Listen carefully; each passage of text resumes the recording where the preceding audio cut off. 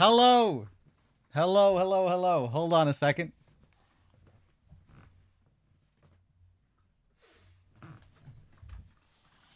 Hey! Okay.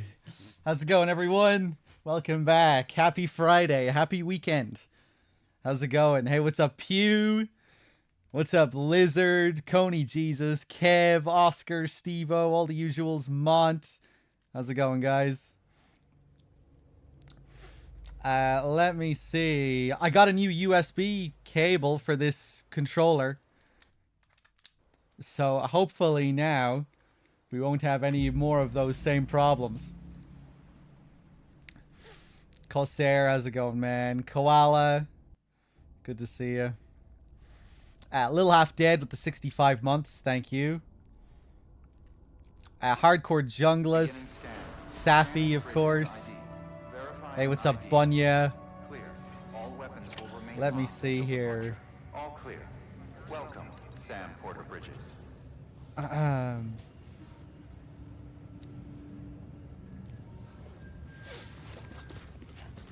Hey, Storm. You've been playing lots of DS over the last couple of days. Where am I? I'm at the distro center over here. Yeah, I was playing like a little bit off stream. I wasn't doing much. I forget what I was even doing. I was kind of just sitting around and seeing if I could stack cairns by myself and shit like that. I was just chilling in the private room, listening to some tunes and rereading some of those interviews. 5,000 more likes. I think I might have to start repairing some of these roads soon as well. I think these roads will start to get damaged soon enough. On this difficulty, the structures get damaged way faster. Like, look at all these. I think everything that's yellow here, I think that means that it needs to be repaired, or that the durability is getting a little bit low. That's still kind of okay. It's like 47%. But yeah, probably won't be long before a lot of this shit is just completely broken. We still need to go over here and collect some of this shit. All these collection deliveries that we have going that we haven't done. Oh, there's another one over here as well. There's the gorilla figurines. Yeah, all these circles in the map. Retrieve ornaments for the mother there.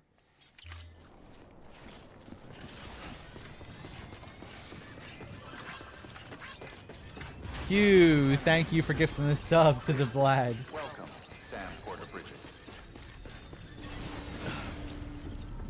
Okay. Your work is greatly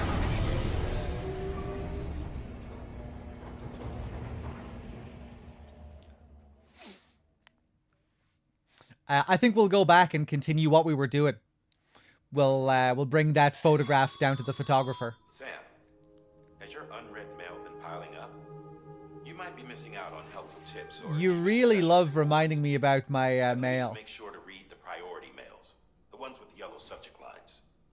I don't think I have any that have yellow subject lines. Let me see. We haven't seen Hartman yet. No, we lost BB and we're hooking up the areas around Mountain Knot City. So we're a little bit before the Second World War sequence.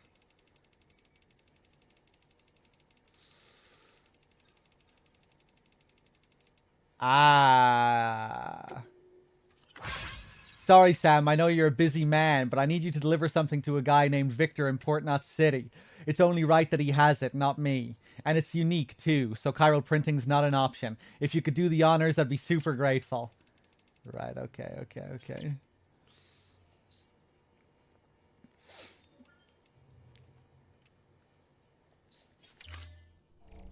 I think you can pick up chiral crystals on a bike in the director's cut. I never really do it, though, because, you know, you have to slow down, and I just don't care about chiral crystals that much, I guess.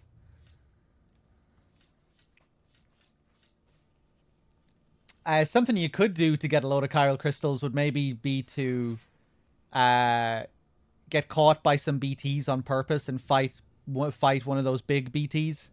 Get a big load of crystals. You know, fight one of the dolphins.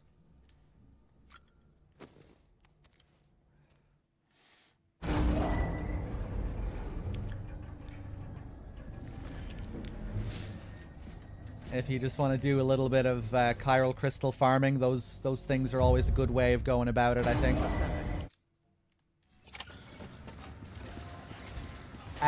Okay. So, at the end of the last stream, I completely fucked up the photograph that we have to deliver. And... Oh!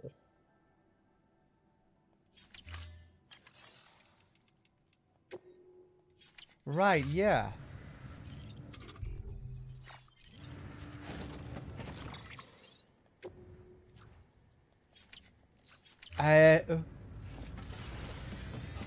Hold up. Have a pleasant journey. Does that mean that the... Oh, I'm in the fucking... I keep doing this. I keep thinking I've teleported to another area. But I haven't even done anything. I didn't even open the teleportation menu. I just exited the room and I expected that I would be in another part of the map. I don't think I ever did this before. I don't think I've ever yeah, I don't think I've ever done that before. Right, let's move back over here. Jesus Christ.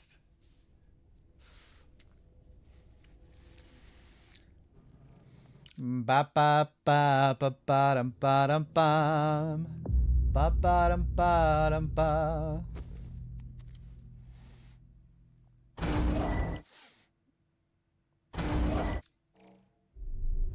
Okay.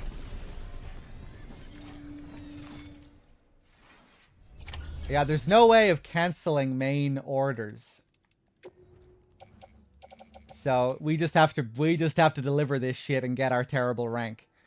Or like load a really old save if I have one that's like right before this, but nah, fuck it. We'll just deliver this completely busted photograph. We still have all this shit to deliver to the roboticist as well, but we'll get around to that after we hook up the photograph. Or after we hook up this person, I mean.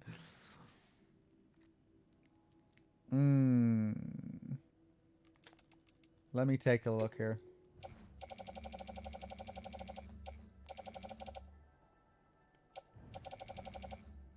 PCC level 2. Yeah, I kind of want to fuck around with this cargo catapult.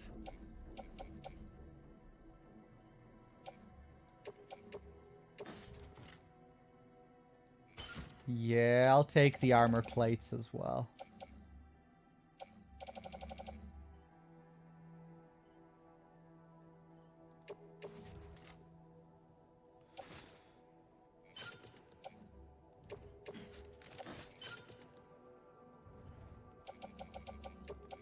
I'll take a couple of blood bags. How many can I fit in the pouch? What's the max? 3? 4? 4?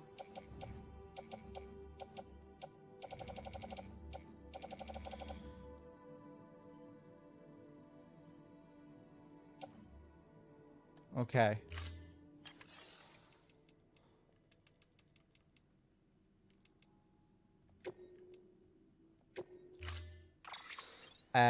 Hey, yeah, here's our new colored buddy bot. I don't think I'm going to bring him with me. Although, I guess every... Yeah, no. The area around the photographer isn't going to be on the network either, is it? Yeah, we really need to wait until we have all these areas hooked up before we can really go fucking around with buddy bot again. Oh, wait, no. Oh, yeah. The photographer's over here, and that's outside the network. Okay. Begin decon keeping. Have a pleasant journey. Have a pleasant journey.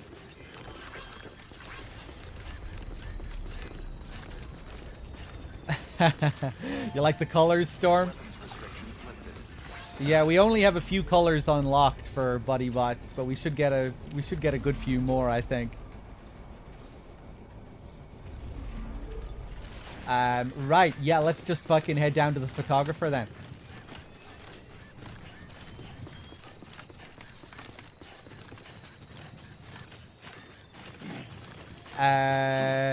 Hold on a second.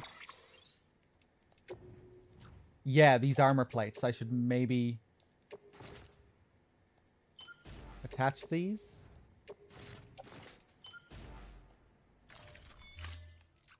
Probably don't need them, but I think she sends me down to a terrorist camp.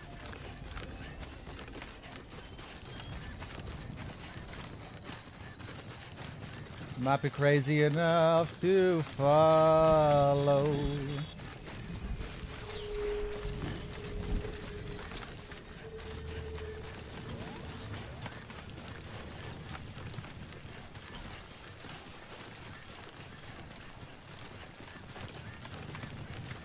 We're doing really good on crypto biotes as well. Like, I really shouldn't need the plates, but I kind of want to use them. Yeah, we have 218 of these saved up now. Oh, how's my tank looking? 299. Okay.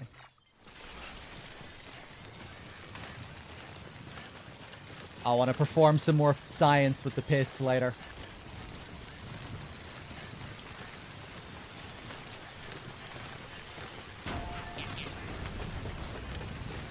Hey, where's my cairn? Off stream, I left a cairn here. Maybe because it was on top of a bridge or something.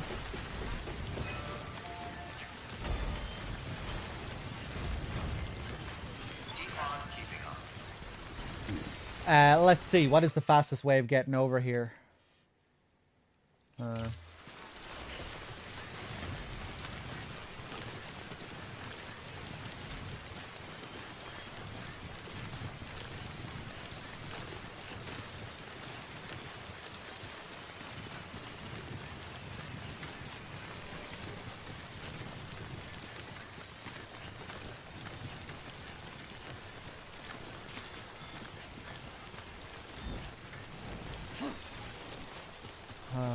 I'm just trying to think what's the fastest way of doing this.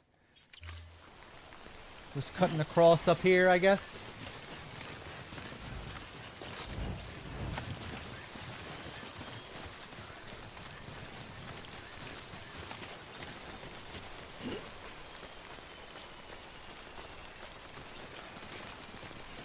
Hey, those power gloves.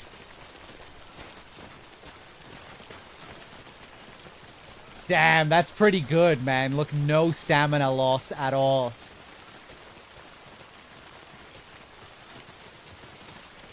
Can I? That's probably too steep.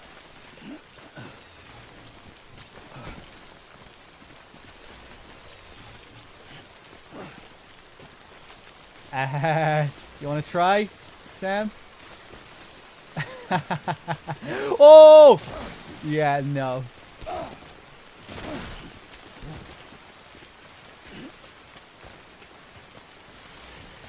This looks like it might be doable. No!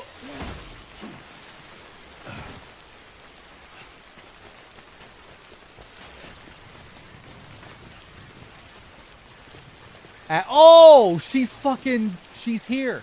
Yeah, I don't remember the photographer being, like, that tricky to get to. Okay. I misread the map there.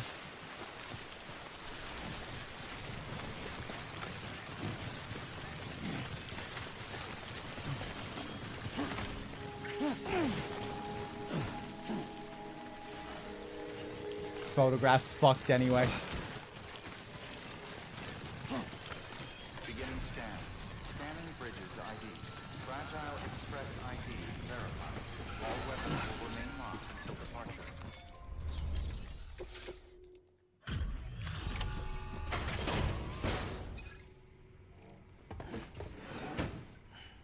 Delivering cargo. You're from Bridges, right? You don't have anything else for me, do you? No? Okay. Never mind. Hey, what's up, Dave? Looks good How's to it me. going? That's a relief. Ew. We got a new song.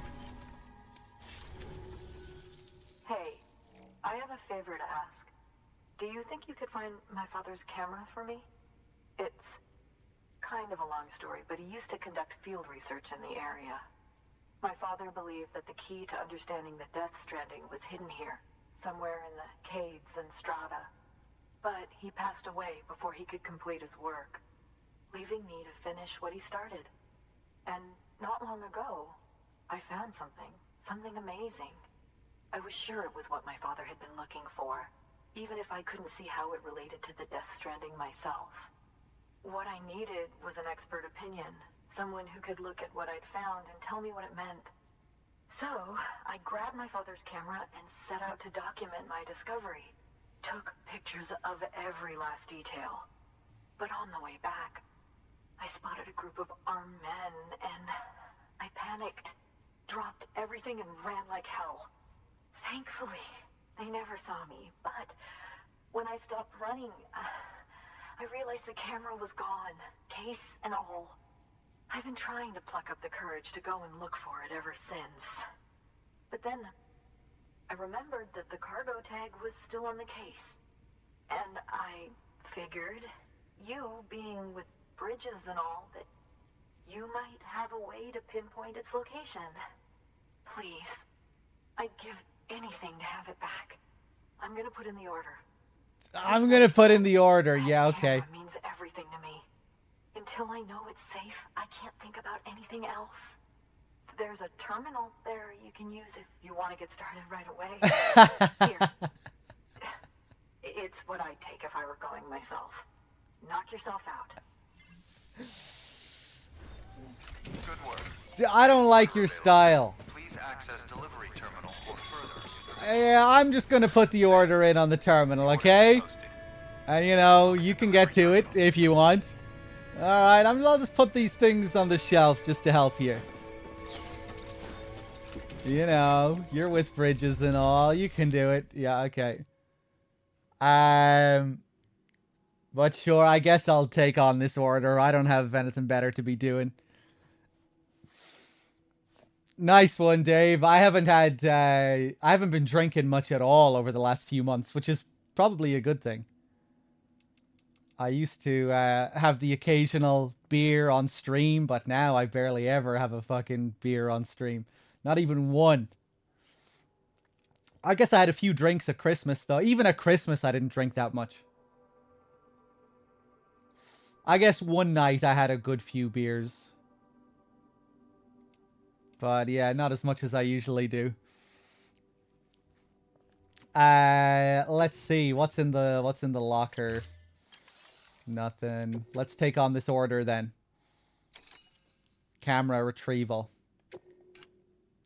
The photographer in Shelter 4104 lost her camera while immersed in some field work. You need to recover it and take it back to her. Keep an eye out for terrorists in the area. A digital single-lens reflex camera that once belonged to the photographer's father. She believes it may contain images that could lead to a greater understanding of the Death Stranding.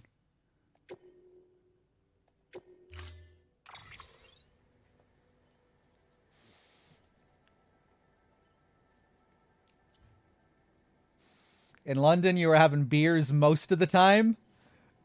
It kept me safe. You were drinking a lot while you were in London, Dave, were you? Most of the time. Well, like, most of the time on stream. Most of the time waking up and having a beer first thing in the morning most of the time. You know, like, every hour, every day. Most evenings.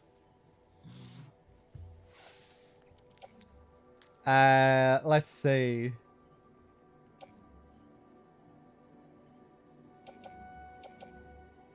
We have a riot shotgun here. She has a lot of shit for us.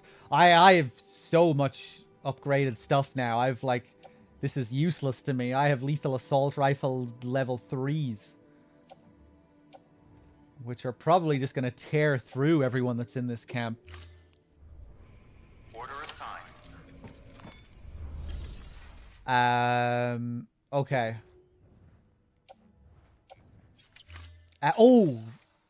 Right, yeah, I can't fabricate anything. I didn't think of bringing any,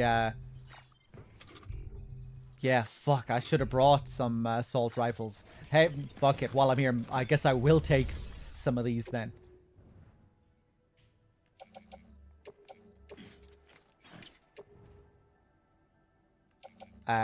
Stun bomb, bola gun, sure.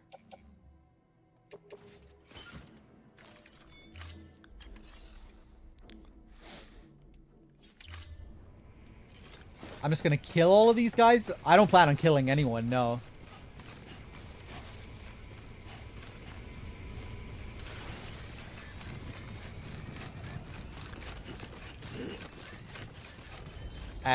I kind of want to fuck around with the cargo catapult, so we might end up killing them with the cargo catapult. We'll see what happens. The bullets will kill them, or I'm just bringing non-lethal stuff.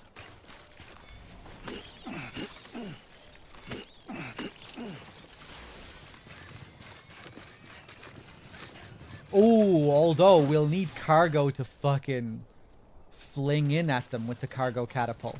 Fuck it, let's just see what happens.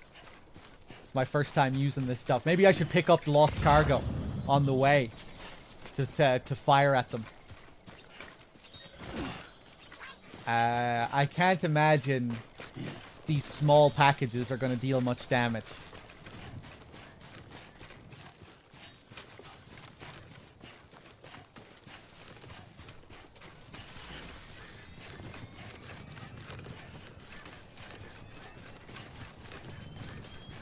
Step outside of what I wanna. Give me that. Ooh, that's a bit beefier. That's a medium-sized package, I think. So that should deal a bit more damage.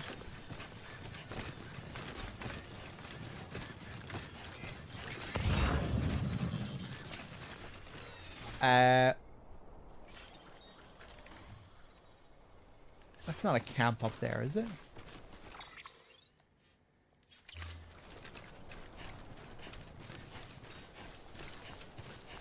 Once we get the photographer hooked up, I think we'll start building some roads around here. Get back to the real game. I love that it's a point of consideration how much damage a package will deal. Yeah. I think it's, like, I'm still not really sure how much of a difference that makes. But I'm pretty sure it does make a difference. Like, I think it's something that you can consider if you want to throw packages at people as well. You out there, Lou?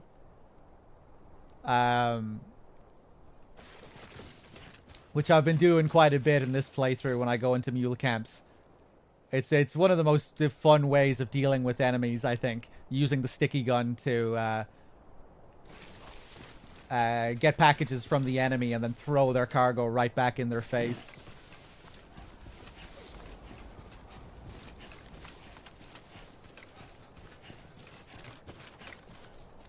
Mr. Man, 12-hour shift of delivering to come home and unwind. Watching more delivering. I really am a mule. Damn, you were on a 12-hour shift, Mr. Man.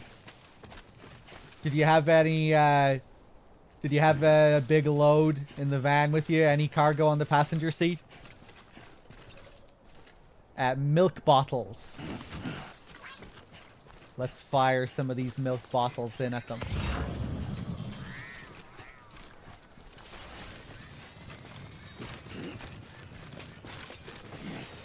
Ceramics.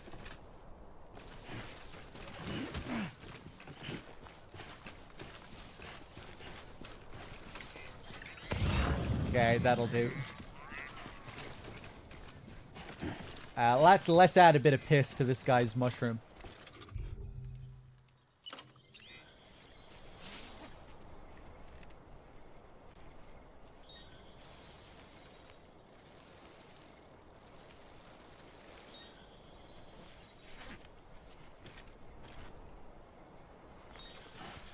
I'm not sure if that'll add anything.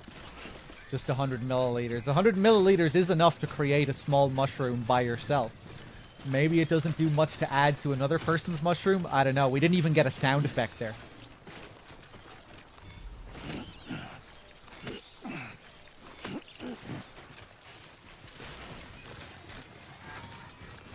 Wasn't too bad today, thankfully, which is unusual on a Friday, yeah? Usually way busier.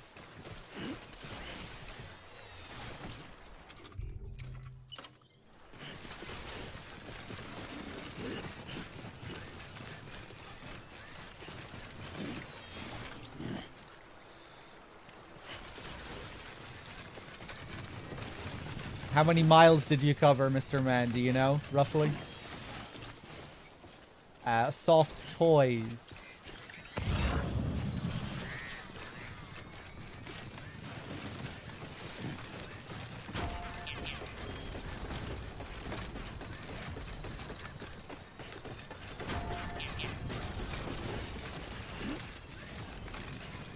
Am I getting scanned already?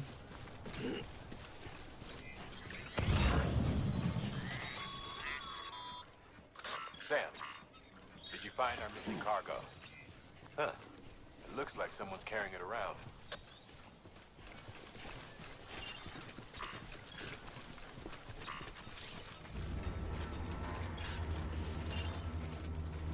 This is something that I never did in this playthrough yet. We have the ability to disable sensor poles. Temporarily disable the targeted sensor pole. Fuck it, yeah, go for it. How long does it stay down for?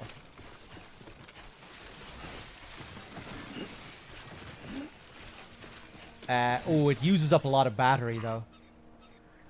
Oh, they're all hacked. Okay, they're all hacked for a certain amount of time.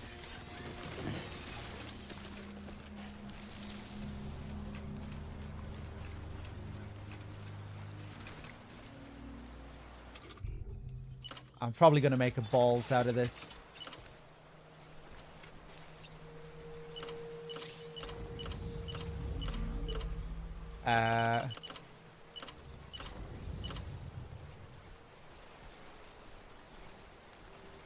Obstacle detected.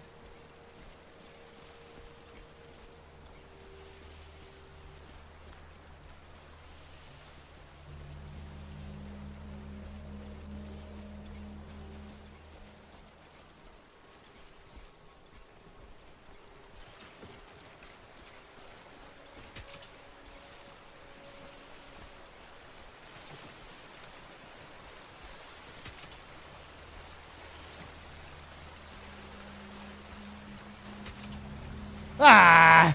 Come on, man. There has to be... Oh, I didn't see what was on the screen. I don't have enough... Oh, wait. Do I not have enough bandwidth either?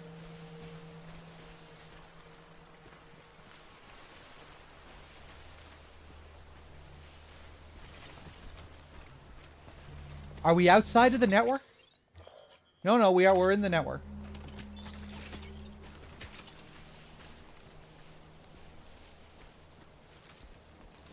Damn, I guess you just need, like, really fucking flat terrain for this.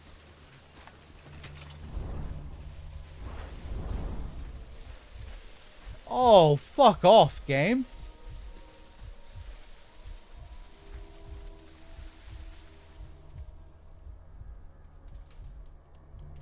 What was the message that came up before? If it's bandwidth that I need, that would be the thing that would be popping up on screen here. It wouldn't say obstacle detected. I think I just need a lot of space around it. Fuck, I thought this would be like a perfect area to test it out. I'm not giving up yet.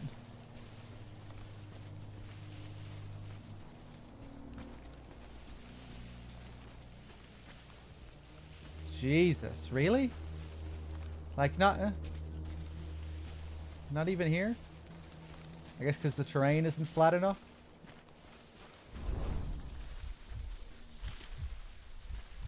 I'm going to drop some of this cargo.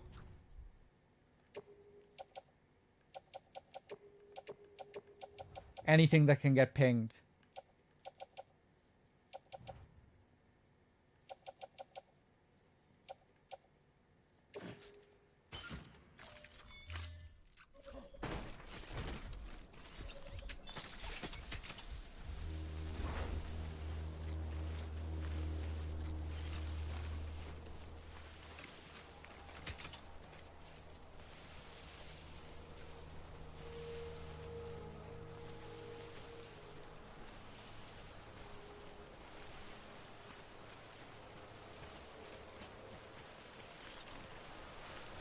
Obstacle detected.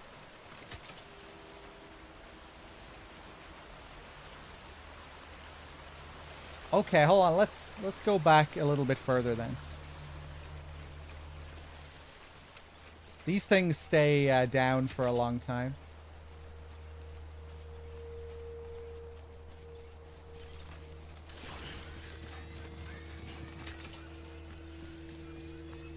What? Okay. Maybe it is something to do with, like...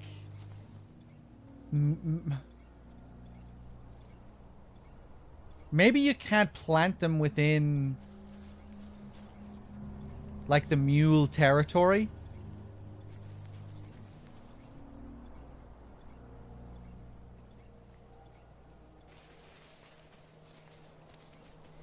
Oh, yeah. Those red X's. Right, so like it just really can't be close to any kind of rock or...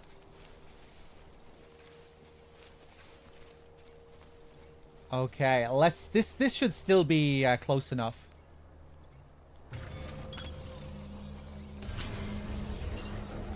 Oh wow, look, it even despawned the thing that was here.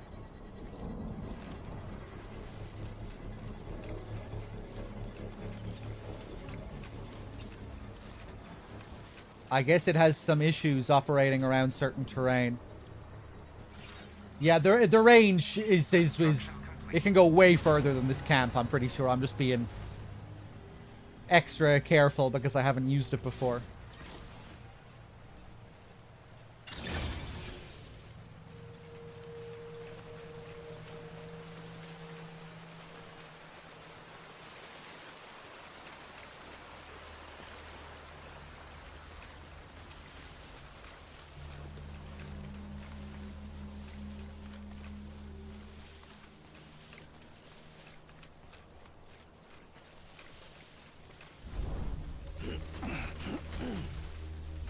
Oh, hey, I wonder if you...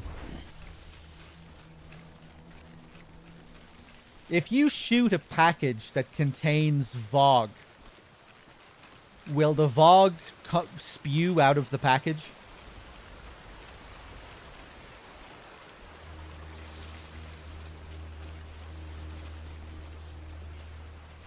I'm just wondering about, like, blasting in Vogue packages and shit. Like blasting in some kind of AoE package that would burst open. Wonder if that's possible. Hey, what's up, Mrs. Beef? Okay, let's take a look at this then, shall we? What am I gonna send in? We don't have any large size packages.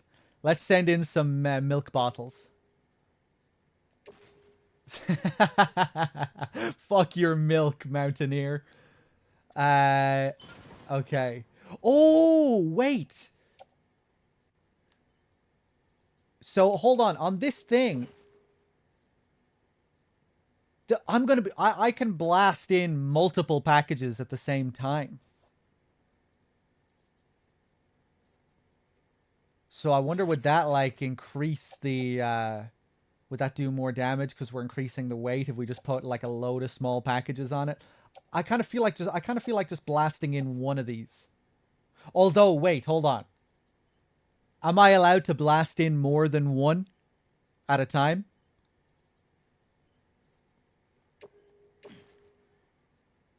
I can. I get more than one of these propeller pod things.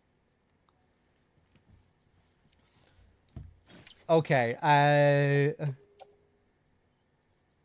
Right, let's just blast in the milk bottles.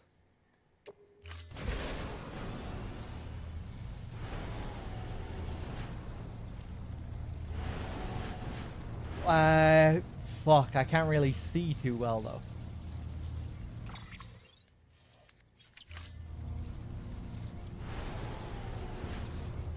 Hold on. Let's just wait.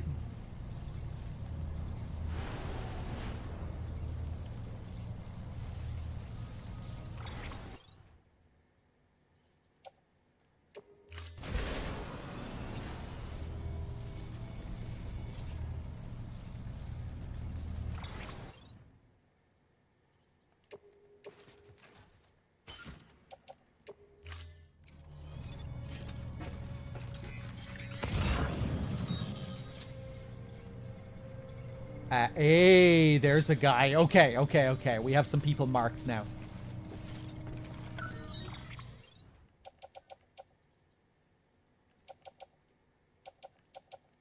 Now I'm kind of glad I have that new ability for the Audra deck that actually scans people.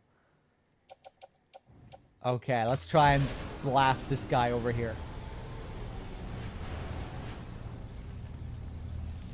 He was standing here, wasn't he? He's not marked anymore.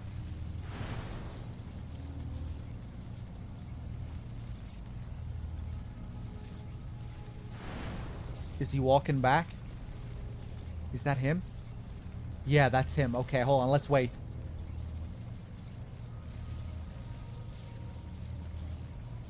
Has he stopped? Fucking blast him!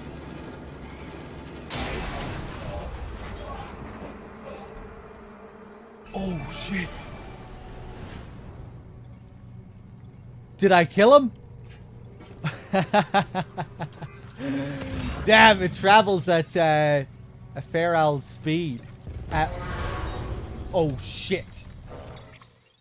Hold on, I want to get this guy in the river. Sam. Hold on.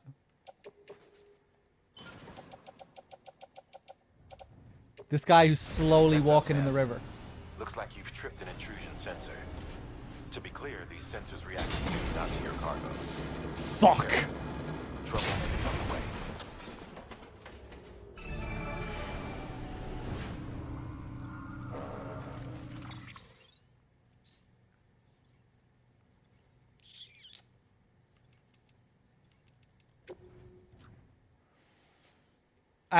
These are terrorists, I think.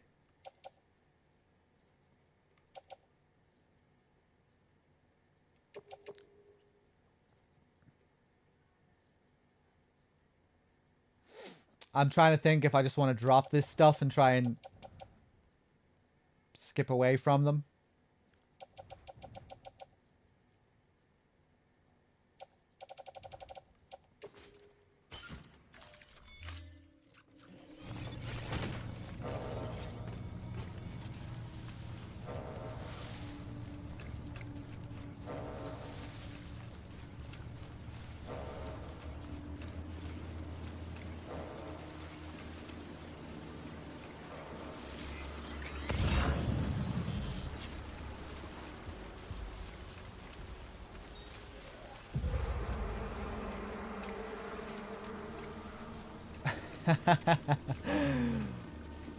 But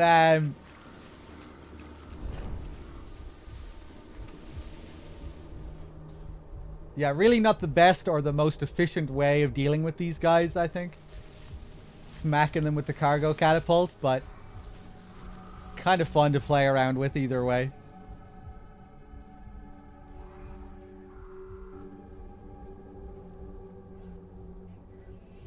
Oh, can these guys scan me?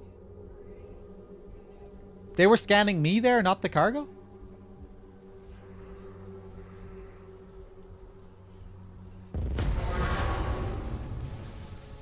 Oh yeah, they scan me.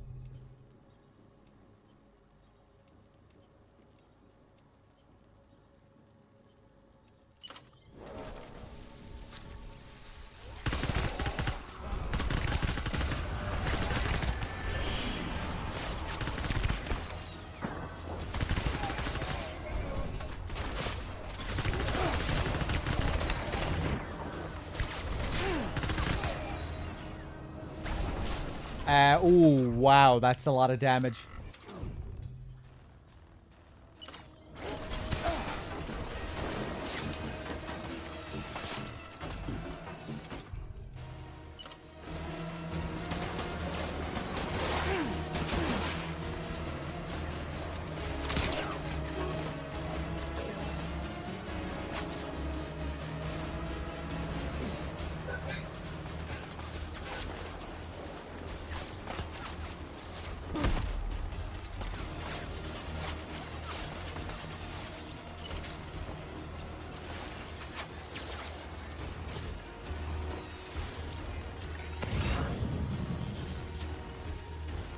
I'm tempted to use the catapult again.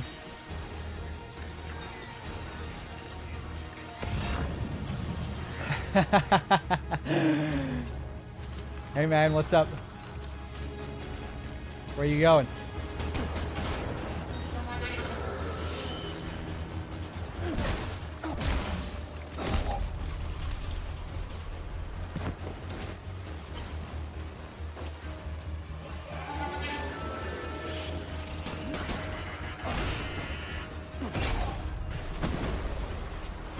Give me your package.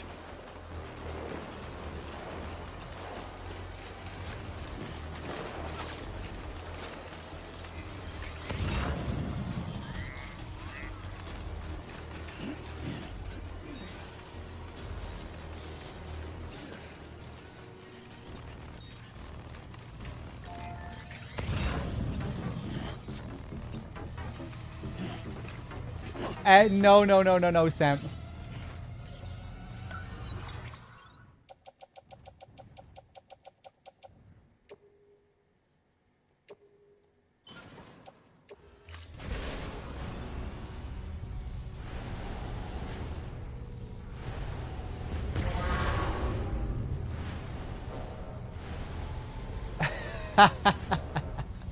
I don't think this is gonna work. I can't bring it any further back. Let's just go for a lucky shot.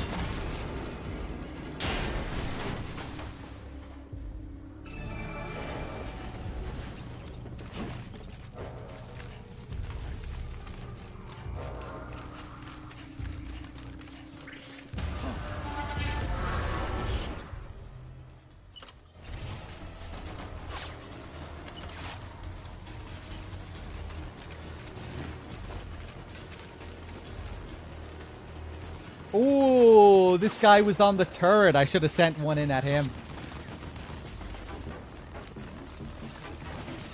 Do we have another guy on the other turret? Oh, no.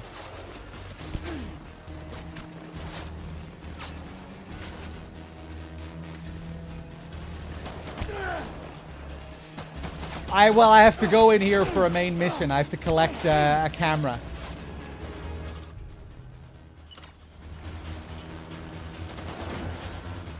But I'm just kind of fucking around with the cargo catapult for the first time as well. I've never used it before, so I'm just kind of fucking around while taking a load of damage and wasting a load of crypto bios at the same time.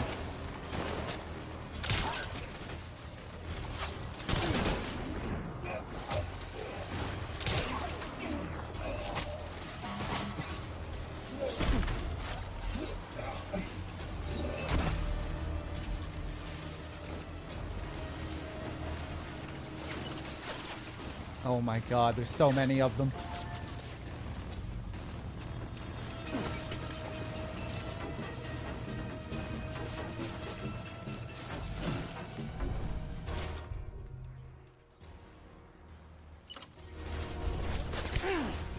Terrorist boots.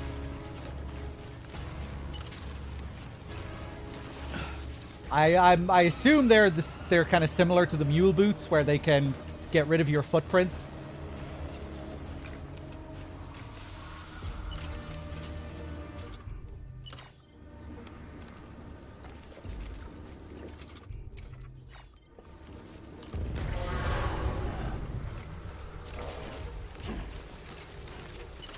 Alright, fuck it.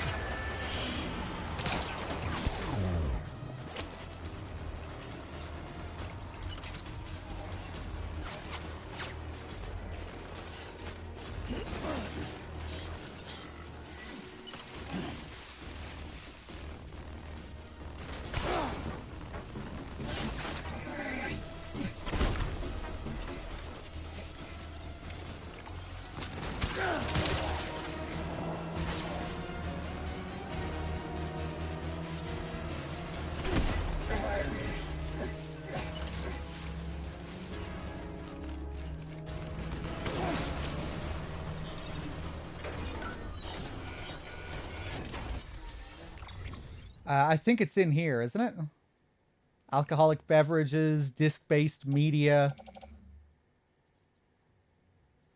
No, it's not. Okay. Huh, I remembered it being in here.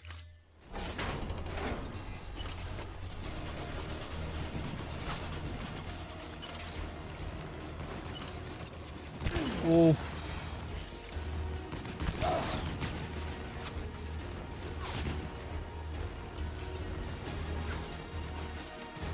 Hello there. I'm gonna die.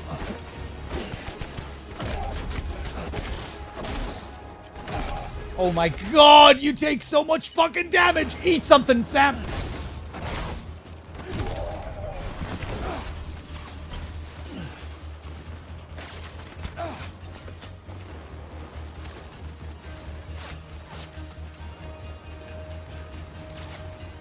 I'm gonna waste all my cryptobiotes here. How many do I have left? 145. Yeah, you really tear through them. Right. Oh, yeah, fucking Die Hardman said someone was carrying it.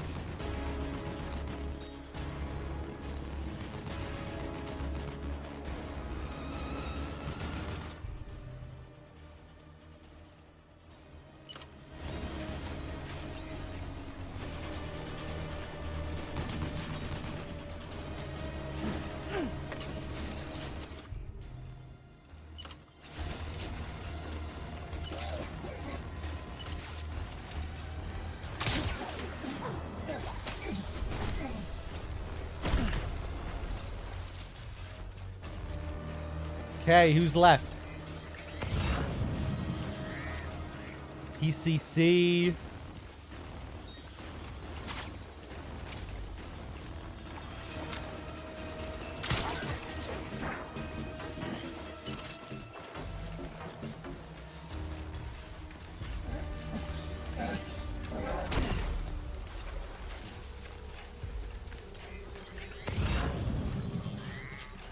Yeah, well, we could have done this way more efficiently, you know? But I wanted to fuck around with the cargo catapult, which made things way harder for us in the end. The wise thing would have been to go in stealthily, scan everyone, see which one has the camera, and then just pick that guy off, grab the camera, and get out. That would have been the wise way to go about this. Here it is. Okay.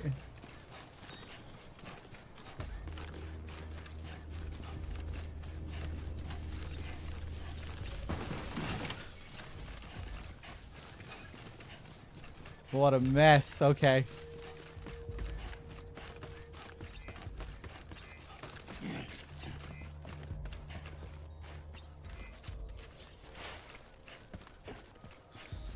Right. Anything I want to take with me while I'm here?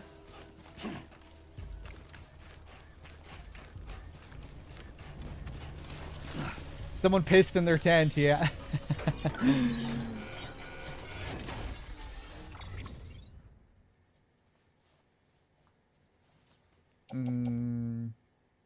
Nice thing about the bola gun, if you get the rope tied right around their neck, it's an instant knockout. You don't need to go for the follow-up kick. But oftentimes in these situations, you don't really have time to be going for those precise shots. Just special alloys, chemicals, metals. Loads of used blood bags now. Jesus, wow. We used 3 blood bags along with the cryptobiotes that we ate. Oh, Jesus.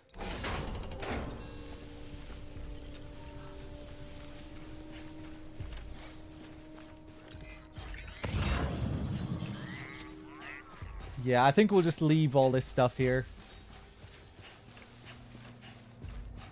What's on my shoulders? Armor plates. How much did the armor plates take? Fair bit as well.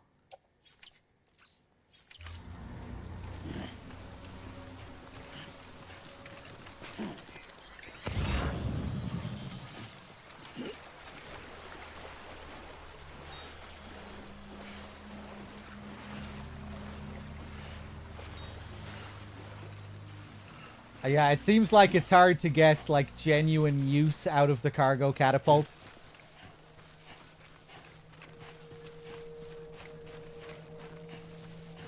You know, where you actually feel, like, incentivized to use it. I think maybe it might be handy in some places up in the mountains. Like, oftentimes, it's easy to get into get into sticky situations up in the mountains, you know, where you're on top of a big cliff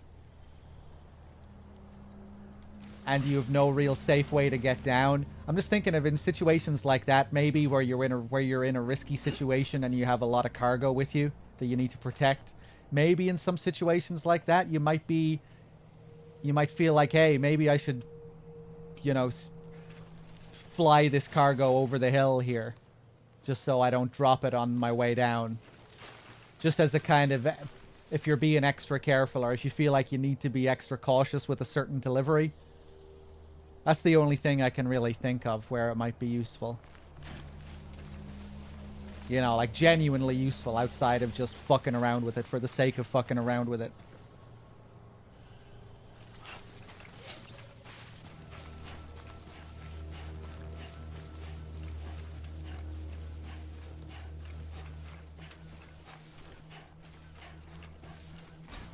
Director's Cut is on PC as well. I'm playing on PC. Ooh, Jesus. Some of these roads require a lot. Oh my god, look at that. 4,000 out of 9,000. What is that, metal? Ceramics? Needs a couple of thousand chiral crystals as well.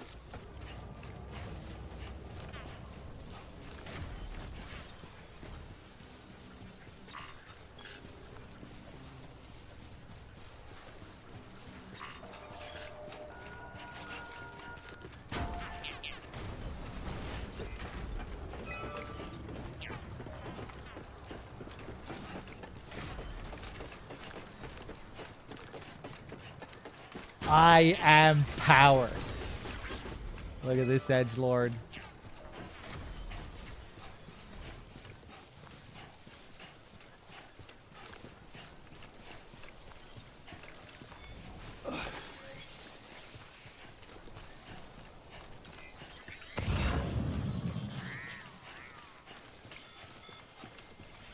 All right.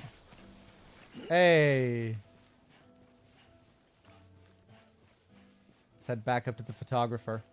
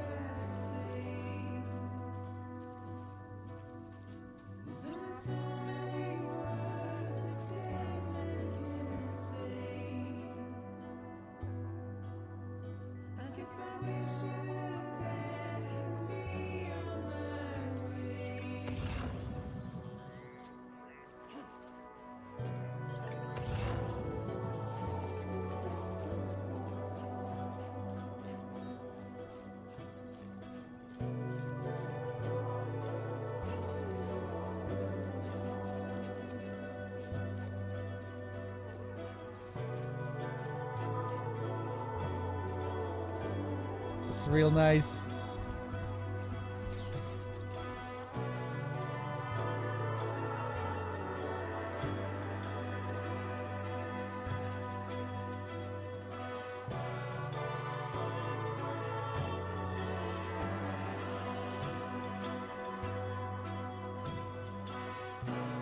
I love all the horn sections they have.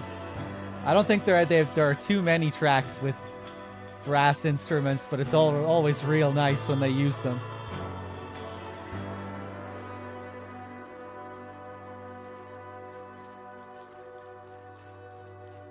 Oh yeah, this was in the original game. Yeah, I've never. This has always played for me, but you probably have to come back this way for it to play.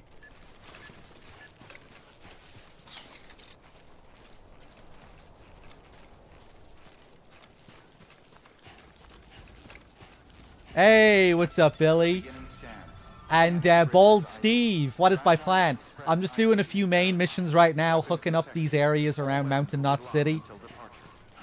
And then once we do that, we will go and start building some roads around here, I think. And get back to our real mule behavior, you know? Taking on loads of deliveries, maxing out these shelters. Although, maybe I'll just keep doing the main story stuff now until after World War II. I think I might do that. You know, because then we'll get Lou back. And then, you know, we'll have all the boys will be back then. Buddy Bot, Lou. Then we'll be good to go.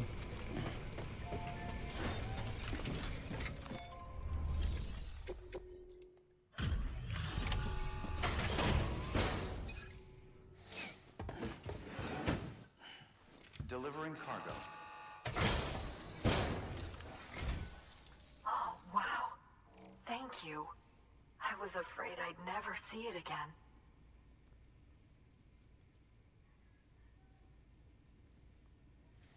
Oh, thank God. It looks exactly like it always did. Oh, you don't know what this means to me. I wonder what she'd say if I fucked it up. Would she even let me onto the network? Hey.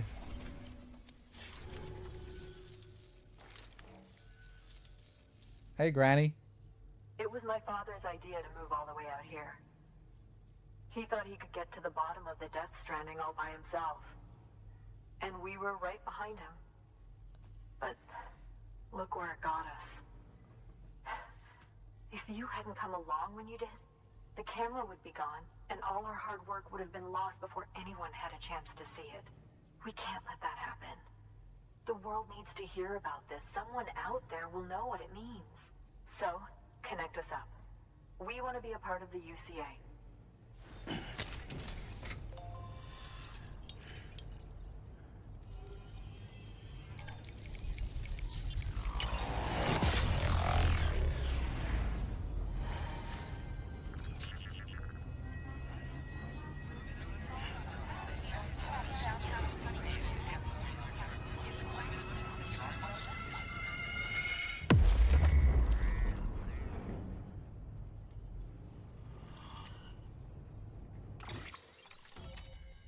Okay. One more strand established. And we get a shotgun. And we get some new data. This area is now connected to the chiral network, enabling you to see and access other players' structures. I truly hope our work will help to make a difference. Thanks again. I hope we get to meet again before too long. Sam, it's Hartman. That camera you recovered contains some fascinating footage. The data stored on it was automatically shared with us after you added the photographer's shelter to the network, along with her father's research materials. Anyway, my lab still doesn't have a high-speed chiral connection, but I was able to check one of the images against a database at HQ. Based on my preliminary calculations and the photographic and documentary evidence in our archives, I would estimate the paintings to be in the region of 30,000 years old, if not older. The artists were likely Neanderthals or other precursors who were migrating across the continent. See the dolphin-like creatures there? At the time, the cave would have been situated even farther from the coast than it is now. So how could the artists possibly have encountered dolphins? Answer: they couldn't. It is my belief that they had a brush not with dolphins, but with beach things. And that would mean the Death Stranding is not the first phenomenon of its kind, that it has happened before.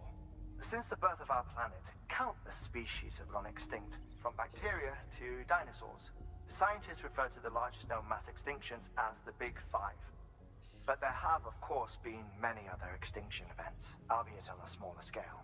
What if the artists were trying to document one such event, that of their own extinction? It would be the first record in Earth's history of a Death Stranding. And it would also lend credence to my theories. The sooner you come and connect me to the network, the sooner we'll know. All right. Just imagine the mysteries we'll be able to solve. I'll be waiting, Sam. Wonderful news, Sam. BB-28's vitals are nearly within optimal operating parameters. Just before I called, it opened its eyes. It was looking all over, as if searching for someone. And then, our eyes met. For a moment, I think. I tell you, it was almost enough to make me want to keep the kid for myself. Anyway, I still need to run diagnostics and make adjustments as needed. However, the fluctuating local chiral levels could pose a problem. Think you can bring one more site into the network? Once you have, and once I have subsequently confirmed that BB is functioning reliably, I'll release it into your custody. This is the last step, I promise. Just one more site, that's all we should need. Good luck. Good work. New order available. Please access delivery terminal for further information. Sam, I see you received a mail from our mountaineer friend. Seems he's got an order for you. Might be good to give it a look. Let me see here. Hey, Pajama Party. How's it going, man? Good to see you. Okay, right. What am I doing here, man? What orders do you have for me? Standard orders? Anything back to the distro center near here? Urgent. That's going to be timed, isn't it? Yeah. Photographic record book of the Vietnam War to Mountain Knot City. I think I might take that on the way back. I think what I'm going to do next is go down to the other guy around here, get him onto the network. I can't remember how much we have to do to get him onto the network. The guy down here in this little patch. Be careful, Sam. And come back soon. But I think I'm going to go down and just see what the deal is with him. Safe travels. Weapons restricted. Safe travels.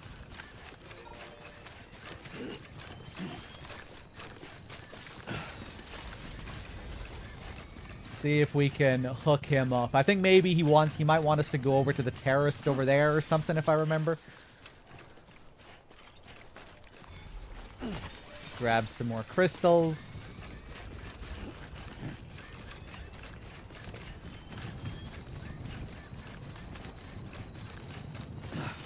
Oh damn, they put these jellyfish over here now in the director's cut too. Way more jellyfish in this version.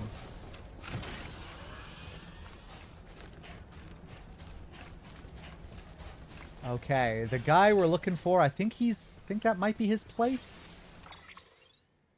I can't remember, or maybe he's further back. I can't remember exactly where he is.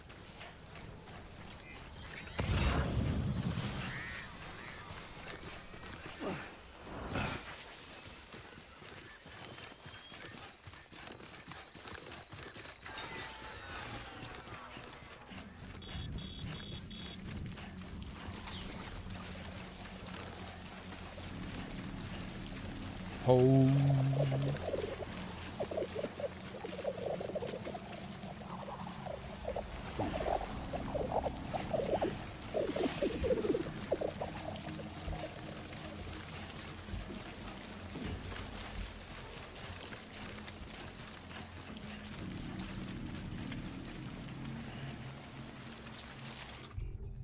Ah, no PCCs left.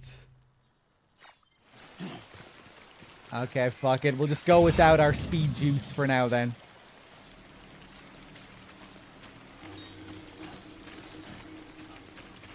Let's see if I can get a double jump.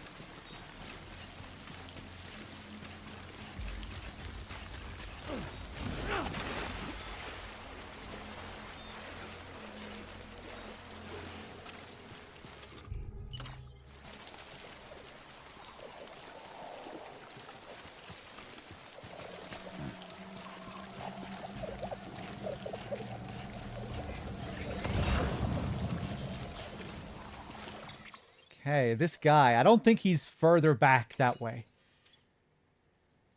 There's the distro center, or maybe he is. Fuck it, I'm just gonna cross it off the list just to be safe. I don't think he's this far back though.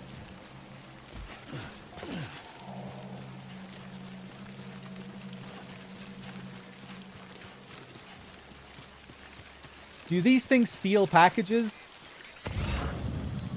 Well, it would seem so. A lot of them carry cargo.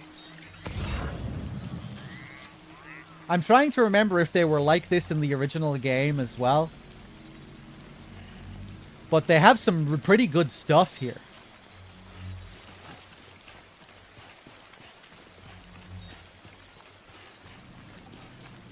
You could probably... This might be something as well that makes grinding materials a bit easier in the director's cut, or, you know...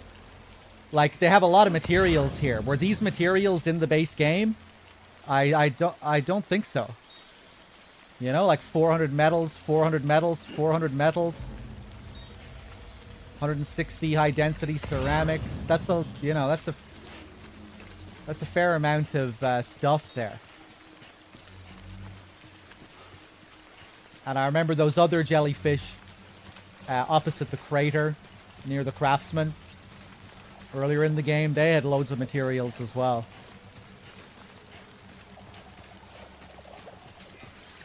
Yeah, the jellyfish weren't here in the base game. I know that much. I'm just wondering if the materials that they're carrying were hanging around here in the base game, but I don't think they were.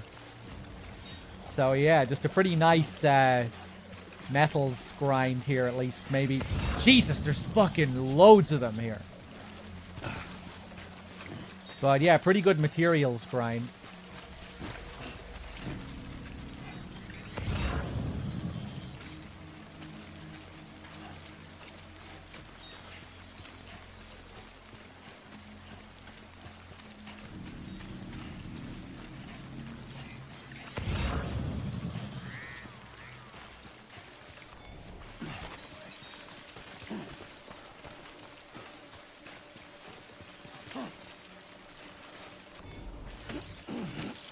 Is that all the hand-holding? Well, you know, I don't think the stuff that they add in the director's cut is really that, I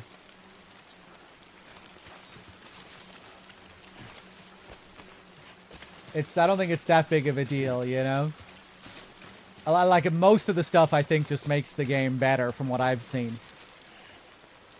Speeding up the grind of certain parts of the game, I think, is an improvement, you know? The less ziplining you have to do, the better the game. And making it, you know, giving you a few extra materials, like a couple of thousand metals and ceramics that aren't as hard to grind, like, that's not that big of a deal. And I mean, if you're maxing out preppers and stuff, then, like, I don't know if I'll ever even need this shit. You know, I've saved up so many metals and ceramics just by delivering stuff.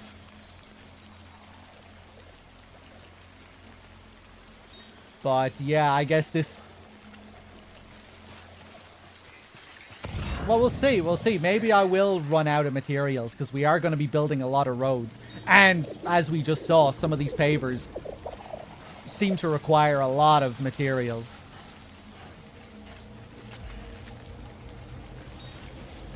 I figured you were, Mr. Man, but I just thought I would make that point anyway, you know? Who knows? There still might be a lot of zip lining in this director's cut. We'll see. I'm hoping the road and the buddy bot will mean that there isn't as much to do up around the mountains.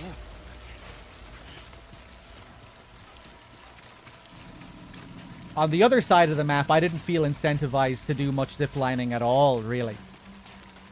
You know, the truck, I think, was a lot more useful with how I was playing, you know? And I was really trying to, like, min-max to a certain degree. You know, I was trying to be really efficient and optimal with those deliveries.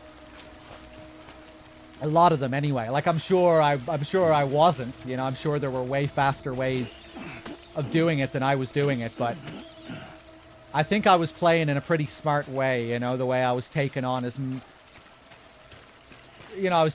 many deliveries as I could, packing up as much shit into the truck as possible, putting excess stuff onto BuddyBot whenever I needed to, using BuddyBot to bring like one extra delivery.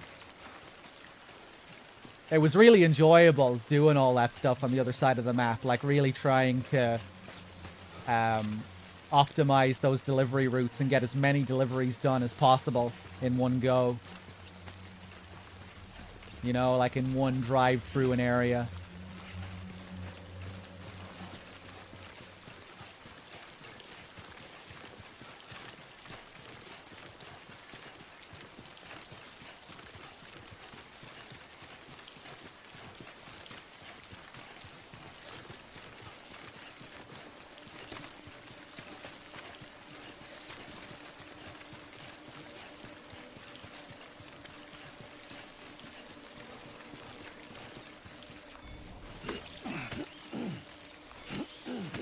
Grab as many cryptobiotes as we can.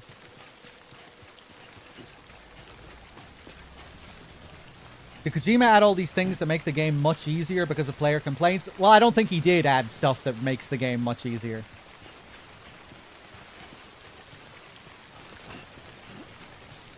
I think he may have added some stuff that makes the grind shorter. But I think that's a good thing, you know? I don't think forcing the player to zipline for 2 hours longer in the original version of the game makes the game harder, you know? Just makes the grind more tedious.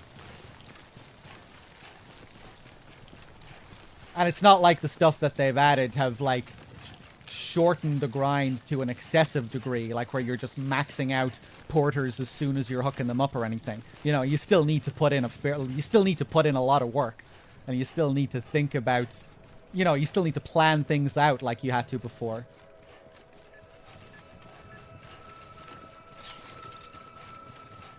But again, like, I still don't really have a fully fleshed out opinion on this stuff either, right? Because I've only, you know, I haven't done all this stuff up in the mountains yet. So maybe at the end of this playthrough, I will still feel like the game incentivizes too much ziplining. I don't know, like, we'll see.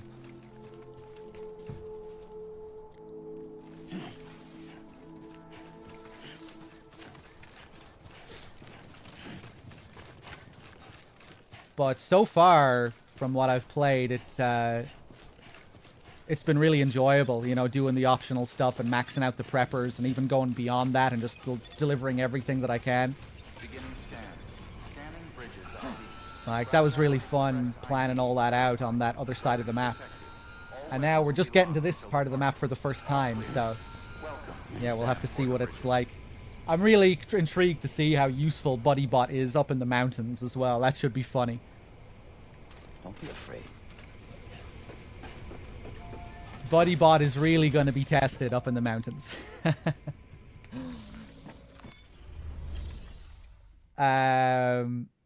Yeah, okay, so this is the place, the Novelist's Son.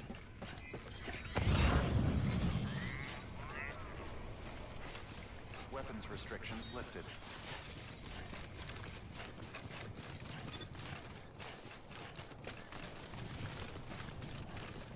Ziplining is addictive. Ziplining is extremely boring. Setting up the zipline network is fun. Riding on the ziplines a couple of times is fun. Ziplining back and forth to the same from the same areas between the same areas for the 10th or 20th time is very boring. Because there is no... It's just really slow fast traveling. There are no mechanics like involved when you're on the zipline. It's just really slow fast traveling. Beginning scan. Scanning bridges ID. Fragile Express ID verified. But it's okay if you know when you don't have to do that much of it. It's just that in the original game, from what I remember of my first experience with the game, although at the same time I probably was doing more than I needed to because I wasn't optimally doing things like I could have been. But either way, I just felt like there was way too much. I was incentivized to do way too much ziplining.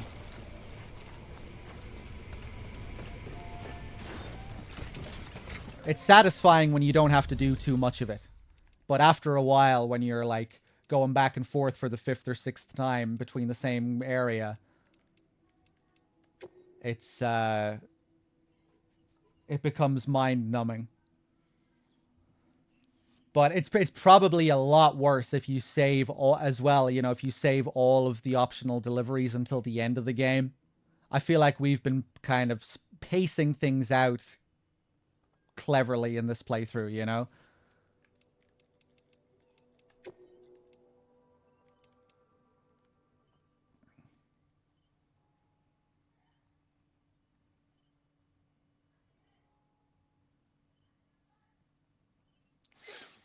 The whole experience of ziplining, I'd say, it's certainly more interesting than setting up the zipline network. That is baffling to me. I've never heard anyone with that opinion. Like, riding on the ziplines is more interesting than setting up the zipline network.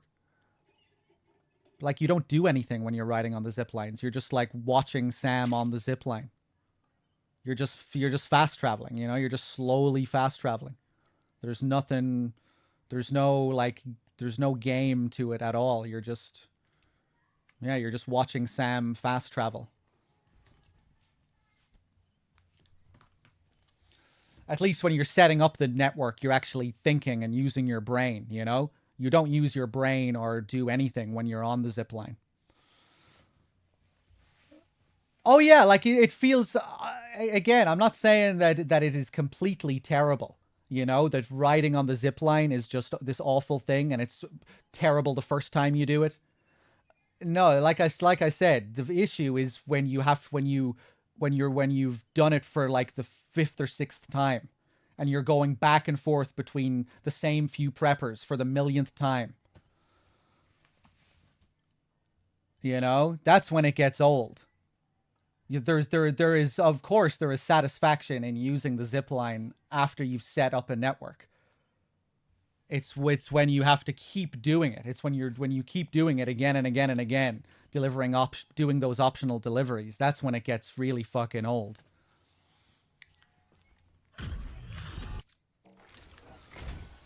Well, I'll be. You actually made it. Folks far out as me can't always depend on porters, you know. This is pretty good. Better than good. Ah, okay, Soaring Trumpet. I thought you said the opposite. Excuse me if I misread or misinterpreted.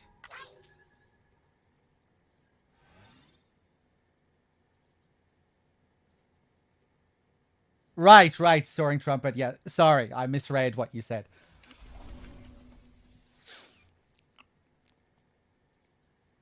But yeah, like so far in this playthrough, I've been fine with the ziplining.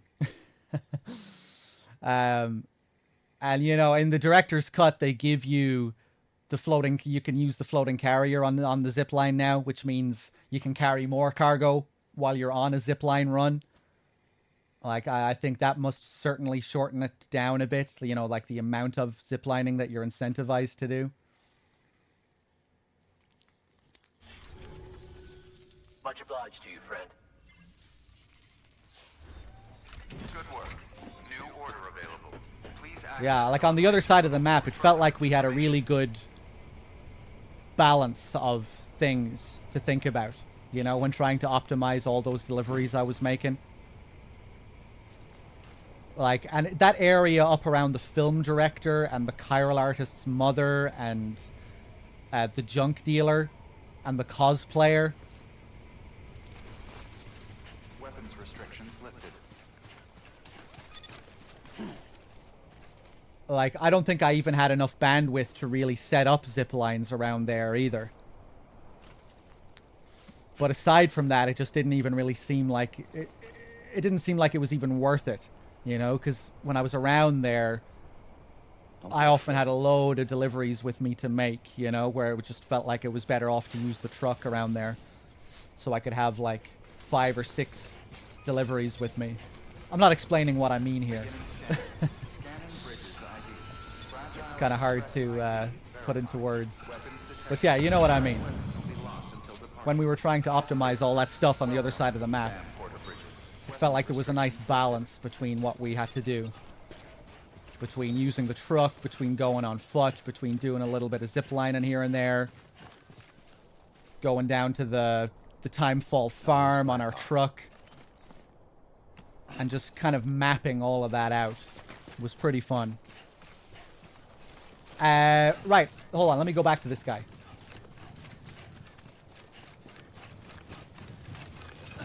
Beginning scan. Scanning bridges ID.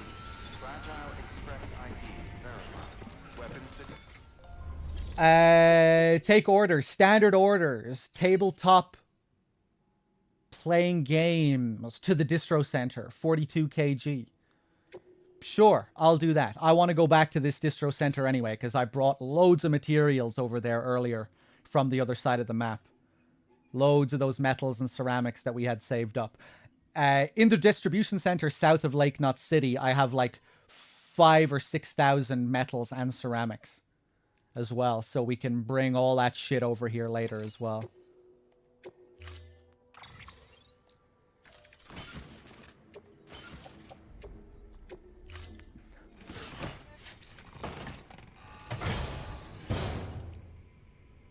Okay. weapons restrictions lifted.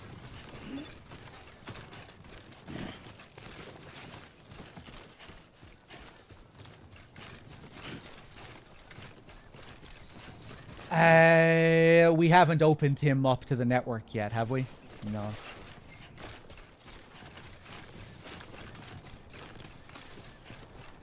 You get the most out of this game by completing as much as you can, in my opinion. Yeah, I like... Again, a lot of this stuff that we're talking about in terms of balancing and, like, how much stuff you're incentivized to do, a lot of it really does depend on how you play as well, and... Like, I don't remember playing the game really like this before on my other playthroughs. Even when I did replays, I felt like I wasn't being as smart as I am in this playthrough. You know, like, in this playthrough, every time I see a collection delivery and it's not timed, I always take it on. I don't remember doing that in my other playthroughs, but there's really there's no reason not to, you know? If it's not timed and it's a collection delivery, you may as well take it on, right? And then you can just do it whenever you want, whenever you feel like.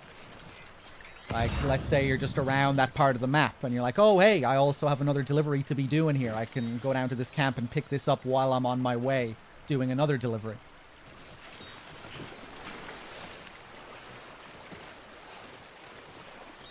And yeah, just trying to optimize those huge batches of orders earlier on was really enjoyable. Just planning all that out.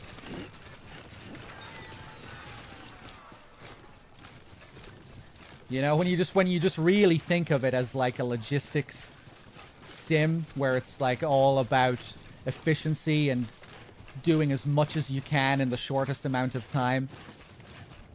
It's really fun just managing all that. Managing all those orders.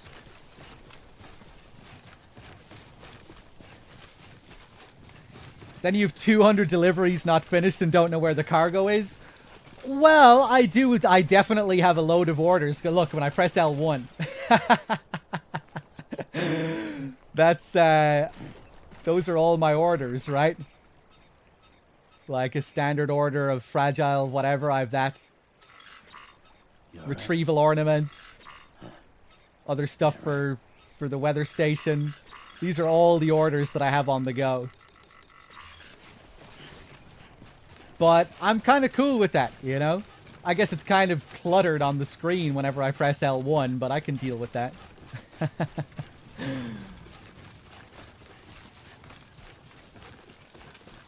But yeah, it will mean that you'll be leaving lots of shit in random private lockers. But at the same time, we have delivered a shitload of stuff.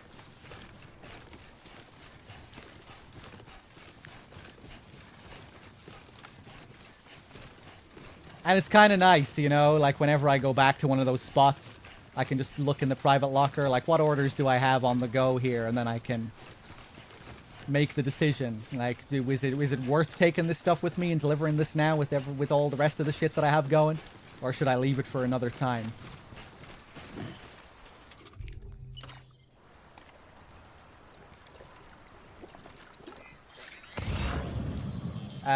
Ooh. Okay, we'll cross over here.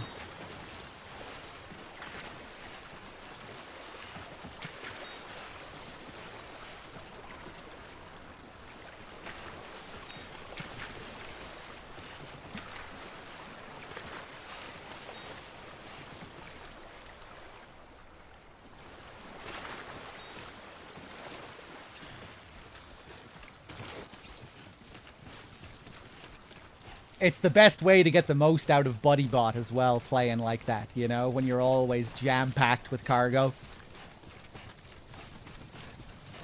BuddyBot coming in clutch, allowing you to deliver just one more thing.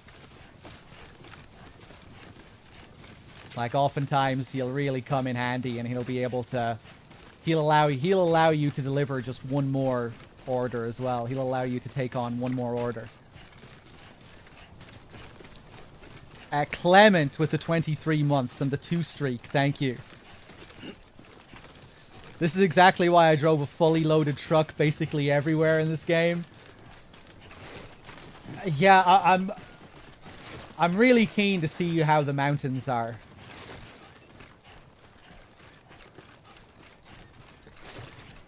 And how useful the truck will be up in the mountains with the new road. Beginning scan. Scanning bridges ID. Verifying ID. Clear. Weapons detected. All weapons. You know, when it comes to my current playstyle of trying to do everything. Do as much as I can with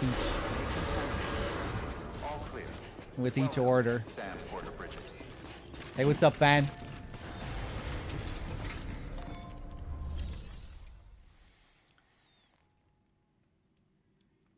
They don't let you drive the semis. You can drive everything that you could drive in the original game.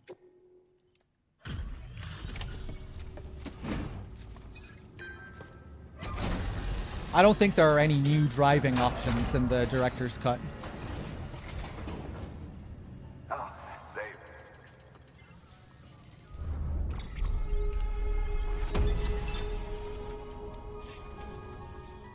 Watch your back out there. No one else will. Okay, let's start building roads.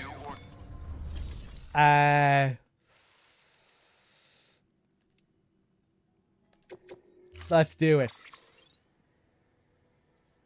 Level 3. Beautiful. Oh, it's like sitting on the elevator right now.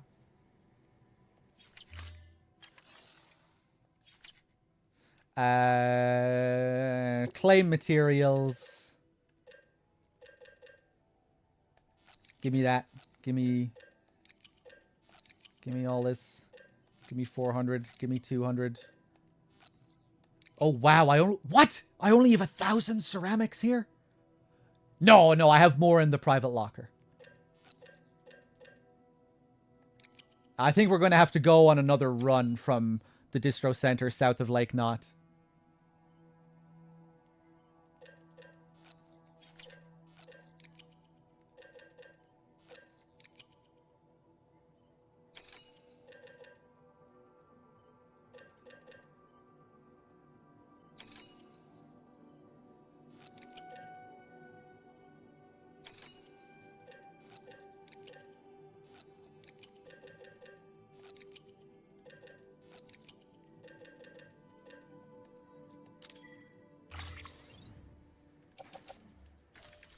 Okay, stick all that in the truck. What do I have here?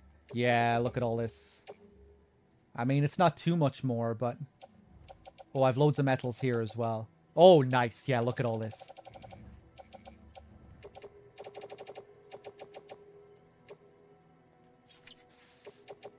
Don't have enough to fit all this, though.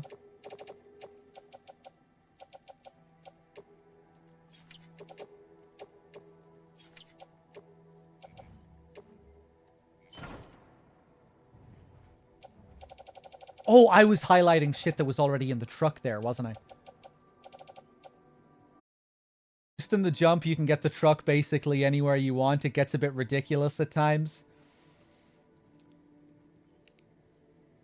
Yeah, I don't remember ever really trying to force it through too many areas in the mountains.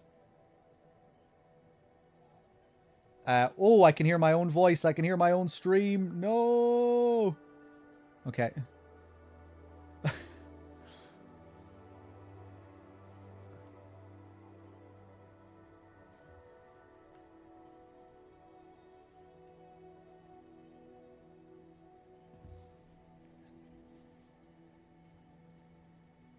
We're good? The stream is back?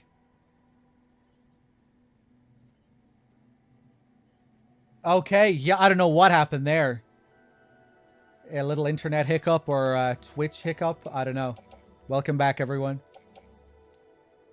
I have this stuff for Charles Can.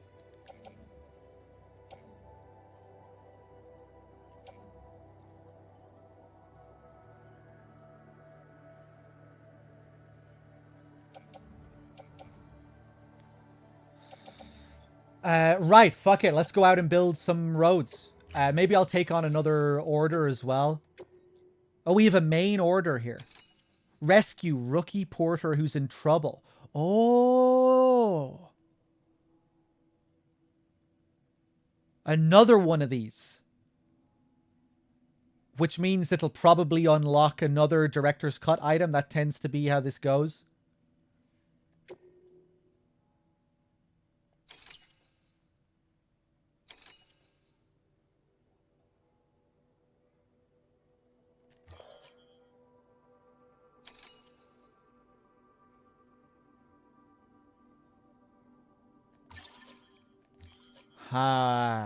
Do I want to take this on? How long will it be before he dies? Fuck it, I'm gonna take it on.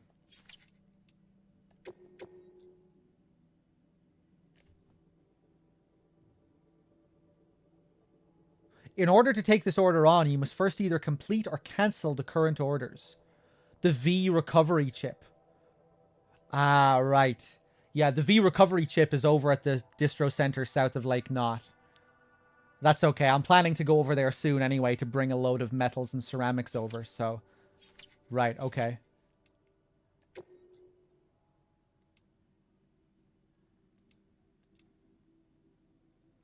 $80 kilograms to the roboticist.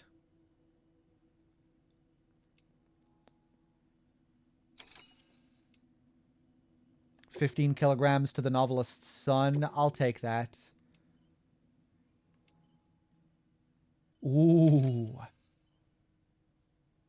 Recovery fragile.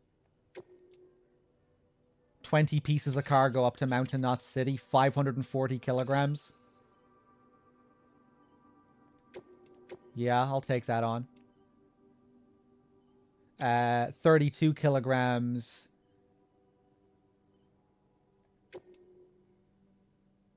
Yeah, go on. I mean, I'm going full mule mode again. Yeah, fuck it. Give me all of this shit.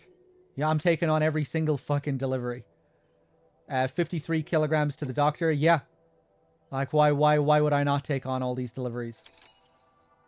24 kilograms all the way over to the distro center. I don't think I'll take that one on. Or this one, or any of these that are going in that direction. 960 kilograms to the Timefall farm. Ooh, okay.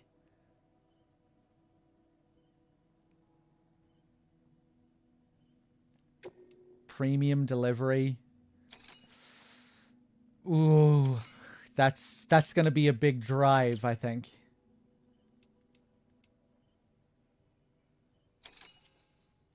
Okay, yeah, we'll do that some other time. Now, can I fit all this crap onto the truck?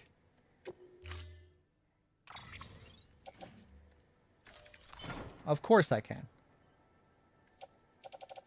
Okay. Let's do it. Order assigned.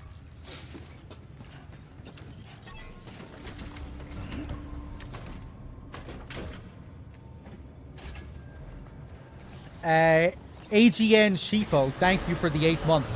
Dog God, I don't think I thanked you for your 27. Did I? And your 15 in a row. No credit with the 18. Cheers, everyone.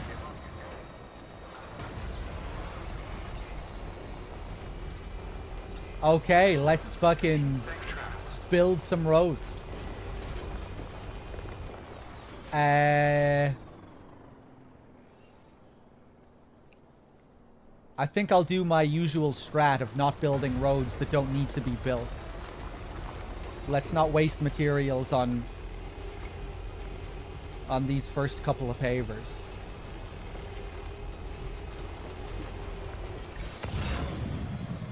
Oh, this is outside of the fucking network. This is the Novelist's son. Ah, you fucking asshole. Is the next paver outside the network as well?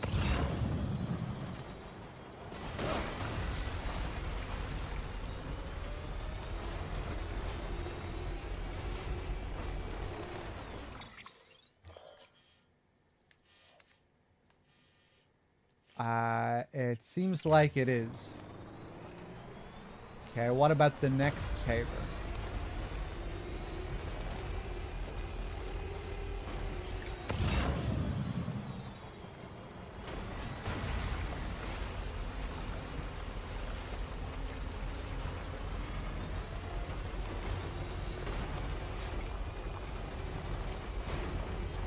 Ah, it's still just outside.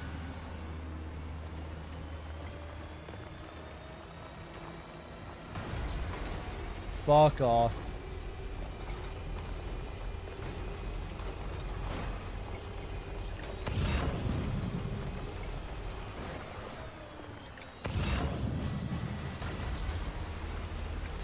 So many of them here. Wow, man, the Novelist's son. He's holding on to a lot of pavers.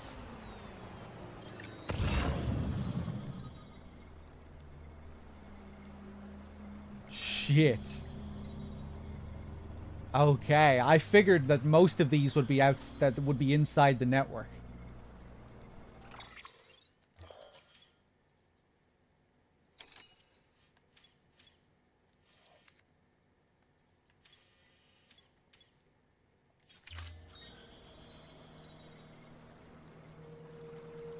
Damn, that's right beside mules as well.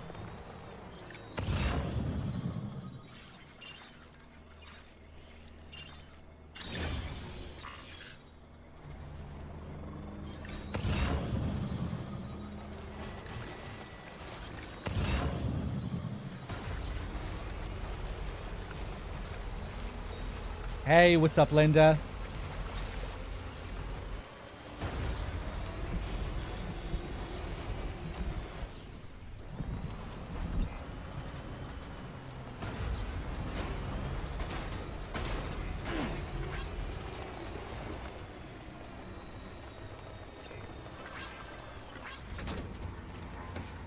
Okay, this is one of the big boy pavers, I think. This is the one that requires like thousands. Let's see.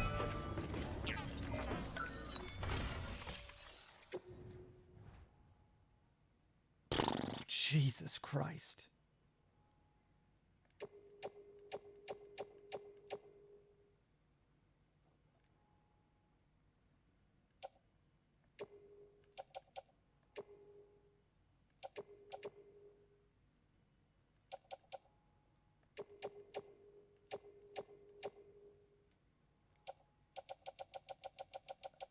Yeah, well, it looks like we're going to spend everything we have here on this one. Still don't have enough ceramics.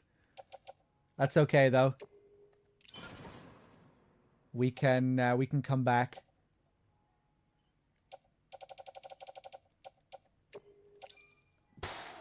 Shitloads of chiral crystals as well.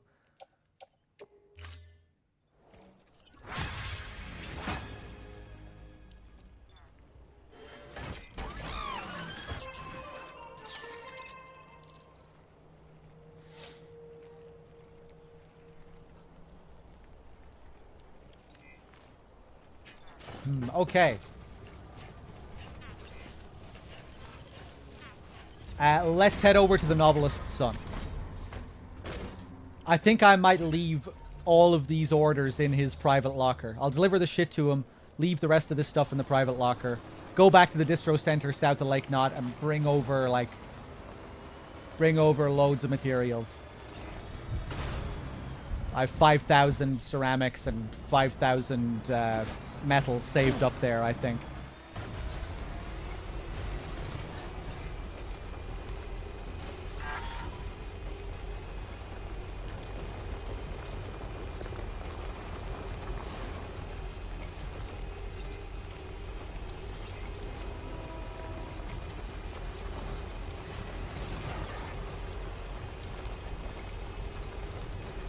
Hey, you're getting married this July?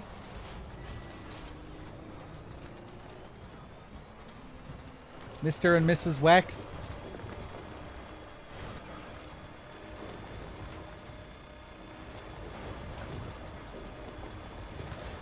Where's the wedding?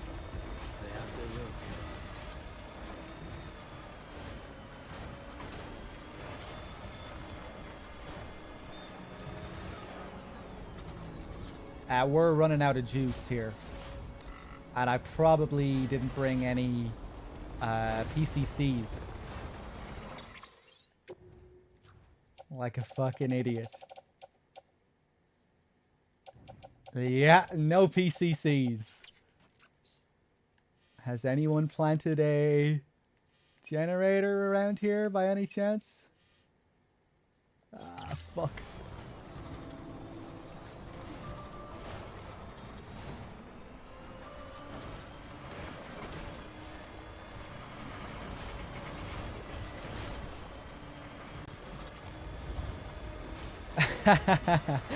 You'll show up in the van like Drebin, Mr. Man.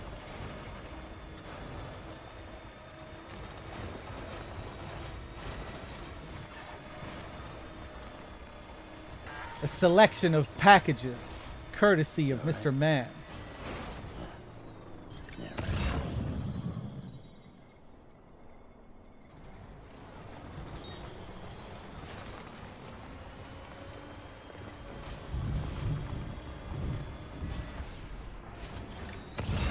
Congrats, Mrs. Wex. I hope it all goes well.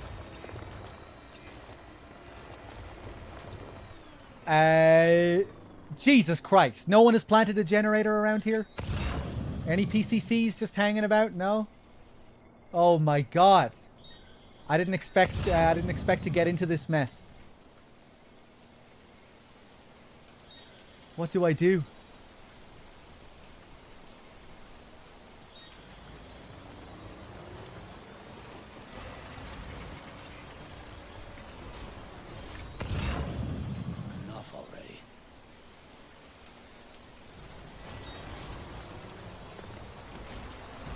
Ooh, here's the post box. Let's check.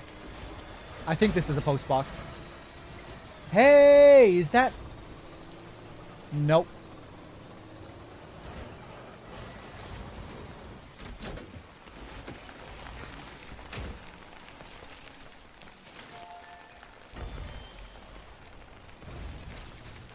I need to sing without you, kid.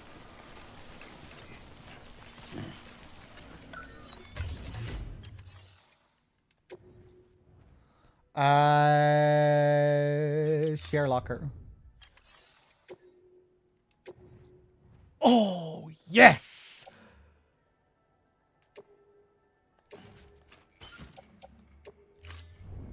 Savior.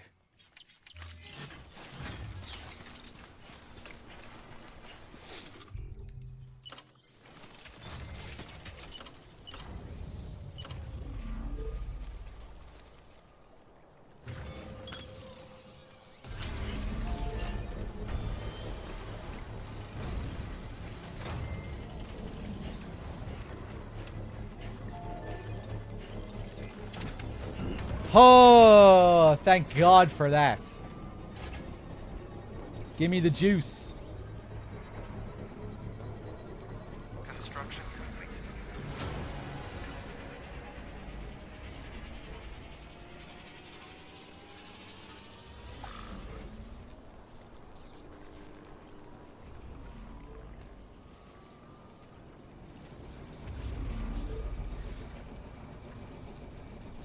You love the juice, Billy.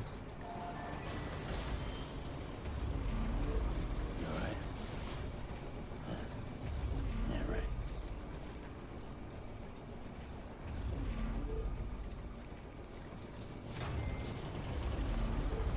right. Do I have a wish list of things for DS2? Someone asked there, I think. Not really. I'm just gonna... I don't really have any expectations, you know?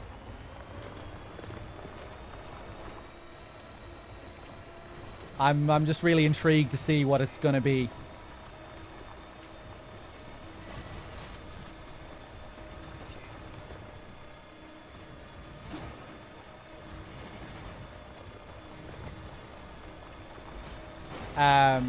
Regarding the online, I'm getting the sense that there's going to be conflict between players based off the trailer and the drawbridge logo and the slogan.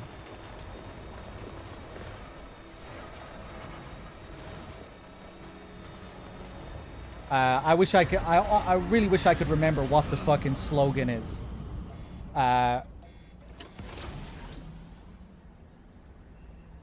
Hold on. I'm just gonna Google it real quick.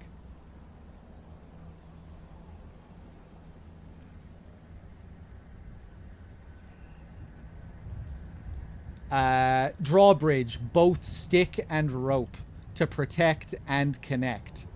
Together for tomorrow.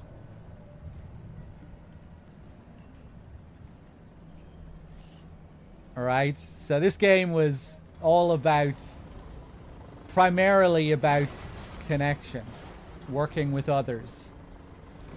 We work for a company called Bridges.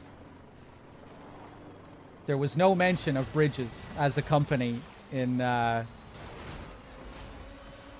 trailer, but instead we had this other drawbridge logo emphasizing both the stick and the rope, the conflict and the connection.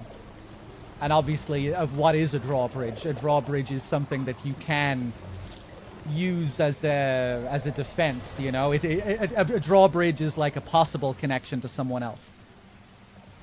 You know, you can use it to connect to someone, or you can use it to keep away from someone, to stay protected from someone. And that combined with the other text in the trailer, like, should we have connected? A lot of it seems to be questioning the theme of the first game, and like, even story-wise, what happens at the end of this game? America becomes a fully fledged nation again with laws, and the Death Stranding has stopped, and you know, there are other things that make me think that we're going to be venturing out to other lands outside of the US. You know, voyaging out to other lands, and you know, maybe there will now be like dialogue with other countries as well and stuff like that, and conflict between other countries. Now, yeah, so I'm just intrigued to see what the game is going to be like.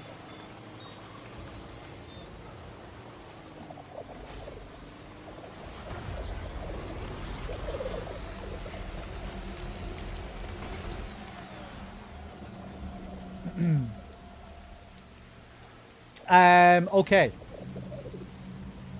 This isn't where I want to be. We want to be going up here.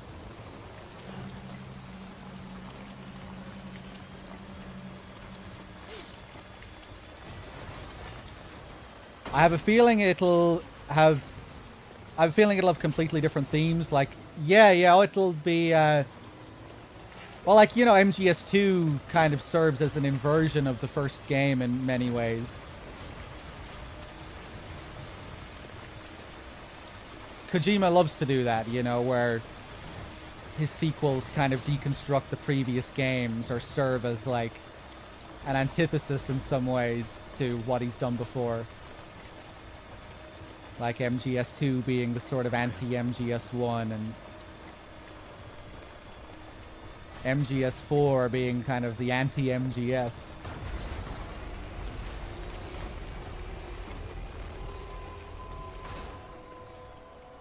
But yeah, like mechanically and the way the game is structured, I'm really intrigued. Like sequels, they're generally, unless it's a spin-off, they're usually sort of bound to what came before them, right? In terms of how they play and how they're structured. Like, so you would think it will be another game, like focusing on traversal in some sense, navigating through a land, like a stretch of land. Yeah, I'm just really intrigued to see what carries over from this game to the sequel and what is left behind. All weapons will be locked until departure. If anything is left behind. Welcome, Sam Porter Bridges. Like, is it going to be like in kind of another iteration on the same thing, just trying to like improve everything about this game? Or will some things be like radically different? You know, I'm definitely getting the sense that the online will be quite different. I don't know, maybe it won't be about conflict with other players. But I think that will be a part of it. Like, who knows how direct that conflict will be, like actually fighting other players. I'm just thinking of like MGS5-esque things, FOBs and stuff. Fighting against other delivery companies. Maybe you can set up your own online delivery company. And go to war with other delivery companies. You know, who knows? Weapons detected. All weapons will be locked until departure. All clear. Welcome, Sam Porter Bridges.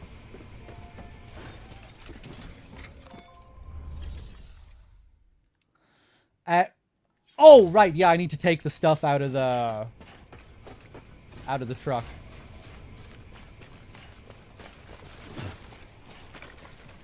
Weapons restrictions lifted.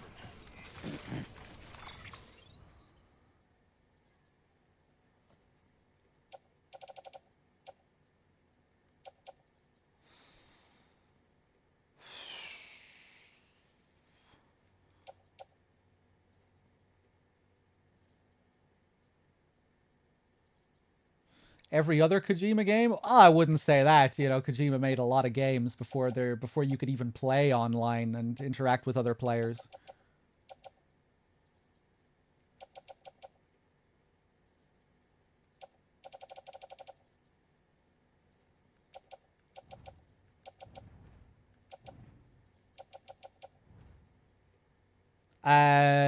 Right, hold on. Did I not take on the Novelist's Son thing? I did. Here it is. Just rare texts. Is that all I have?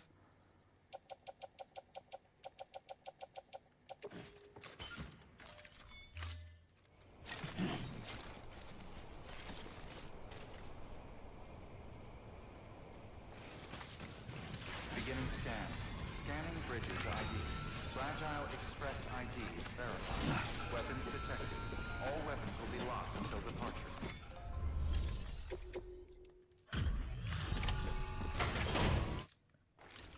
All right, asshole. You look good, Sam. Up and ready to go.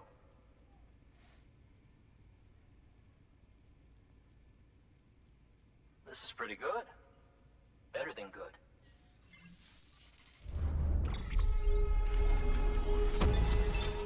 Oh, you're a real asshole. Take care now, Sam.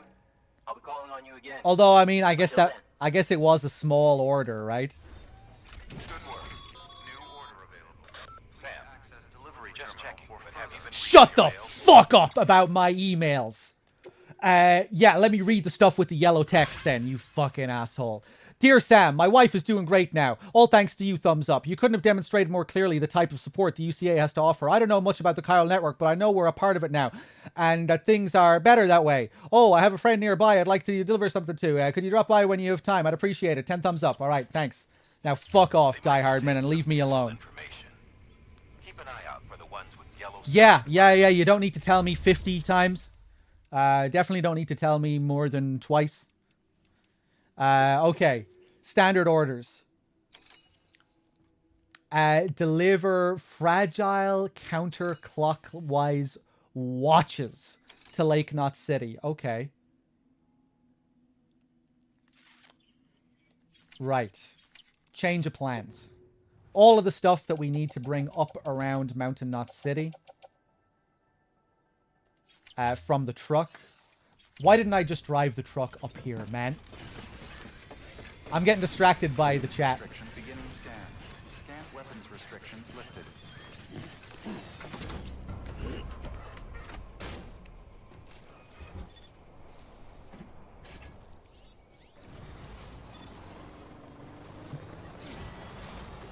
But yeah, that DS2 trailer, it definitely gives the vibe that it's kind of like turning the first game on its head in some sense.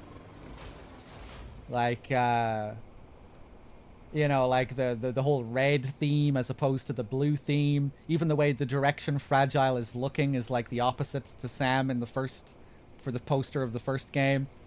Even BB's theme, you know, this lovely little lullaby melody for BB. And then in the trailer, we hear like this sinister version of the theme. Like even that melody feels like it's being corrupted in a way. You know, Higgs being the one who's singing it, and it being like presented in an ominous way.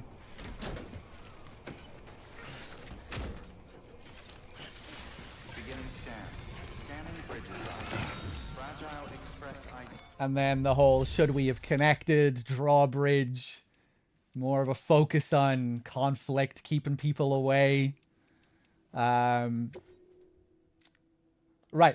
let's. Am I not close enough?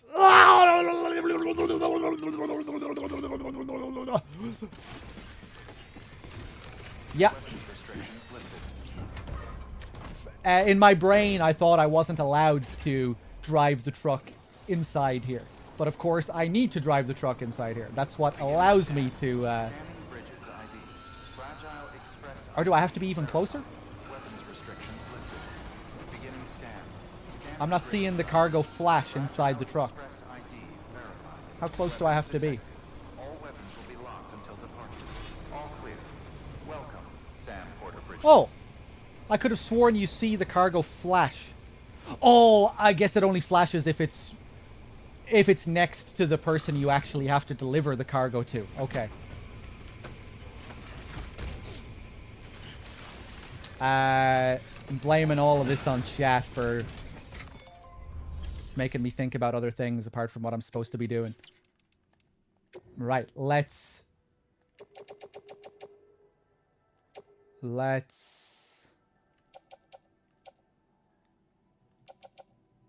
Yeah, let's put all of that stuff in here for now. Now, we're going to go back to the distro center and take on some of those orders for the other side of the map. And we're going to drive back, deliver some of that stuff, pick up some materials to bring back to this part of the map. And yeah, that's the plan. Weapons restrictions lifted.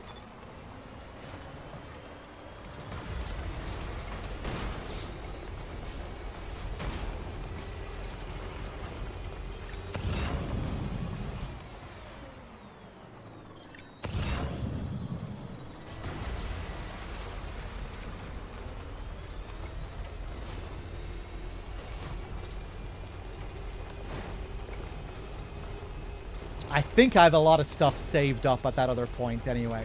You know, maybe I'll just teleport straight over there. I ain't the same without you, kid.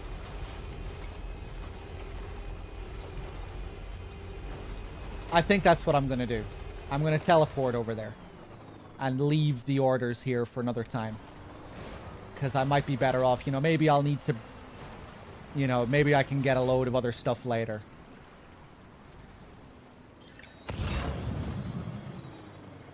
Oh, hold on. Ooh,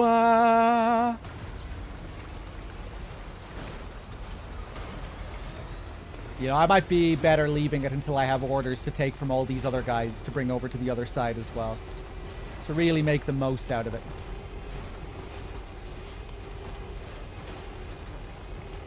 Although, I think one of these orders is like a huge Timefall farm order. Maybe I should just take that on. Verifying ID. Clear. Weapons detected. Decontaminating suit. Footwear condition poor. Replacement is advised.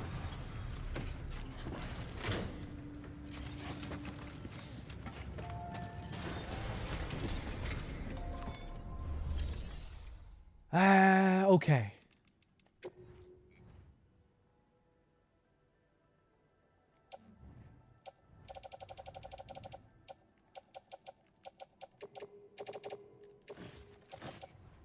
Let's stick that in the private locker. Let me see. 960 kilograms to the Timefall farm.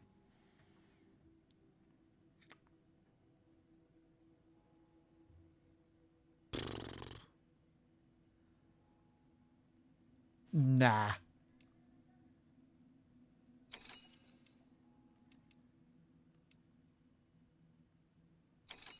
Nah, we're just gonna teleport.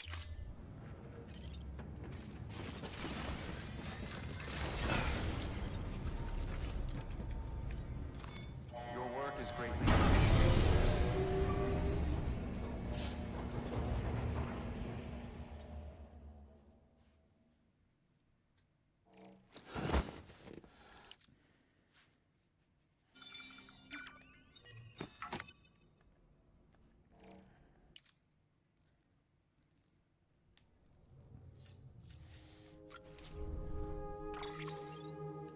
We're gonna go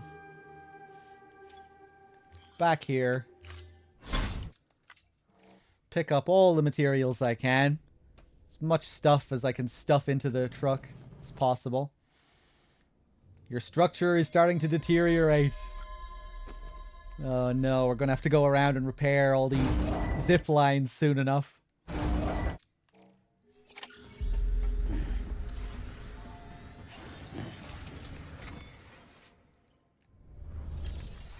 Let's see. How many do I have? Oh boy. That's a lot of metals and ceramics.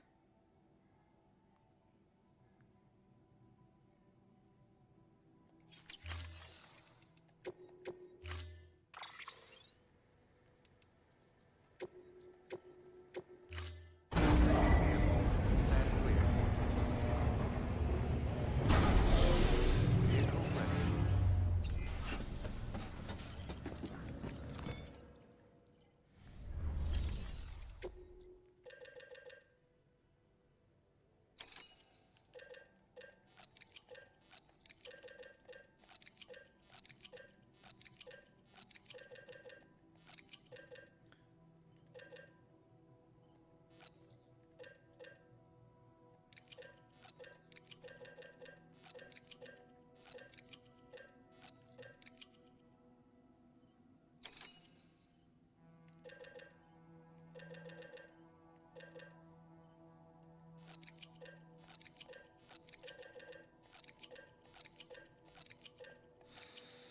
Hey, little dragon. How's it going?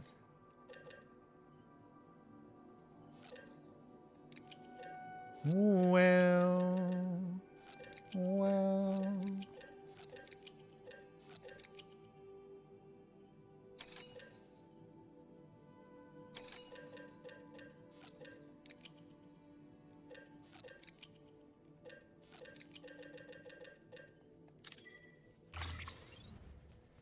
Okay, that'll do.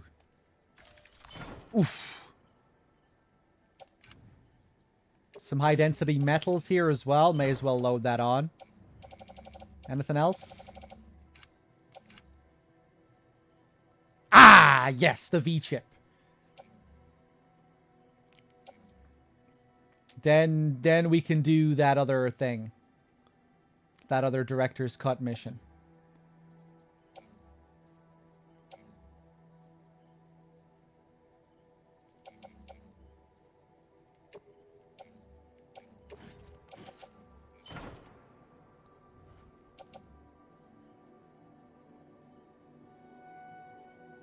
Okay, let's head off.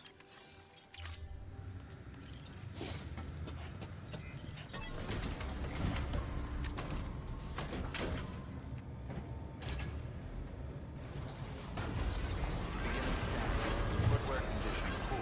Safe trap placement is advised. Weapons restrictions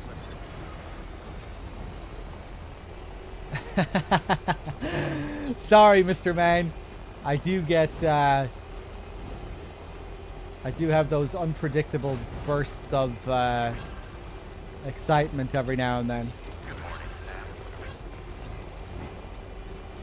Sam. I'm going to take a stop off at the craftsman as well and see if he has... Just to see how much stuff I have saved up at his place as well. I delivered a lot of shit to him. So I think I probably have a few metals and ceramics there.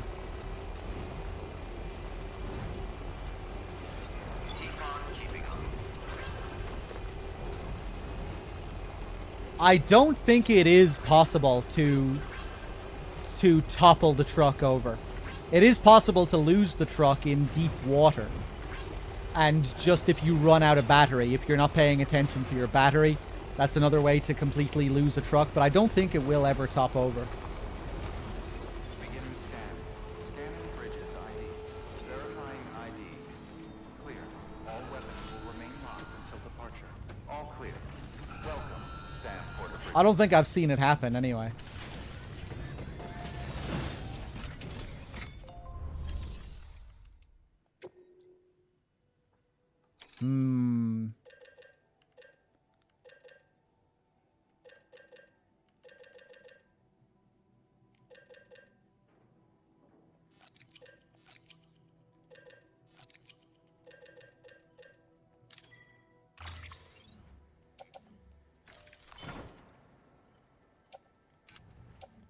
Special alloys.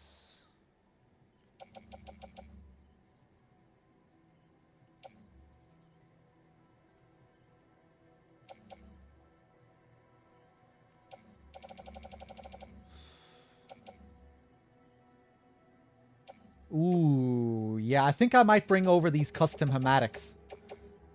Bring some of these into the cliff fight with me when I'm going over there. See how powerful they are.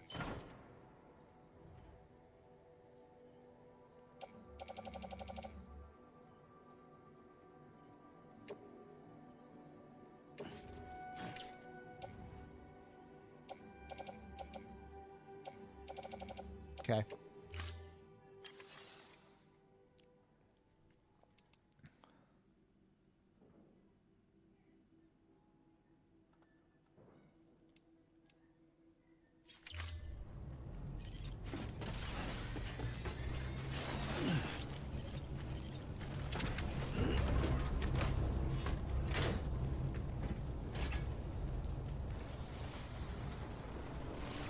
Okay, let's set off. Oh yeah, I still haven't actually finished the road here. Weapons restrictions. We'll have to get around to that. Everything's getting fucked now. Everything's rusted.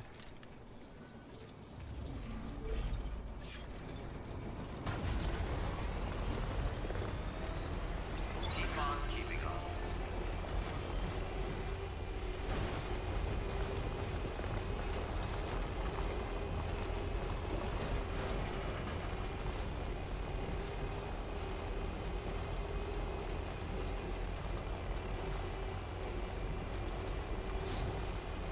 Yeah, Storm. Well, I just left those first couple of pieces, or that first piece, just because there wasn't much point in I didn't think there was much point in wasting materials on it, you know?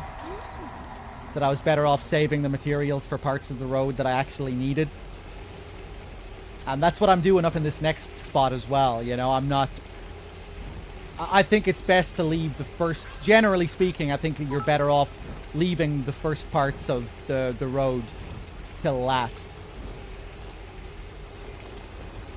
You know, just focus on the pieces that are actually... that you actually need.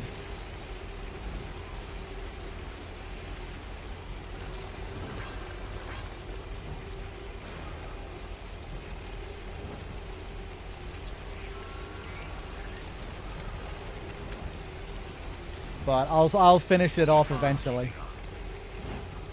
I keep enjoying the VODs and the accents of the emails. You rock, dog. Thank you, Orestes. We might have to read some more of those emails soon.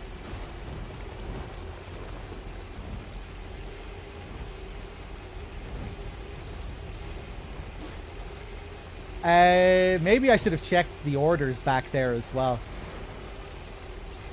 I've forgotten.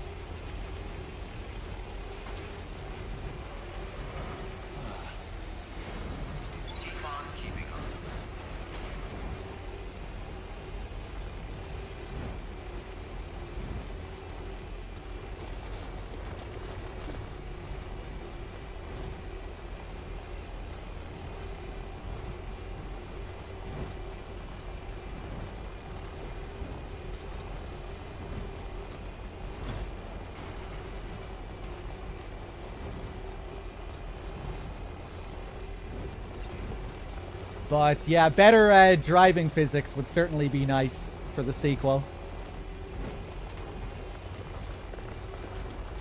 That's probably why they have this anti-toppling tech, right? Because they know how janky the driving is.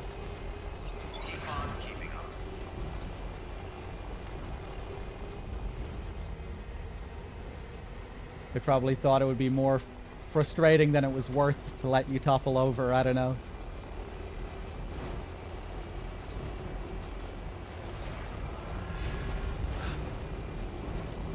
You know, that you might get yourself into situations that weren't your fault necessarily.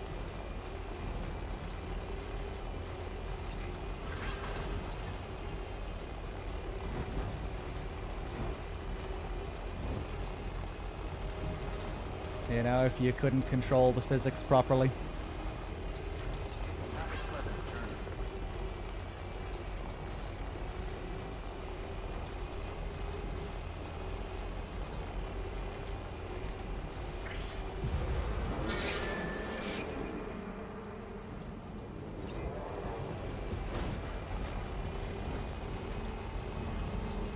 The trucks can boost in this. Yeah, I'm boosting right now, but I'm completely stacked with cargo, so I'm still really slow. You get weighed down if you're carrying loads of cargo with you.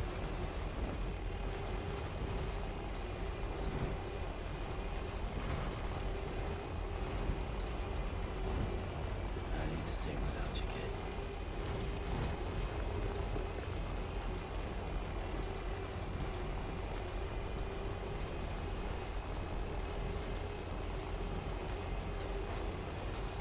Unless that's something I'm imagining, but I don't think it is.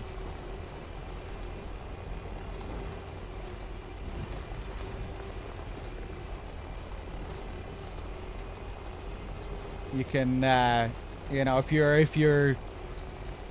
have a truck completely stacked with cargo, you really do feel the weight of it. Verifying ID. Clear. Weapons detected. All weapons will be locked until departure. Okay, will I just keep...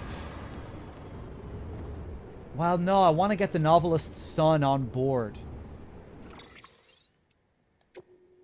Hold on a second, let me just check here. Look at all these fucking orders.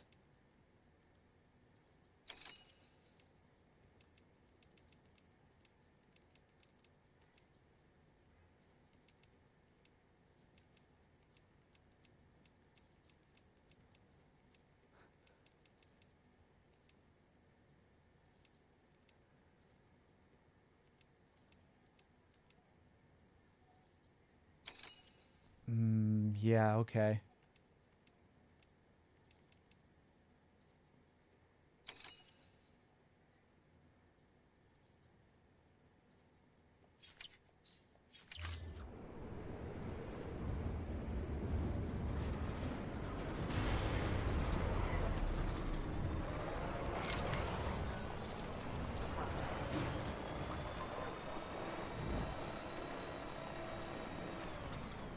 Ah, fuck.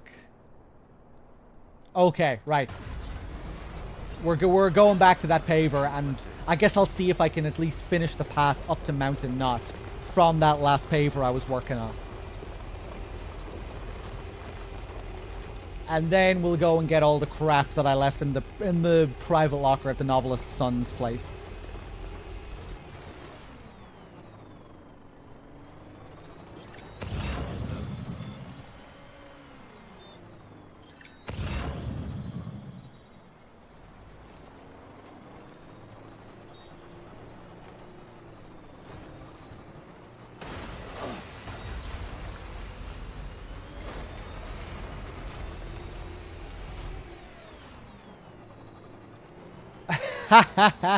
Wait, Mr. Man. What are you saying here? That you, like, dismantled a popular structure, built the same structure there, and you still managed to farm likes? Yeah, I mean, I guess that would work, right? It's probably random which structure appears in the other player's world. I was thinking about that the other day, actually. You know, like, what if I dismantle this bridge and just build my own bridge here? Okay, right. We might have to test that out. I'm going to dismantle the bridge over to the doctor and see if I can farm likes. But, like, I don't know. Who knows how many people on this server are still actively playing.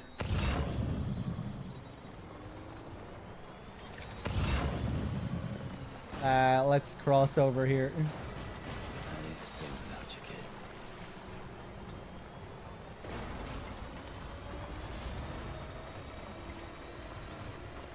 No, I'm not really likes motivated either. You know, like I kind of pretend I am sometimes just because it's funny. Just because the like system is funny.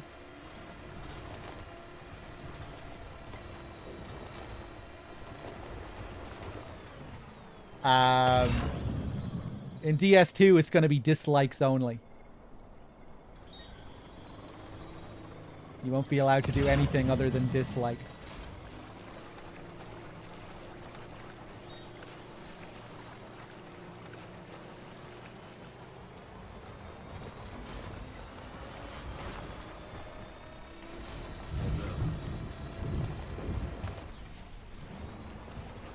Okay, let's take it easy here.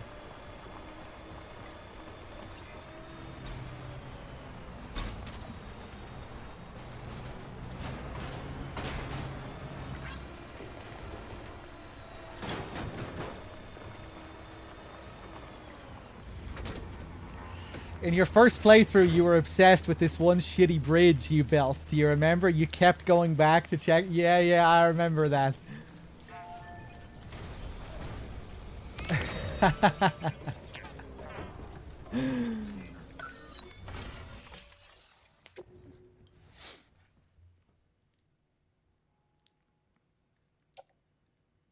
Okay, let's finish the job here.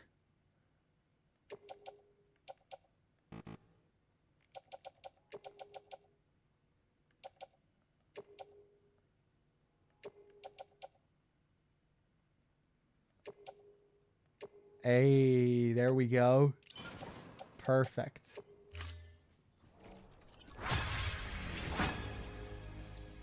Okay, let's see this road.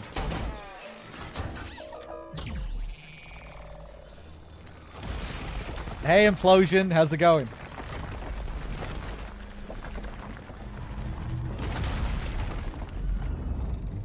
Ooh, that's a nice bit of road.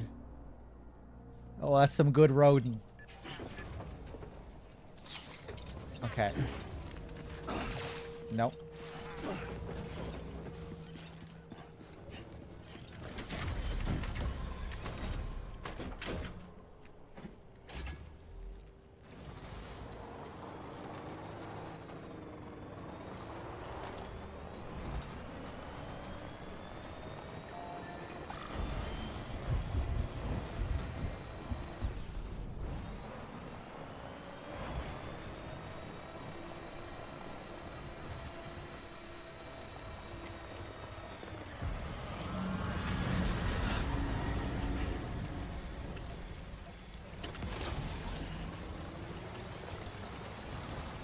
Don't put BTs right beside this paper, game. Okay.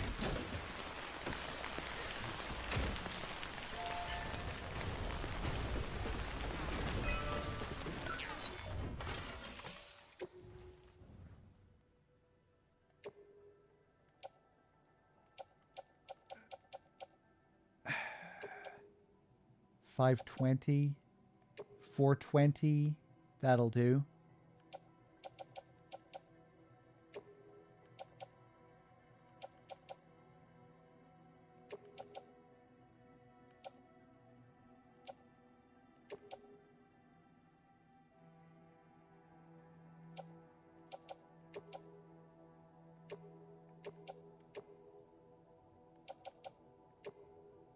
Yeah, whatever.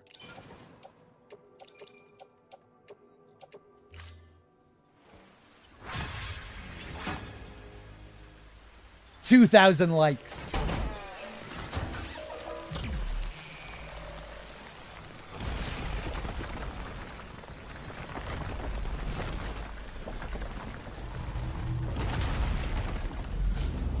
Oh, yes.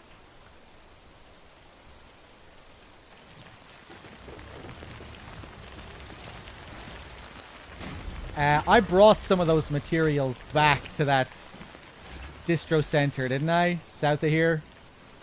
Probably should have stopped to pick those up again.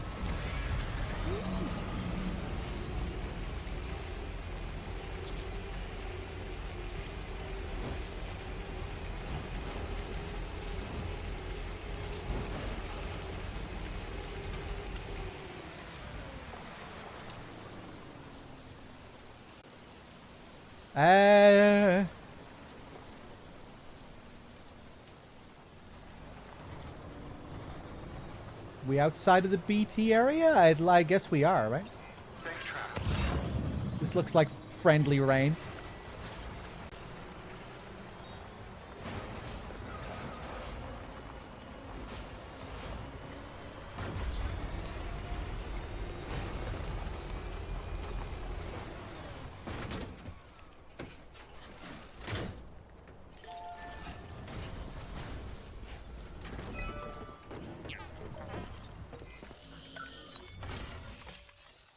Yeah, how's the baby implosion? Quite small, but very cute.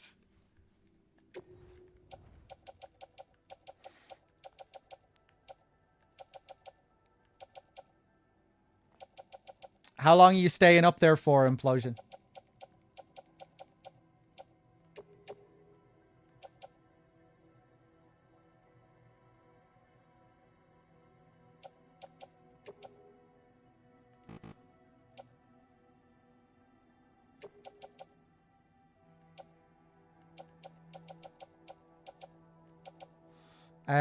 Yeah, let's just stick that amount in.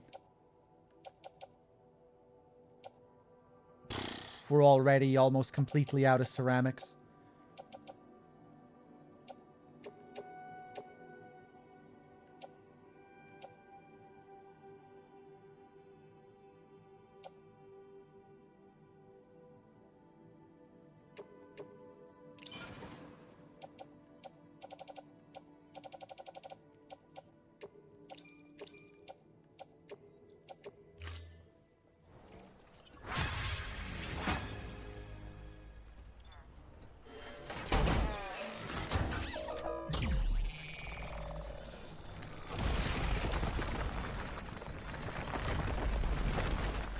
Until Monday. Hey, we're getting further up this mountain. How much does the next one need?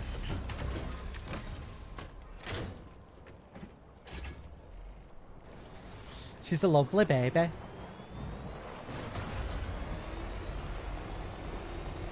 Oh, I didn't stop to deliver the V-chip either. Okay, we have to go back to do that.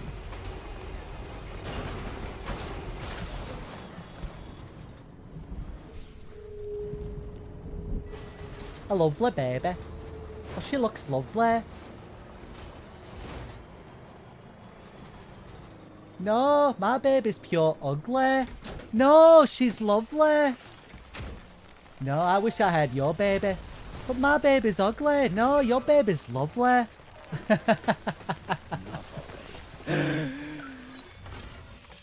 Baby, baby.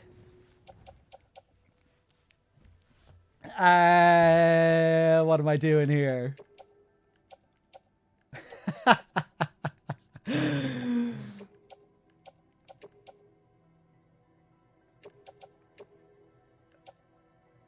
Ah!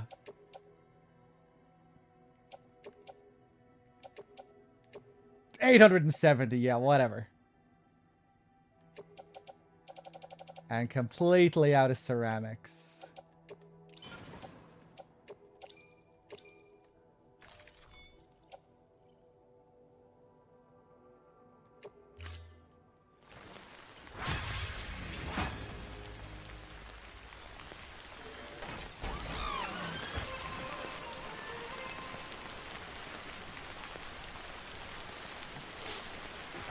Mrs. Wex.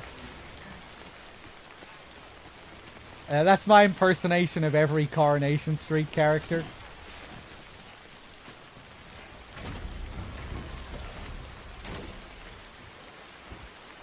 I haven't watched Coronation Street in like 15 years, but I'm pretty sure that's what they all talk about.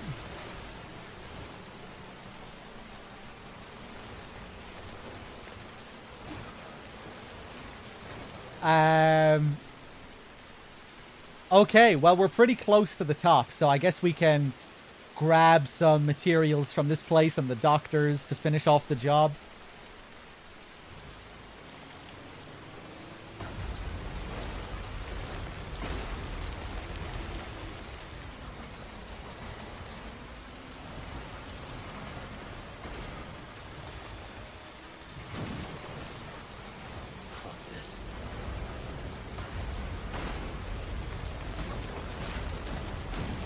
Oh, no.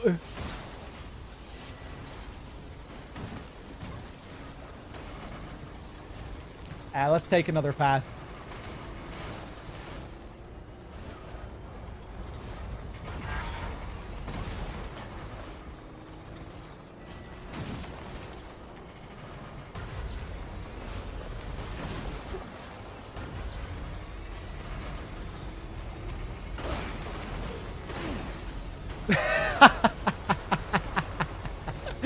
Okay, there we go. Beginning scan. Scanning bridges ID. Verifying ID. Safe trap. Decontaminating sewers. Footwear condition poor. Replacement is advised.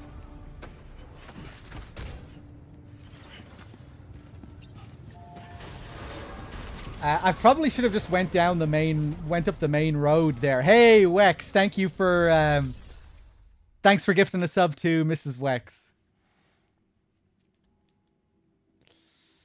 I never watched Emmerdale. I think EastEnders was always like the most miserable of the soaps.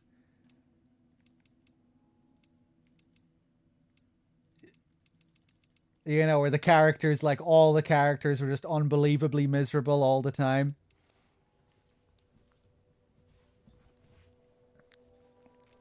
I haven't watched EastEnders in a long time either.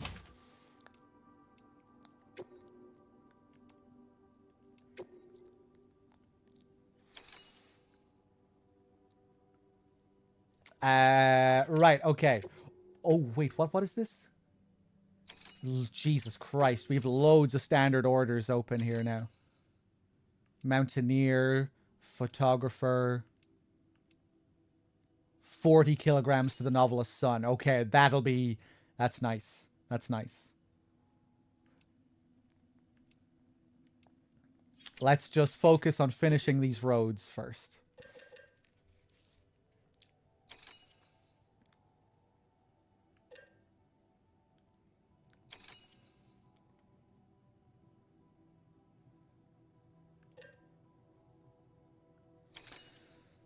I needed like roughly 800 to finish that off, didn't I?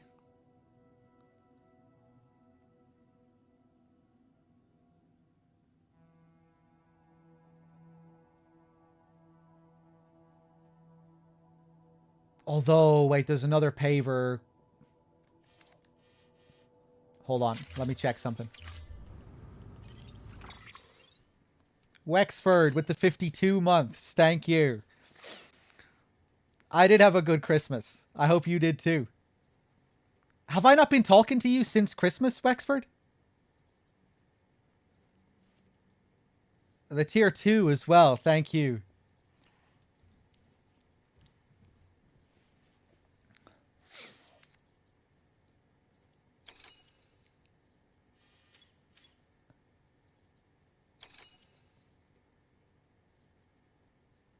Let's finish off this one.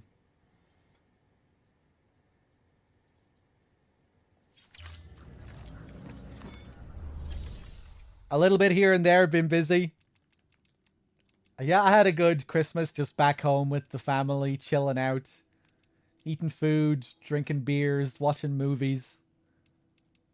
It was a nice, relaxing time.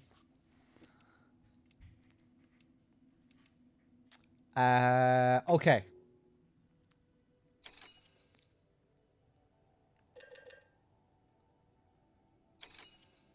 I already forget how many metals this shit needs. Whatever, just take out a few of these.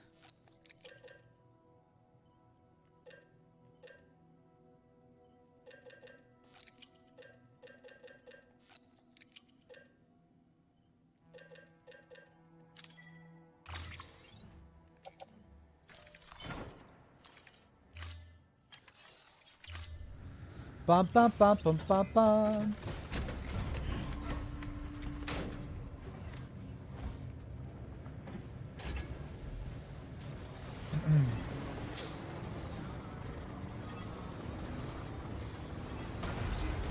Beginning scan. Footwear condition poor. Replacement advised. Weapons restrictions lifted. Beginning scan. Scanning grid weapons restrictions lifted.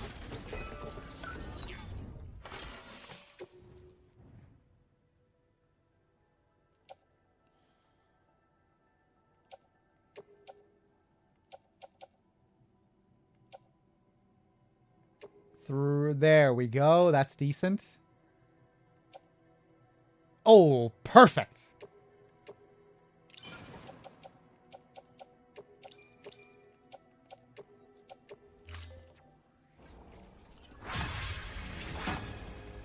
Hey, what's up, Karmic? How's it going?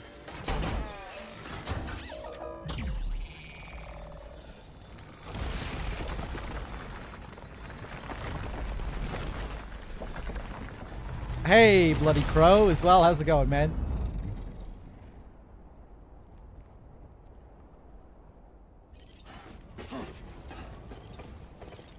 Beginning scan. Scanning weapons restrictions lifted. Okay. I think I might have just enough to finish off this next stretch.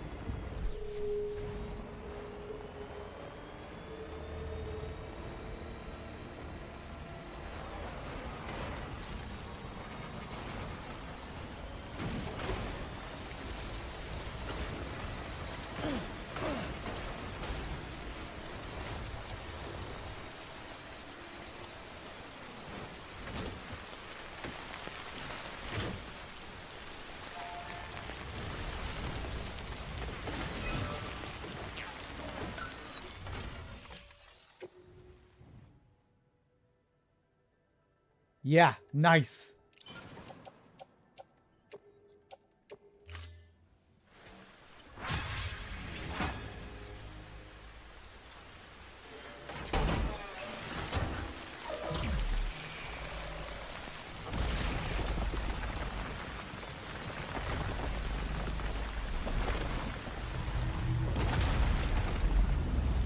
Ooh.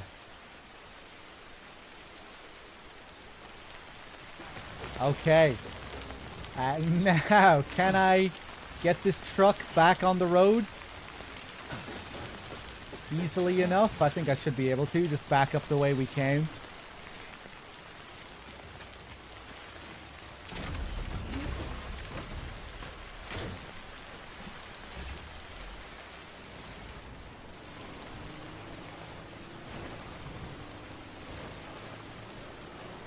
All right.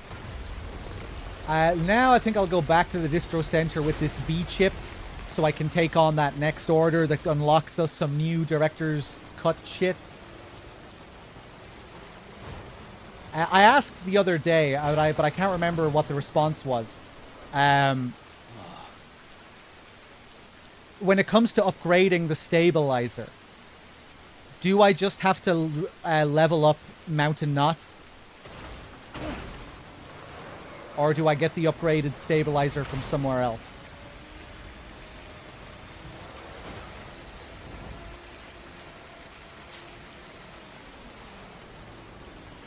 Megalomane with the 10 months, thank you.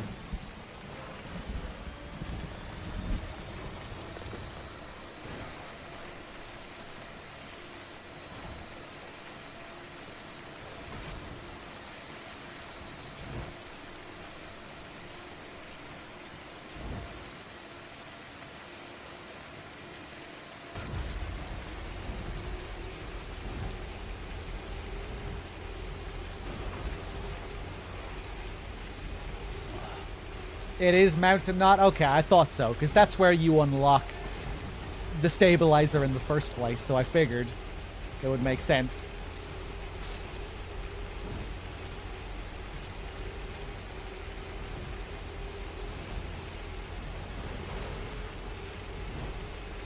Oh no, I'm going to take on that order to bring down to the Novelist's Son. Whatever.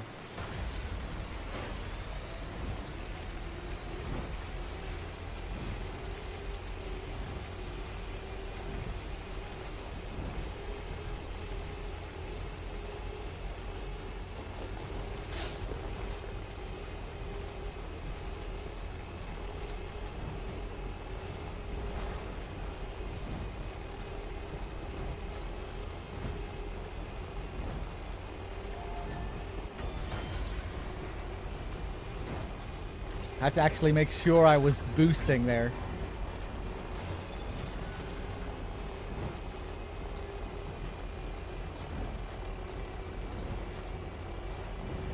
You know, maybe being fully packed with cargo doesn't slow you down by that much, but I think it does a bit.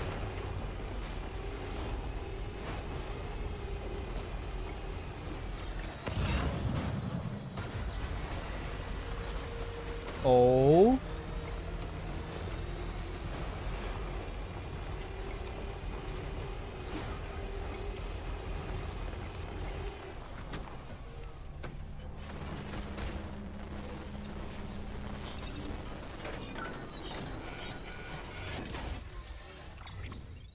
We're like halfway through the game. I have no idea.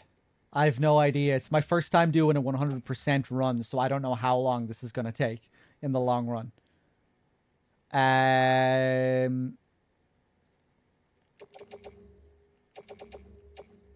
Okay, we need to find the other half of this somewhere else. Fuck it, I'm going to take all these special alloys while I'm here.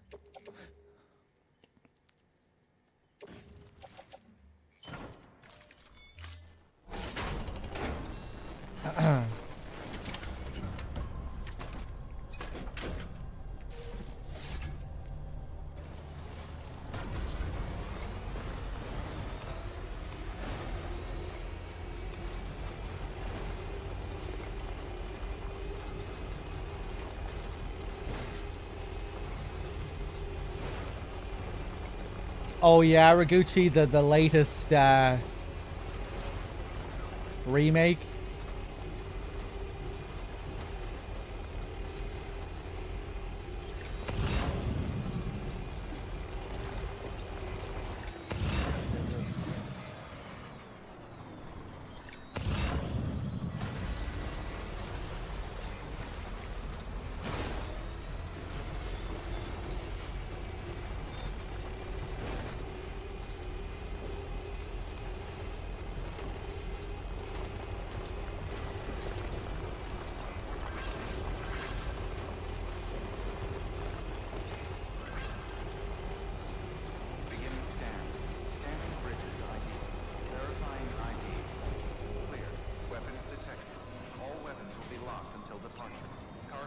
Oh wow, really, Crow?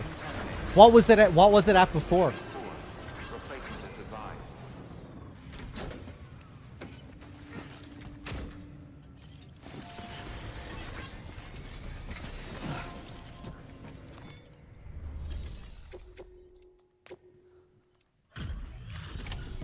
500.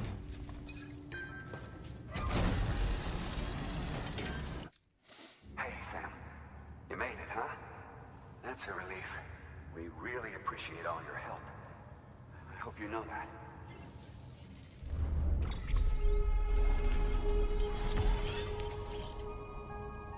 Oh, only A? Because I let the guy die? Like, I've been waiting. I'm assuming that's what gave me the A rank. Because, remember, we had to go and bring that guy to the crematorium. Whatever. We have an upgraded compass now. It can be used to temporarily short-circuit enemy Audra decks. Oh, damn, okay. I wonder if I'll ever feel the need to use that.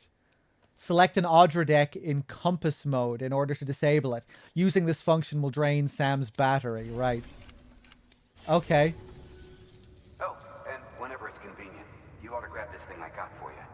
A token of our appreciation.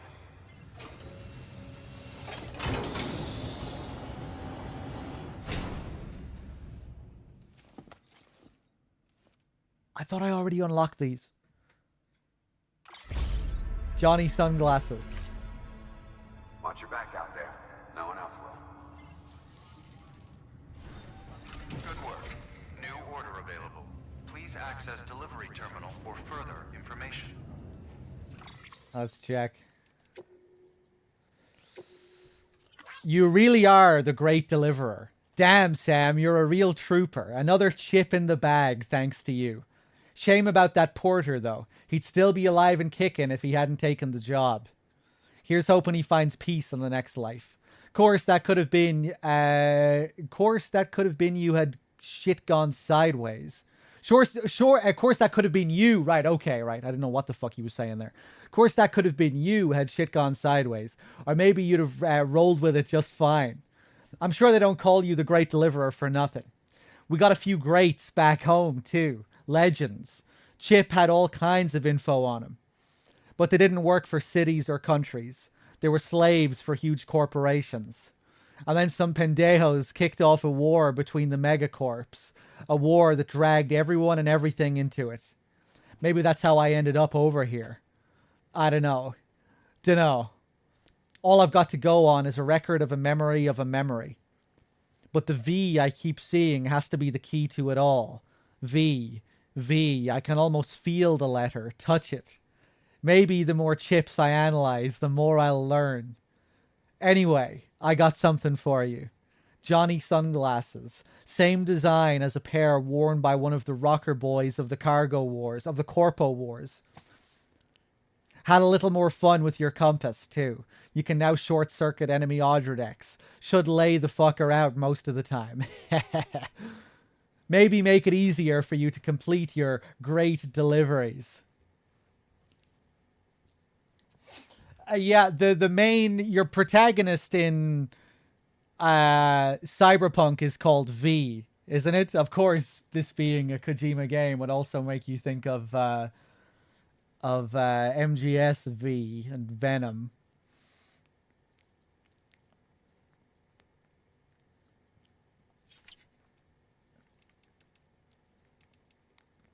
The Novelist's Son. Gourds keep evil at bay. I remember this. Do I want to come up with the voice for the Novelist's Son? I have so many voices now. I'm really running out of them.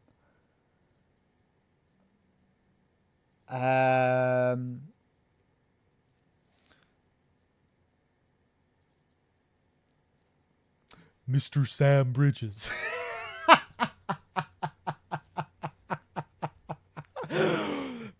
Mr. Sam Bridges. Mr. Sam Bridges. Thank you so much for bringing that cargo all the way out here. Thumbs up. I must say, I didn't think I'd ever get the chance to meet the man I'd heard so much about. I respect your mission to try and rebuild the America of yore, though I can't say it's got anything to do with me. Frankly, I'm not even sure if I agree with it in principle. Thinking emoji. This is kind of like a deeper version of Benjamin Hancock. It kind of feels like this should be completely monotone. I really am grateful, though. Thanks to you, my life's work is back on track. My beloved gourds are looking more healthy and lively than ever. Admittedly, the ideal climate for gourds would be warmer than what we've got here, but I've managed well enough, all things considered. I hope my father would be proud. Though he made a living as a novelist, he was also something of a gourd enthusiast. I felt compelled to carry on his legacy one way or another, and since I'm no wordsmith, I really only had one choice. You know, I read somewhere that gourds used to be considered very lucky in the Far East, and that they're used as charms to ward off evil. Kind of like that dream catcher of yours, come to think of it. Okay, thinking emoji. He's kind of sounds like just a less interesting Benjamin Hancock. Thank you so much for bringing me that cargo all the way out here. Okay. The photographer.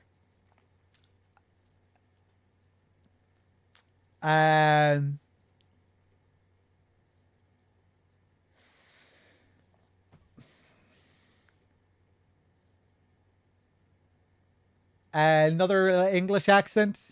Dear Sam, I was right about the camera. I'm told the pictures I took were incredible. You see, the paintings of whales and dolphins I discovered in those caves might have been painted by Neanderthals.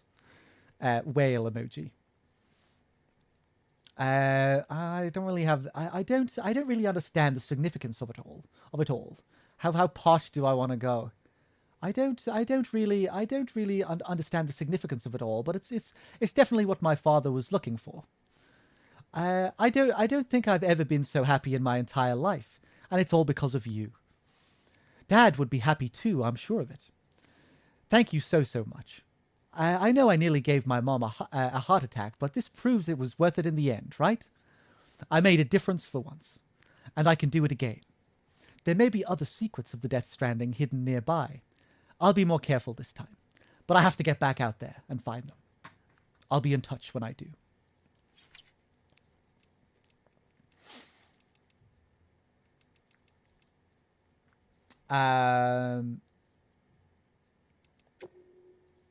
Ludens are our saviors. Well, it's great seeing you again, Sam. You really are one in a million. A thumbs up emoji. I started using the chiral network to look into the history of the whole Ludens thing. I don't have it all figured out yet, but it's clear that it was pretty important. I mean, the game it symbolized was friggin' huge, completely unlike anything that had come before. It exploded man's potential to play in exactly the way Huizinga described when he coined the phrase Homo Ludens, thinking emoji. He had this theory that play was older than even culture itself, and was at the heart of what made us who we are. I believe that we can rediscover the kind of play he was talking about. We can undo the damage caused by the chiral contamination and rid the world of Homo Gestalt and Homo Demons once and for all. To think that games could be the key to saving humanity. Oh, laughing emoji. Okay, I'm kind of struggling to make that into a coherent voice. Oh, it's great seeing you again, Sam. Oh yeah. Oh yeah. I think I need to make him like sound. I think I need to make it a bit more sexual, like he's kind of jacking off maybe. Oh yeah. Oh, you really are one in a million.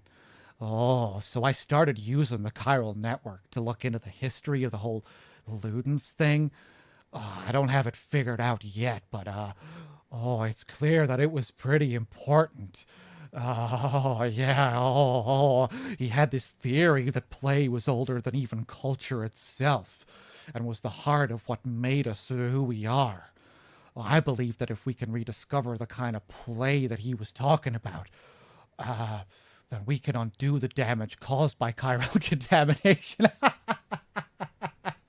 It just kind of like some of these lines don't really make sense for that kind of emotion, you know?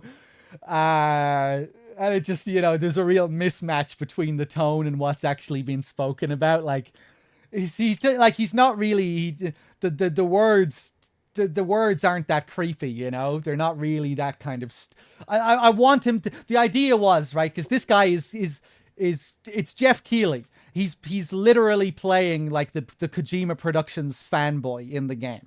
He's the Kojima Productions Death Stranding fanboy.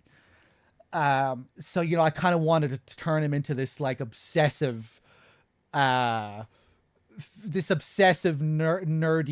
super fan stereotype, right?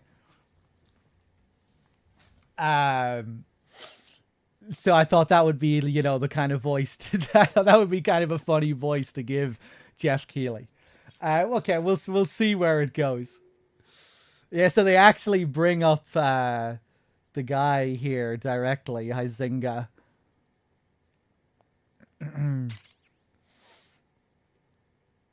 Homo ludens. Ananas with the 41 months. Thank you. Let me see here. Thomas Southland. It's really quiet around the distro center these days. I guess you must have put those mules in their place. How the hell did you manage that? Thinking emoji. How the hell did you manage to walk across an entire continent and never have to kill anyone? I mean, that was one thing you couldn't do, right? Kill someone and that's another crater to deal with. Sweating emoji. Anyway, I don't know how you did it, but I'm grateful. Our bots are way more useful than they used to be, and it's all down to you. Thumbs up. Oh, have an extra 10 thumbs up as well. Thank you, Thomas.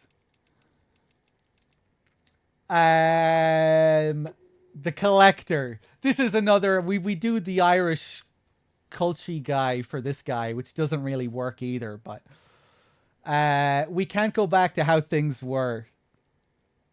I know I mustn't sit around pining for the good old days. Much as I may lament its passing, print was already as good as dead when I was born. We can't go back, and therefore must do our best to live in the present. Which is why I've decided to join the UCA. The chiral network is a marvel, there's no denying it. I understand that it can be even used to send physical objects now, after a fashion. And transmission is instantaneous. What more could we ask for? But we must still call upon strapping porters such as yourself to transport medicines, food, and other organic goods. So it seems we can't do without you just yet. But if the two halves of this equation can be balanced with one another, the UCA's future may be bright indeed. Thinking emoji. Yeah, I like it. This guy, fucking a big Irish culty farmer wouldn't talk like this. He wouldn't be speaking these words. Even when you try and like translate it and like add your own words into it, like this is there's a real disconnect here. Maybe I should give up with this voice for these characters. They're all too like introspective and thoughtful to be talking like that.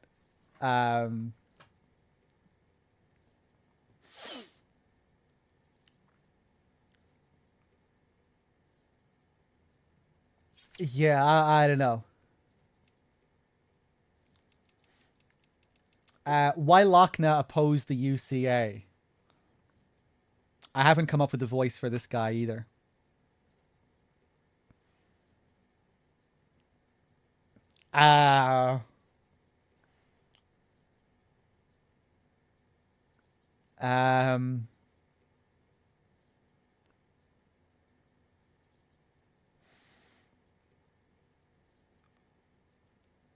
As Southern American, I finally got the lowdown on why Lochner. No, okay, I need to practice that. If you take a step back, you can see how terrorism and war might only get worse once we're whole. Forging bonds between people means bringing them closer together. So pretty, it's naive. Lochner and Mama, we're joined by that special bond. I finally got the lowdown on why Lochner didn't want us to be part of the UCA. Can't say I understand it all, truth be told, but her concern that bringing everything and everyone into the fold might mean including some elements better left out, I get. If you take a step back, you can see how terrorism and war might only get worse once we're whole. Spooky emoji. Forging bonds between people means bringing them closer together. And to do that means putting all our how do you say our in that accent? So putting all our cards, you just fly past it. You just say it quickly and just pretend like the word wasn't even there. Putting all our cards on the table, including the ones that aren't so pretty. It's naive to expect things to be all smiles and sing-alongs. Just because we understand each other a little bit better, you know? Seems to me she was right to call bullshit on that, thinking emoji. Lochner and Mama were joined by that special bond the twins have. Bonds the twins have. That's how come Mama wanted to carry Lochner's child. A child that should have brought them closer together, but didn't. Instead, it served to sever the ties between them for good and bound Mama to something else entirely. At least that's what Lochner probably thought. Maybe even that her sister wanted the kid all for herself. She never knew about the accident, the real reason. Can't imagine how she must have felt, thinking she'd been betrayed by the one person she trusted more than anyone. Not so hard to see how that'd color her opinions on the chiral network. That's all behind her now, though. She and Mama have reconciled their differences, and maybe her faith in the ties that bind can be restored. Okay, right. Well, we can try and work on that. Maybe I should try like a French accent for another one of the characters. Or, like a parody of a French accent.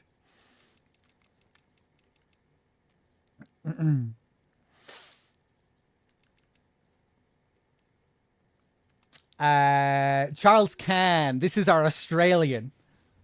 Australian / New Zealander.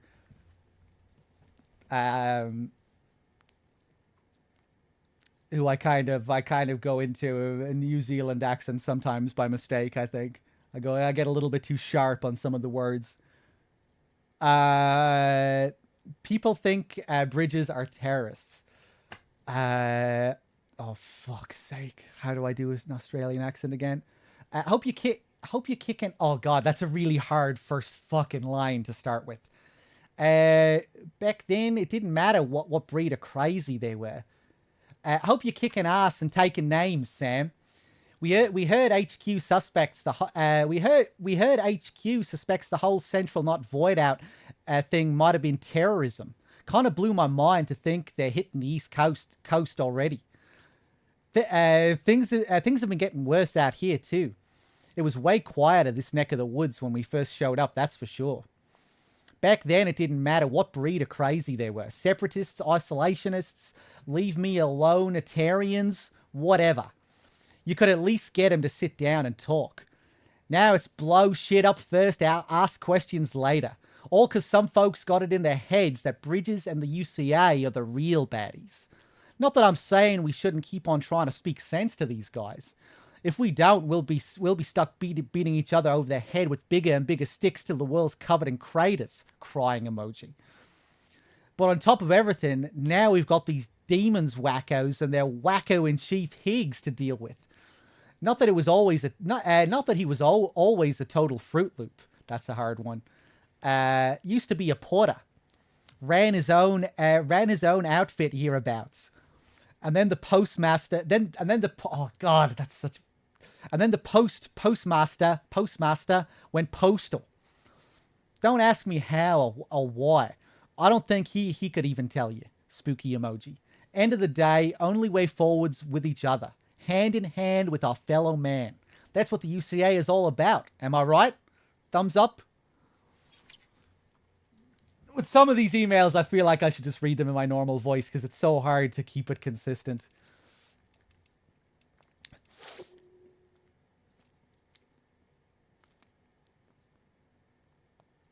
And then the postmaster went postal. Talking about getting some more information on Higgs and his history here. Not that he was always a total Fruit Loop. Used to be a porter, ran his own outfit hereabouts. I think we get more information on Higgs's history with the new director's cut side story as well. Like he has some history with Fragile's mother or something. All right.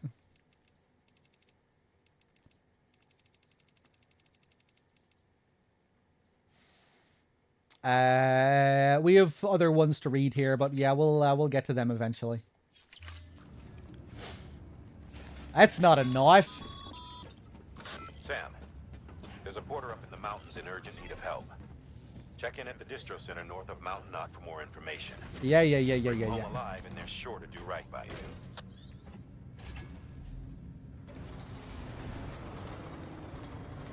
Let's just put one of these away.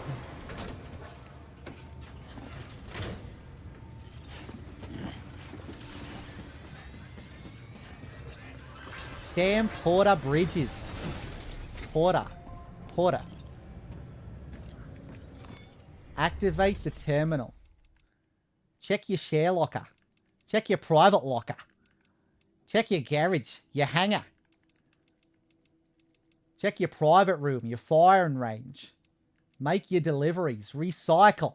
Guys, I can't stress enough. You gotta recycle. You gotta recycle to get those materials. Bloody hell. Okay, let's store this thing. Storing vehicle.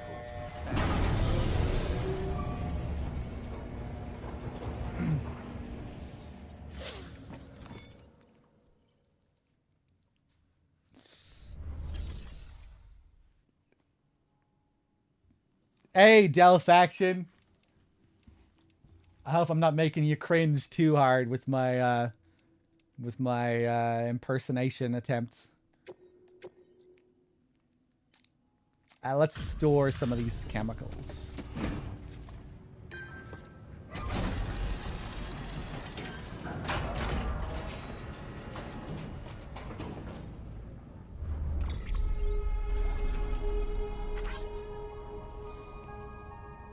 Let's see.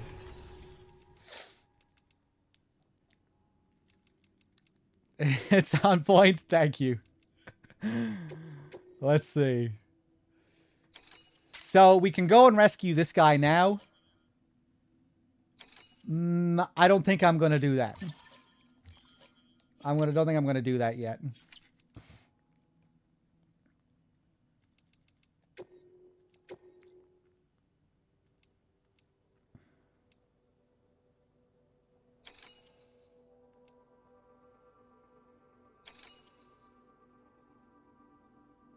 Oh, nice. 90 kilograms to the novelist's son. We might be able to get him onto the network now. Yeah, let's take that. Let's take... There's something here for the Mountaineer, isn't there? 60 kilograms. Yeah, we'll take that on as well.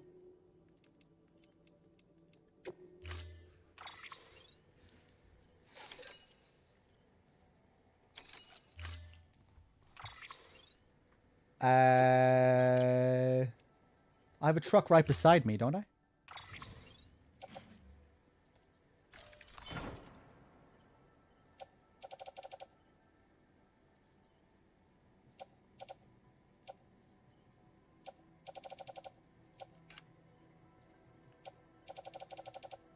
I'm just trying to remember, what else did I bring over here with me? Oh yeah, I have all these metals and alloys and shit. Okay. Let's recycle those.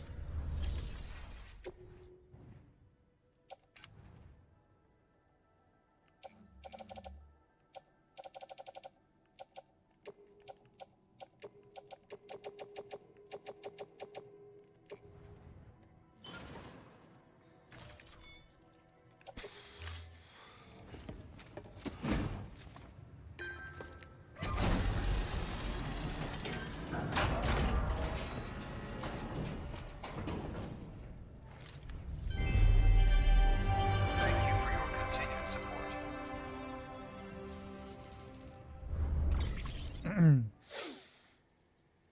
Okay. Thank you for your contribution.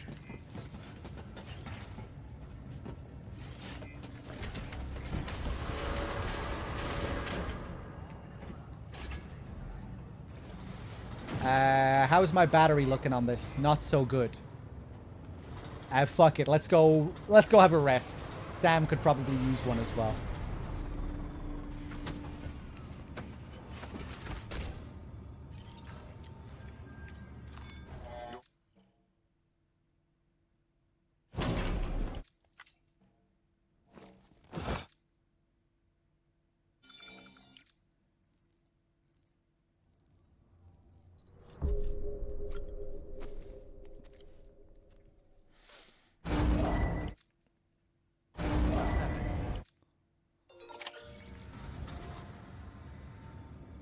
Another request.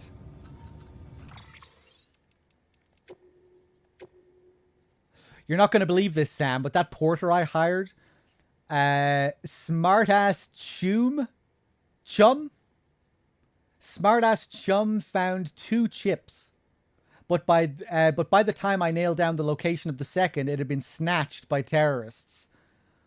Should have figured it out sooner. Thought I'd mastered your systems, you know. Took my eye off the ball for a second. Fuck.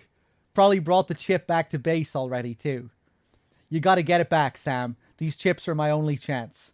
Get your ass to the distro center north of Mountain Knot City to grab that order.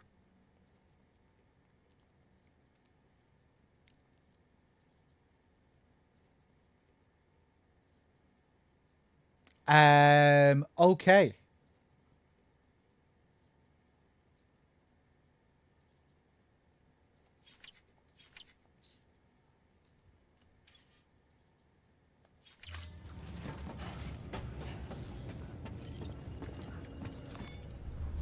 Maybe I will...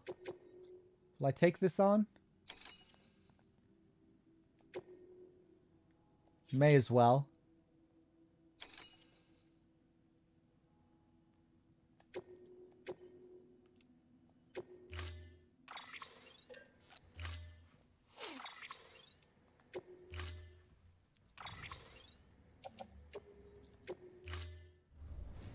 Order assigned. Hey, how's it going, D-Gamer? Good to see you.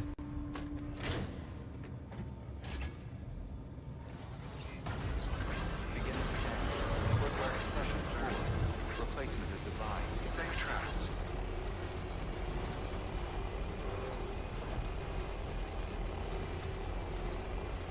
Weapons restrictions lifted.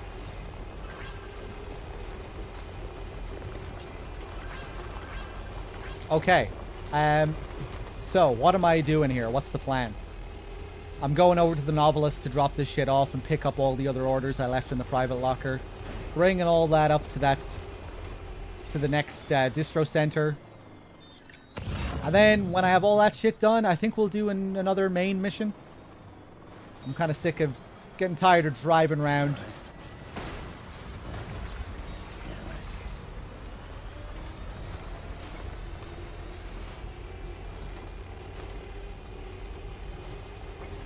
We still have all of this road to finish as well, but that's kind of okay, you know. We built the section of it that we really need.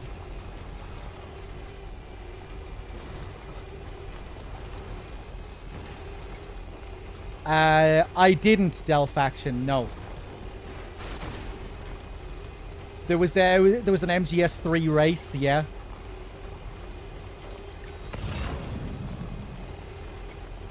Who was racing? Patchy Smash, I assume, and someone else?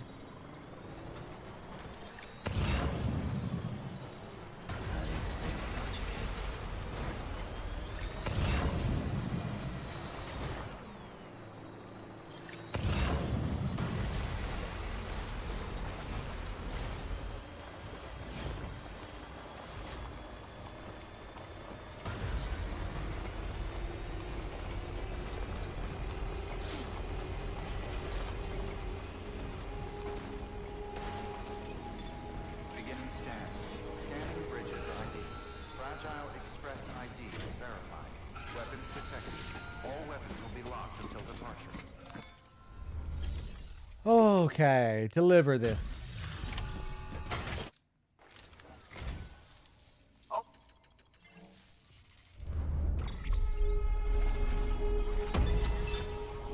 Oh, still not enough. Still not even 1 star. Take care now, Sam. Wow. Calling on you again. Until then. Okay. Good work. All right New then. order available. Please access delivery terminal for further information. Are you Eludens?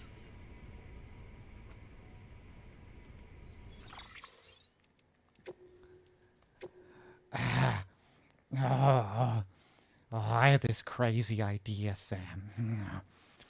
What if you're the perfect example of Homo Ludens? Think about it. You're with Bridges, but you're not beholden to them. You're the only one who can expand the network, so they need you as much as you need them, if not more. Taken all together, you're pretty much free to do whatever you want, including coming all the way out here to visit me on a whim. Maybe what you do isn't play in the strictest sense of the word. Doesn't help you blow off steam, I expect. But you go about your business as you like, and your actions have a direct effect on our culture and our world. I'd say that's the sort of life any aspiring Homo Ludens would envy. Don't you? Thumbs up. Charles Can. Hope terrorists haven't got you yet. Thanks again, Sam. We're always stoked to see you drop by. How many times is that now? Thumbs up. Can't help worrying you'll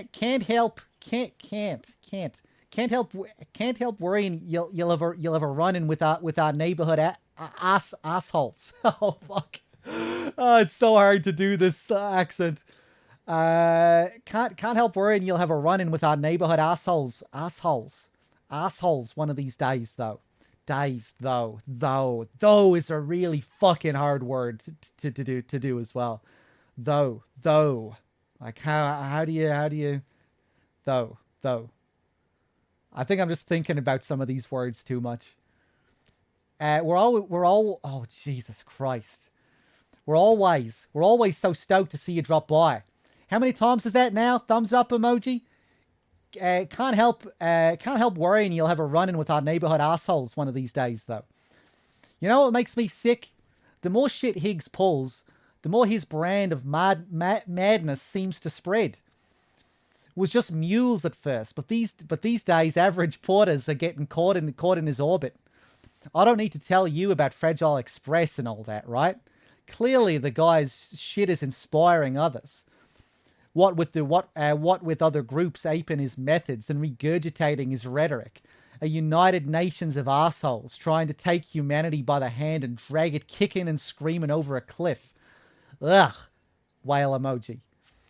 I'm sure you've heard this like a zillion times, but you're our only hope, Sam. Don't let that bastard beat you.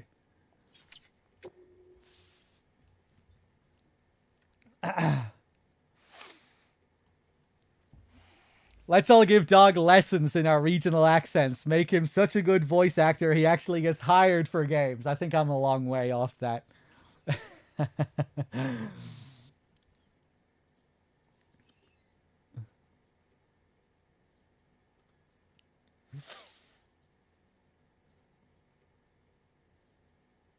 All right.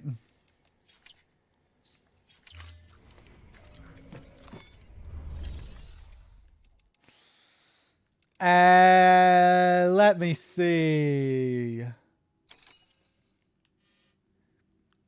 Counterclockwise watches. Premium delivery. Available. Cargo condition. Less than 50% damage. Fragile cargo. Cargo. The O's are really tricky. Cargo. It just doesn't sound right in my head when I say it. Maybe it's not too bad. It just doesn't sound right. Standard orders. Zoom out. Zoom out, zoom in, scroll. Cycle the map. Tilt the map. Right. What's in my private locker? Got some experimental medicine in here for the doctor. Doctor.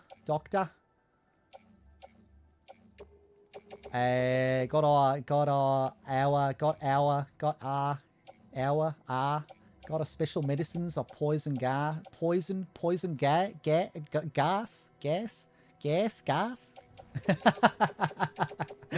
Sorry, guys. Oh wait, this is all the shit that's already on the truck. Yeah, let's just slap all this stuff onto the truck.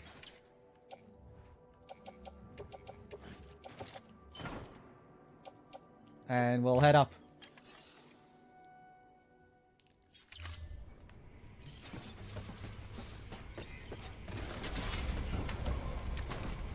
Weapons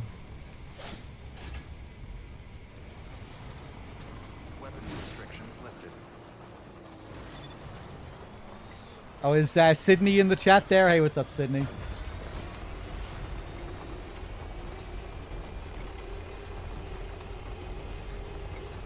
Is there anything else I'm forgetting? Wait, let me check the standard orders. I'm not sure if I checked them.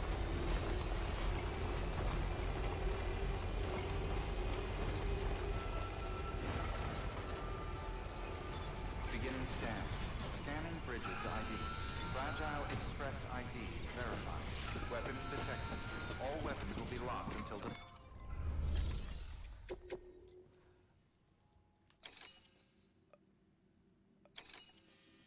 Oh yeah, that's this one.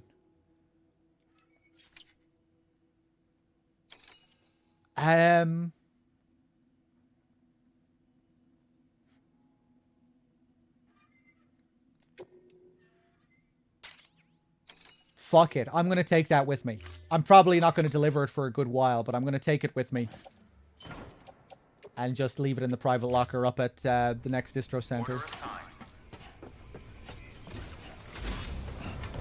Hey, thanks for the 17 months and free streak, man. Cheers. Weapons restrictions lifted. Hey, Martian. Martian.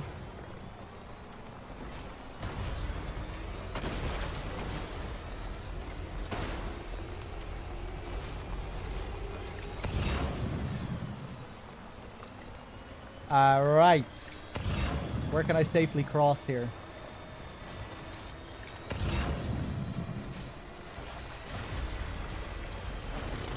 That was a little bit risky, I think. Hey, Sydney, thanks for the 5-pack as well, man. Cheers.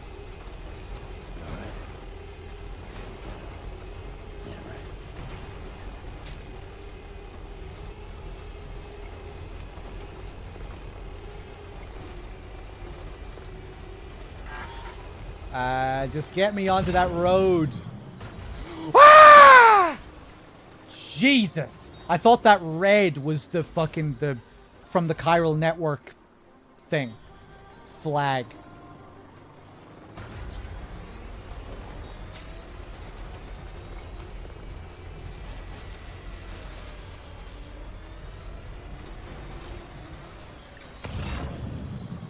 Maybe the truck can handle like a tiny little stretch of red. You know, as long as both wheels aren't in the red. Probably not. I think if the front two wheels enter the red, you're just fucked and you lose the truck. I think.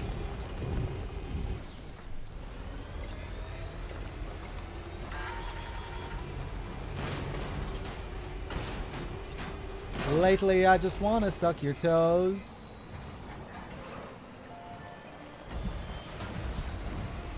Lately, I just wanna suck your toes. I just want your toes in my mouth. And ba da da da ba da da da da da da da da. I don't know why I feel this way. uh,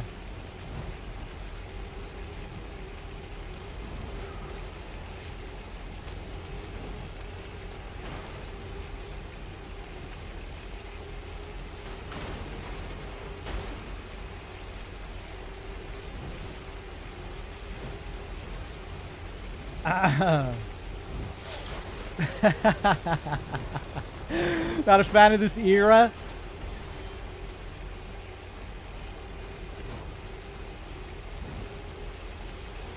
Eras come to an end, so like, you know, these feet emotes are never going to get deleted. This is just going to be a recurring thing, you know.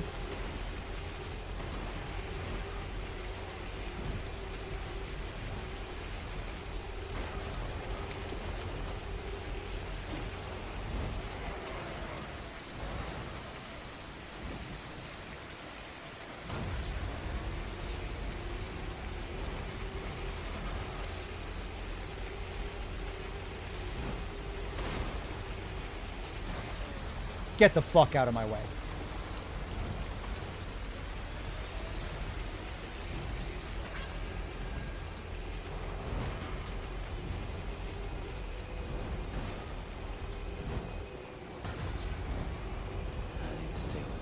You know, from what people were saying before, it would be cool if you could, just thinking about the truck potentially toppling over now, that definitely would have been a cool way to make the road driving more engaging. If it was more fragile, you know, and you could topple over, where you really had to watch, where you really had to be careful.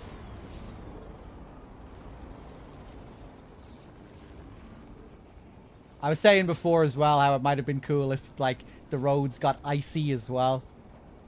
You had to worry about slipping on the roads.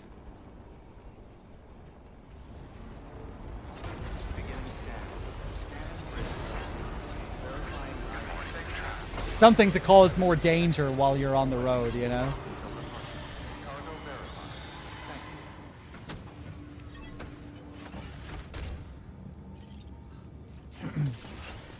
Or like, you know, we were also talking about maybe adding some Euro Truck Simulator style mechanics in there if you had like speed limits to pay attention to. Shit like that. Noska with the 31 months. Thank you. It'll be interesting to see if the sequel has the same kind of, you know, if it has road building. And this system. What is this partial delivery? Oh, that's this, right. No, I don't want to. I don't want to deliver this.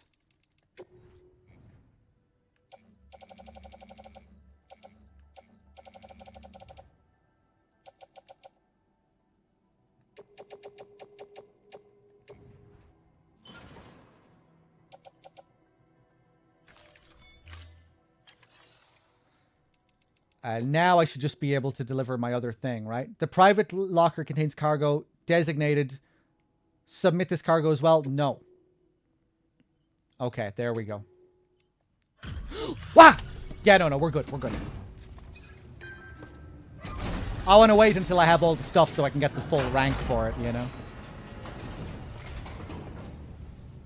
Hey, Sam. Welcome back. Tough journey as always, I bet.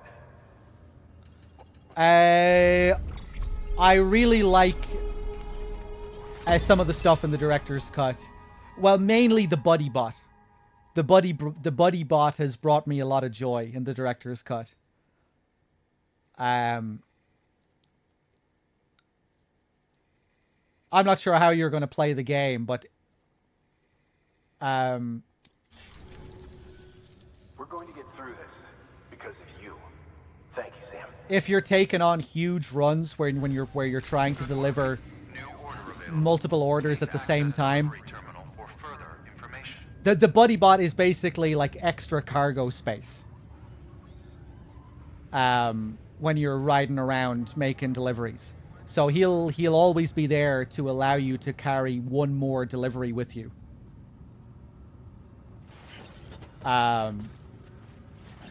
So yeah, like I got loads of use out of the buddy bot on this side of the map. You know, once you open up all the preppers and the distribution centers in this part of the map, and you start trying to take huge runs on with multiple orders, where you're just making stops, when you're going like full postman mode with a truck full of orders, and you're like making stops, making deliveries, the buddy bot is really useful in situations like that, because he's just extra cargo capacity. He'll follow you and stay behind you, and he'll be able to carry usually one extra delivery. And he's just good to have with you, like anyway. Like he's never any real loss to have around. He's always good to just have as a partner following you around, because you never know what you might need him for. What you might need. You never know when you might need that extra little bit of space. And the buddy bot is always there to be that extra bit of cargo space. But he can't go outside of the chiral network, so you need to be... He's not that useful if you're in a part of the map that you haven't really opened up fully. That's why I'm not really using him that much at the moment, because I've just opened up some of these areas. But I'll probably start using him again soon. The game warns you that Buddy Bot isn't really good at traveling on uneven terrain and that he'll get stuck easily, but he's still a real beast. He'll really surprise you with where he's capable of going. So yeah, the Buddy Bot is definitely my favorite director's cut edition. I mean, it's what I've got the most use out of. The ramps are pretty fun as well. The ramps cancel your fall damage. And you can jump through the ramps as well. I haven't been using vehicles on the ramps much at all. Like, whenever I use the ramps, it's mainly just when I jump through them. But yeah, they're fun to fuck around with and useful in a couple of spots.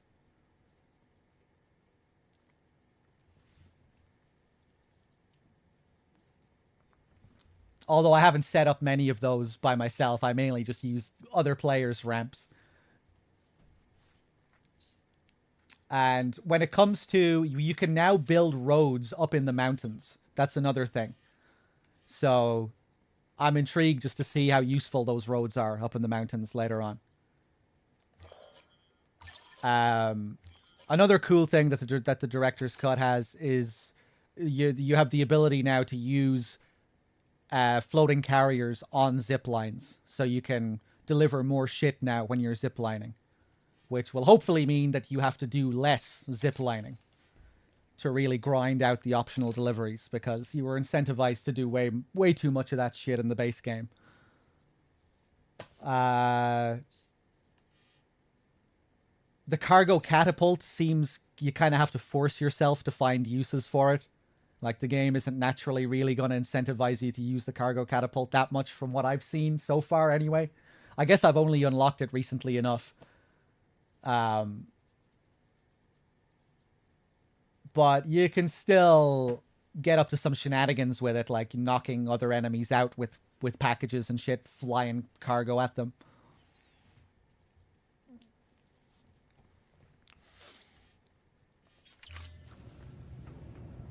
Okay, I have some shit for the doctor here.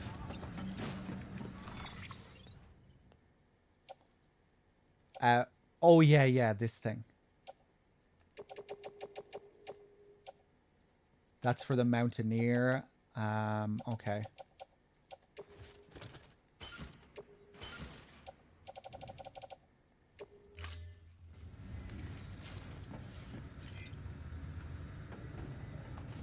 I think it's time to bring BuddyBot out. 1 second, guys.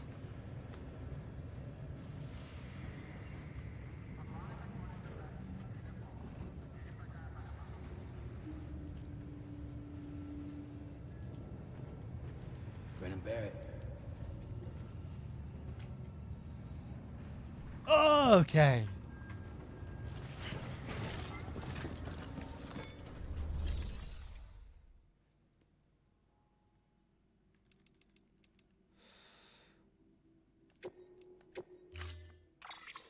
Let's do it.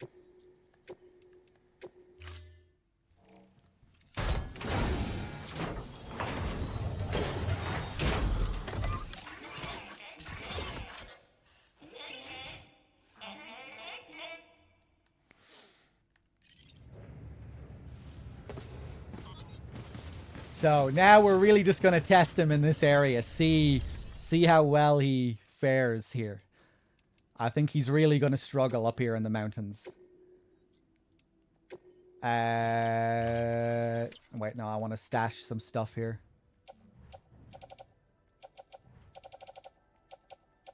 PCCs. All this stuff.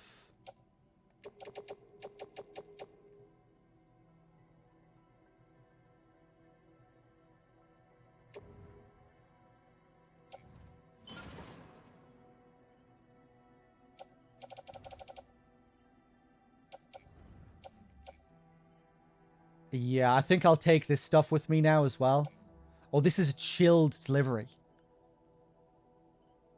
Did I fuck this delivery up by keeping it in the private locker?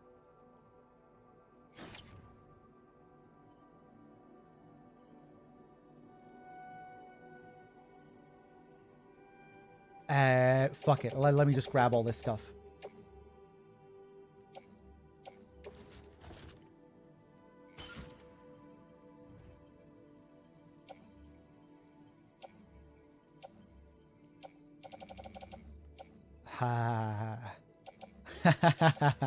Okay, BuddyBot. I'm going to... Will I entrust this to him?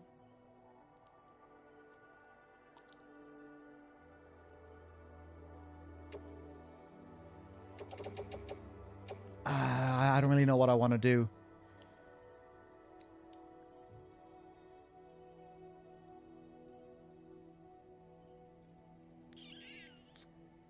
Hold on.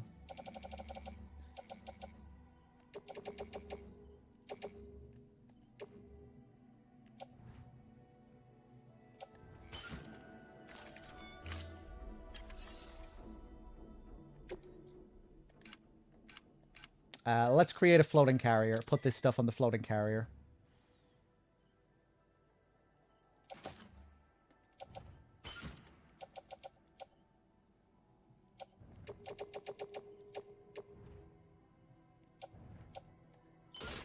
Bum, bum, bum, bum, ba-dum. Okay, right, you're just gonna have to follow me now, BuddyBot. We might find some use for you, though. Let's just put him to the test here first. Footwear condition poor. Replacement is advised. Safe travels. Oh, there's 3 of you. Who's the third guy? Weapons restrictions lifted. Oh! The porters that you rescue in the for the director's cut missions, I guess they get added to the group. That's kind of cute.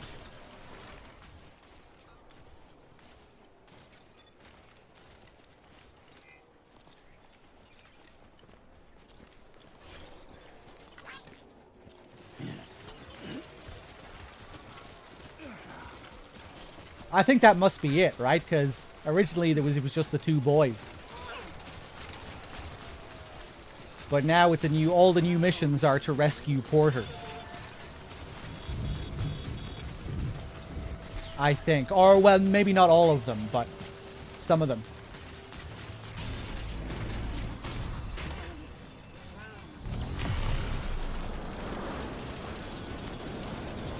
Just incredible with the 10 months. Thank you. Look at Buddy Bot.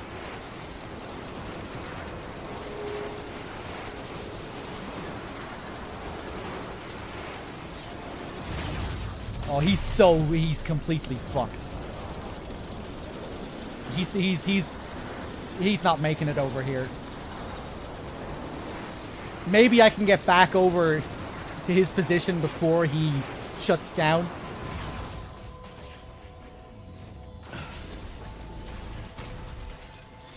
Beginning scan. Scanning bridges ID. Verifying ID. Clear. All weapons will remain locked.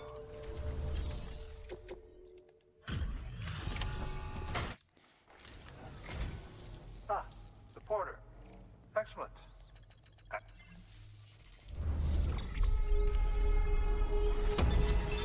Yes, give me that 3 stars. Give me that bandwidth.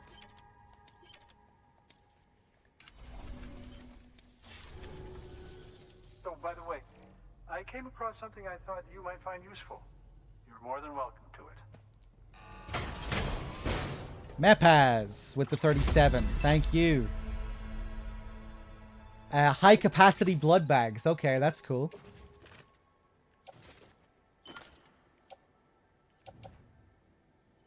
Right, so this chilled shit.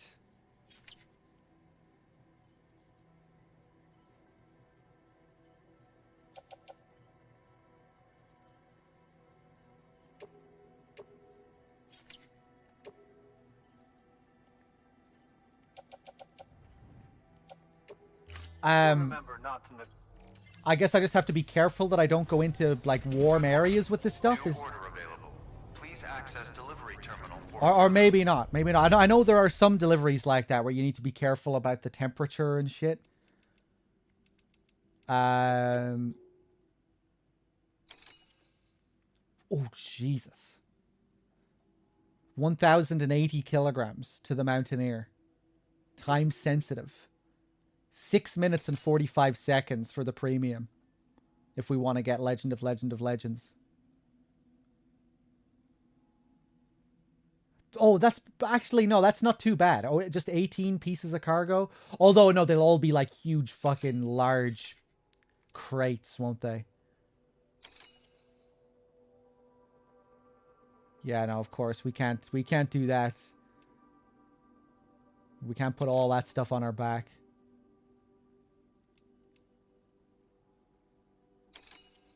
Another timed one, just back over to Mountain Knot, 168 kilograms. Yeah, fuck it, go on.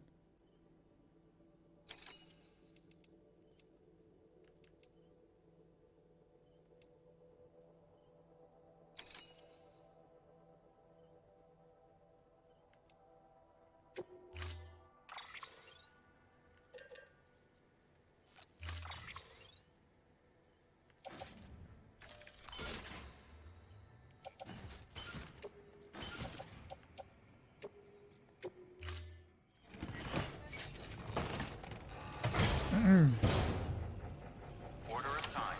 Delivery parameters updated. Time limit set. Weapons restrictions lifted.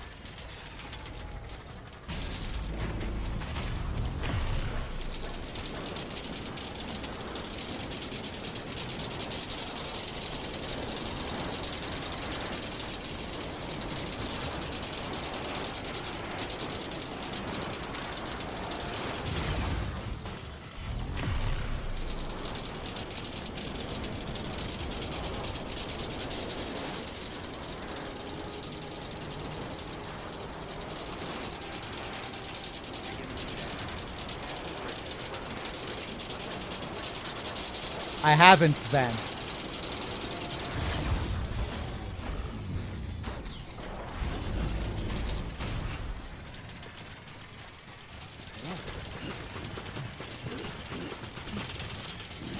Beginning scan. Scanning bridges ID. Verifying ID.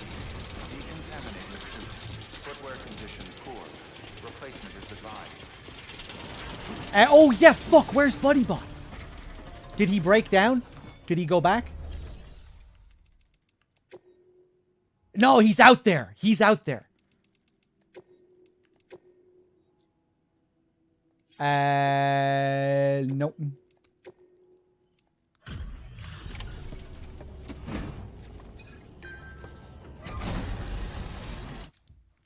Hey, Sam.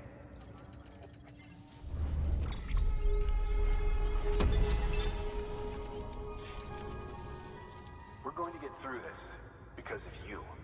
Thank you, Sam. Good work. New order available. Please access delivery terminal for further information.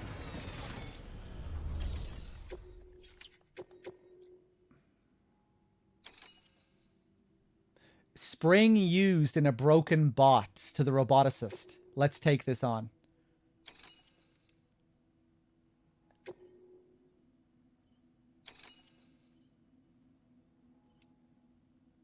I think, hold on.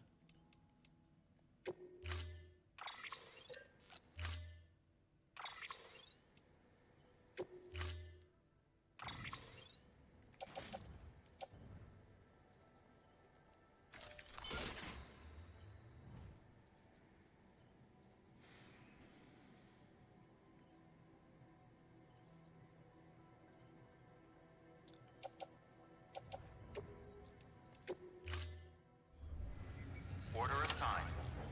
BuddyBot, how far away are you?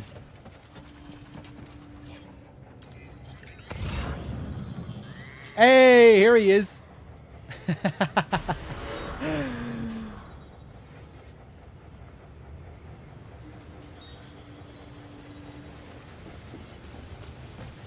What's up, man?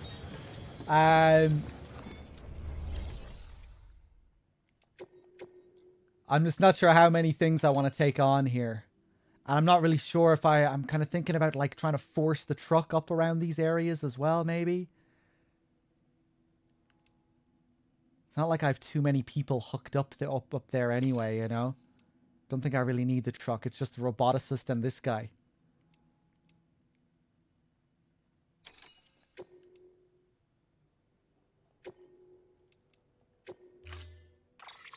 Okay, BuddyBot, I'm entrusting you with this.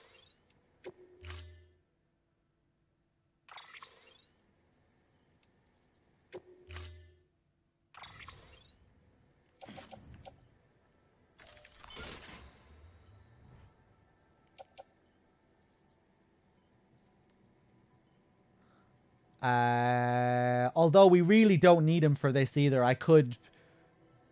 Although, no, if I use another floating carrier, that'll just really... It'll drag me down more. I can probably put a lot of this stuff on my back as well. Yeah, fuck it. Oh! How much damage did that deal? Okay, 1%.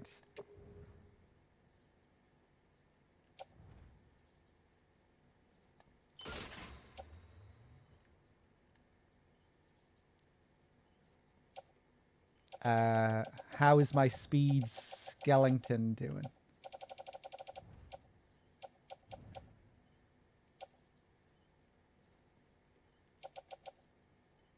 Okay. I'm going to take a PCC as well. I'm really fucking around here.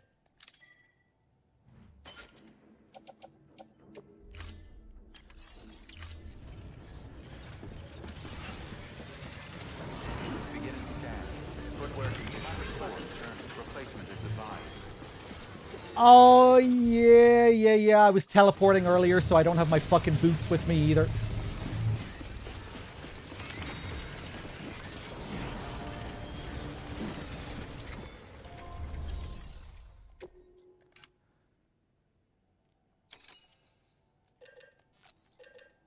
I really need to go back to the chiral artist's mother and grind up some of those chiral boots.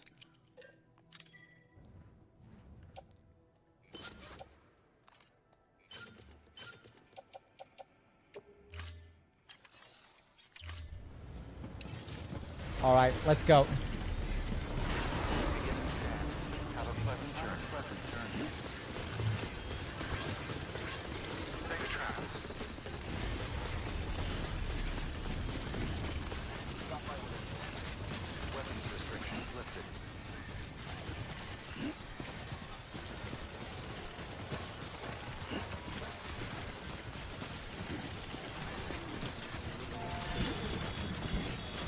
What is the deal with these red flashing packages? I think that has something to do with the chilled order.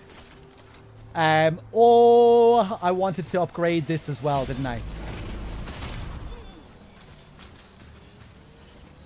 Okay, buddy bot. Let's see what you can do here.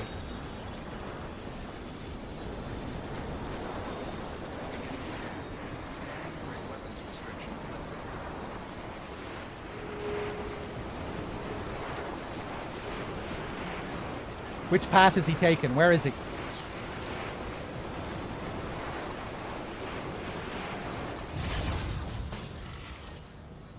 Oh, God. Sorry, buddy bot. I'm really leaving you in the dust here. I believe in you. I believe in you, buddy bot. You can do it. You can do it.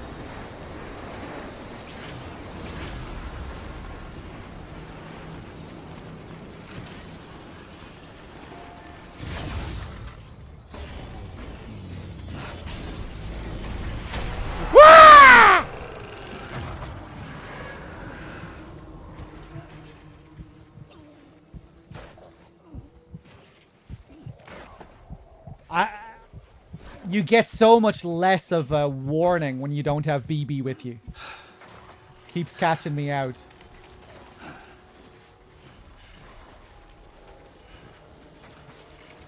The delivery we have set for BuddyBot as well isn't over here. It's all the way over there.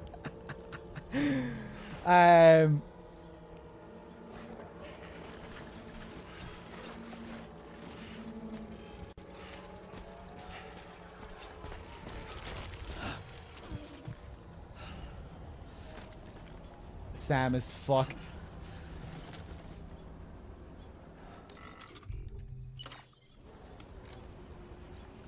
He's doing it, man. BuddyBot is on the way.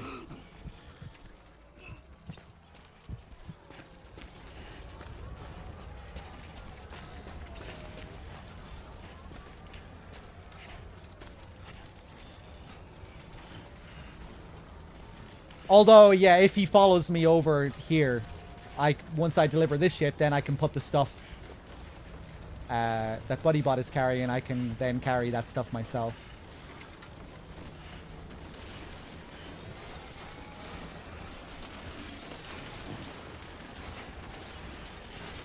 No, I don't think my housemates are here right now.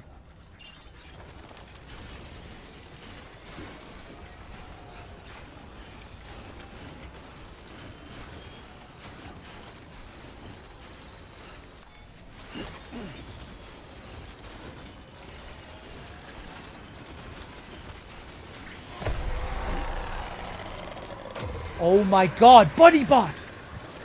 He's here already.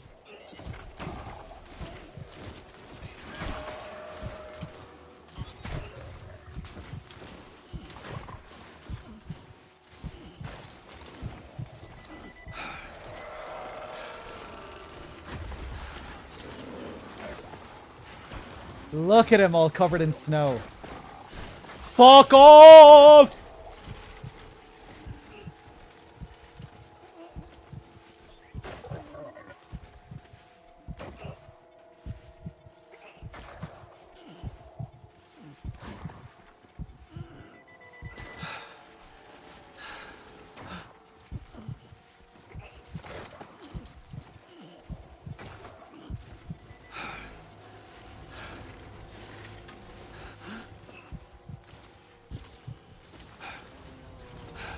Oh no.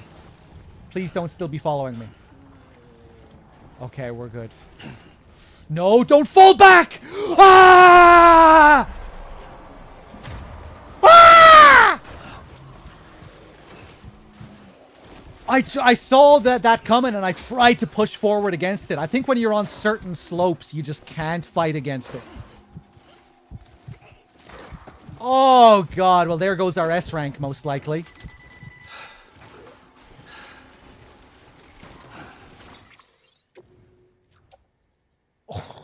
Jesus Christ. Okay, fuck. Probably should have worn a power skeleton. But, you know, I didn't go into the yellow with my weight, and the speed skeleton is so much faster for just marching through the snow that... Ah! I thought I would go with the speed skeleton.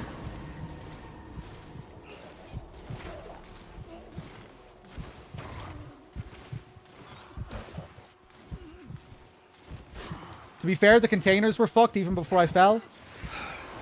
Well, yeah, but it doesn't matter if it doesn't matter if the containers are fucked if you don't fall. The containers getting fucked up, you know, that only matters if you fall.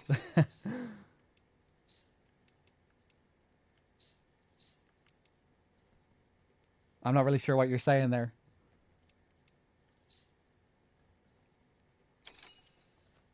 Yeah, you don't need to worry. Like the containers can get completely ruined, and you can still get an S rank. It's the contents that it's the it's the contents that matters. The more damage your containers get, the more damage the cargo gets if you take a knock.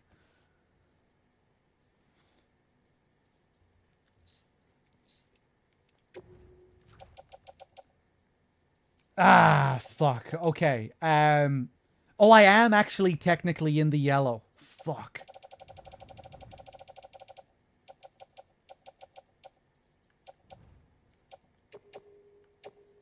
Here, buddy bot, you want to carry some of this shit for me?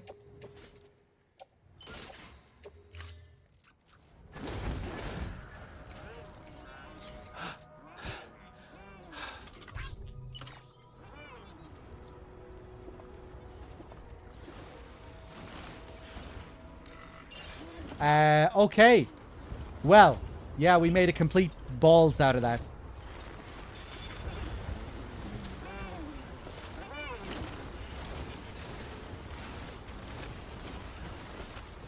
Yeah, I always, I never bring container spray with me anymore. I always...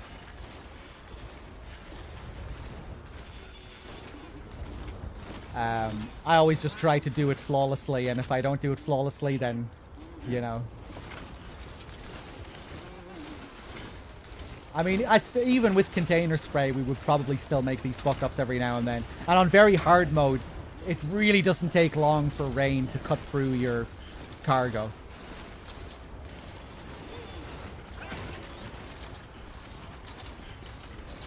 And especially up here, because the snow deals more container damage than regular timefall.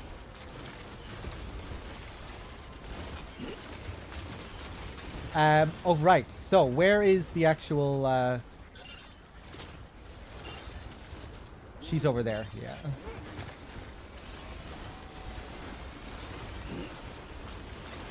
Well, fuck, man. We're gonna be getting like an A or B rank here now. Do I ever take out the BTs? In the early mid-game, no, never. I never bring hematic grenades with me or weapons at all to deal with BTs. I just sneak past them.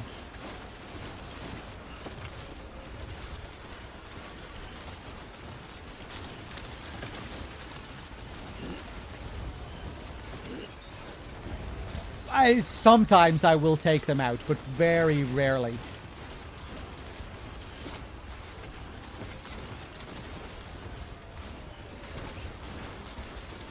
Like if I really need the space or if I want to like set up a structure or something, but if my goal is to just get past them, then I'll just sneak past them. Oh yeah, like now that I'm in the late game, I'll cut the strands because once you get once you get the super handcuffs, the BTs kind of become your prey at that point. They're like grind spots for chiral crystals.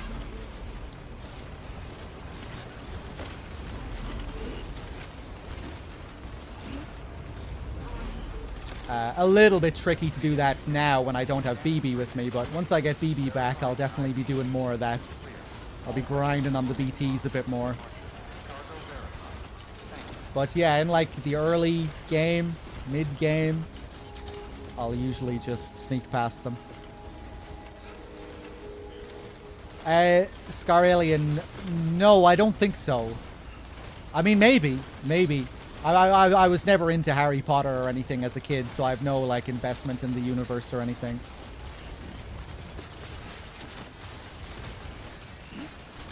Keep on keeping on.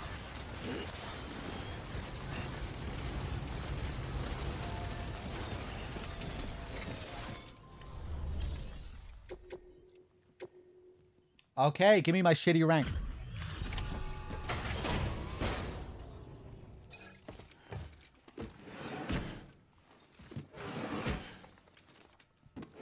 Delivering cargo. There you are.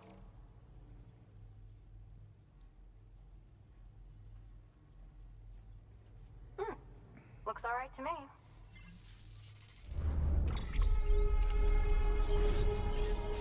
Whoa, man, she is very kind. I really like her.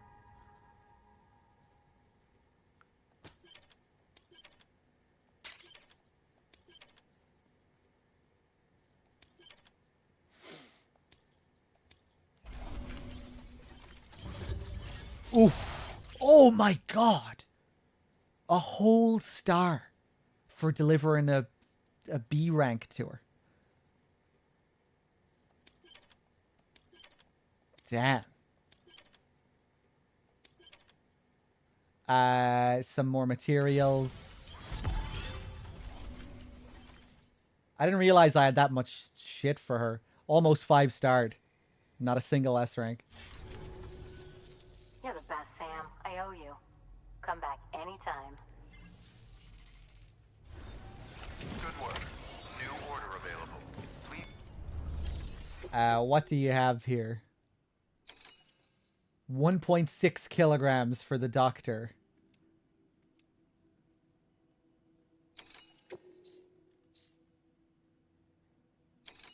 Vogue warning on this one. Oh shit, okay. Premium delivery. Sure, I'll take it. We'll bring some container spray for this one because it's going to be a necessity. Sure, I'll take that. Distro Center South as well. I may as well take that as well.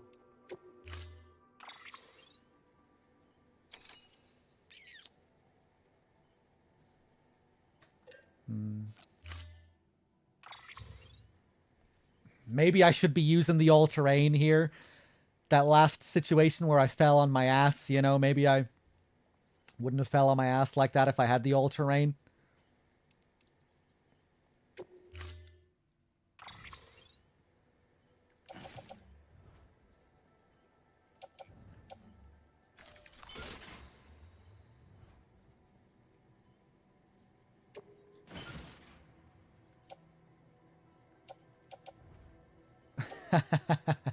Oh, yeah, okay, so we have a load of destroyed shit for the Mountaineer, too. Amazing. BuddyBot's cargo is perfect, though. Not a scratch on it. Order assigned.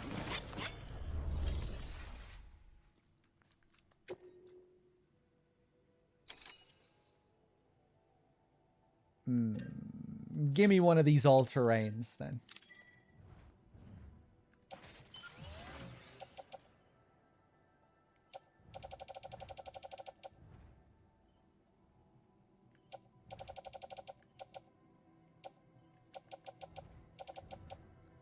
Bum bum bum bum bum bum.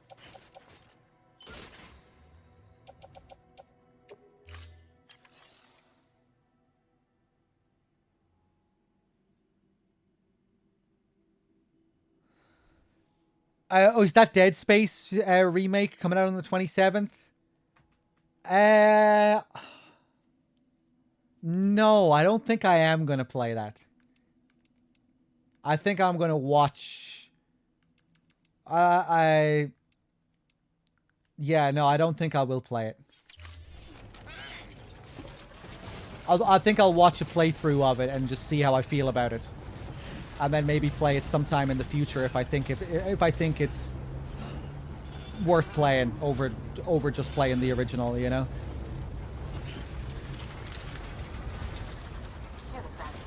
I saw some stuff in the clips that they released that didn't really fill me with much confidence. Like some of the animations looked kind of shitty compared to the original game. Some of Isaac's movement.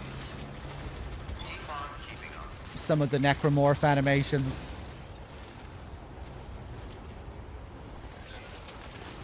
So I'm a little bit suspicious of it. I'm gonna sit back and watch, probably watch a playthrough of it.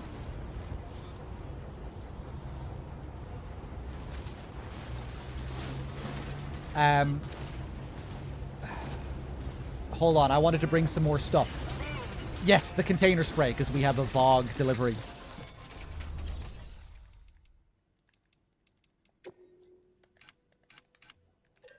Let's bring 4 of these, just in case. Yeah, there we go. Do I have PCCs? I wouldn't mind if maybe making setting up some zip lines as well while we're here.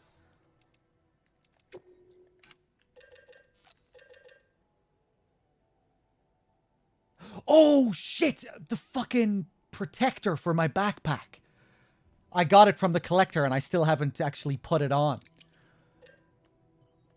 I'm just thinking, because now it would be useful, you know, up here when you're spending a lot of time up in the snow, and especially on this difficulty, that it just tears through your equipment. It's okay with containers. We can let the containers get damaged. That's fine. But with equipment, it just straight up breaks the equipment. You don't have containers to protect it.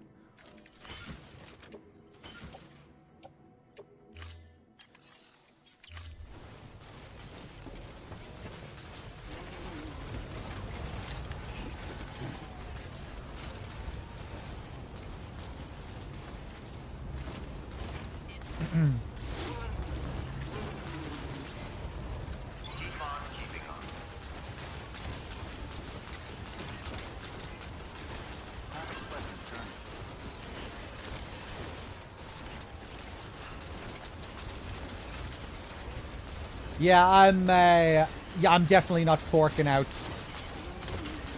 full price for Dead Space. Like right now, my money is tight as well. I really can't be affording to just buy, you know, I can't afford to buy every new game that comes out. And it's not something I'm craving either. So I'm gonna wait and see what people are saying about it.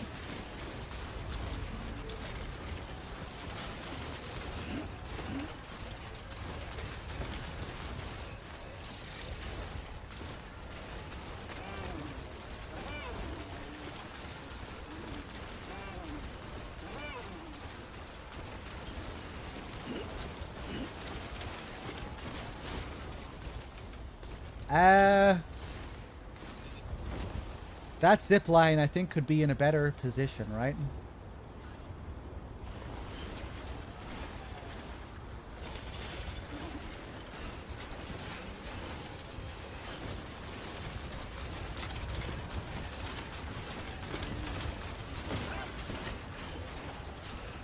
Although, I think that's the one I set up. Yeah, it's in a good position if you want to get down to the weather station, but will it connect easily to? Yeah, I mean, yeah, fuck it. I guess it has that range. Oh yeah, another thing I wanted to check. Can I tie up BuddyBot's cargo? Oh, I can. It's not just for floating carriers. There you go. There's some extra protection for you, BuddyBot. Not that he really needs it. Like, he never fucking falls or anything. Oh, BuddyBot is a beast, yeah. He seems to be doing quite well in these mountains so far as well. Right, now I wish I brought some chemicals and special alloys with me so I could upgrade some of these zip lines. Sam is fucked though as well.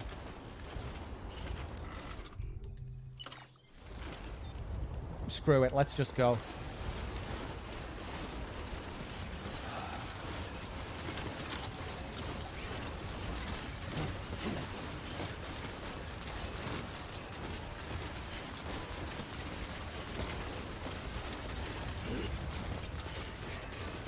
The Bob Ross of zip lines.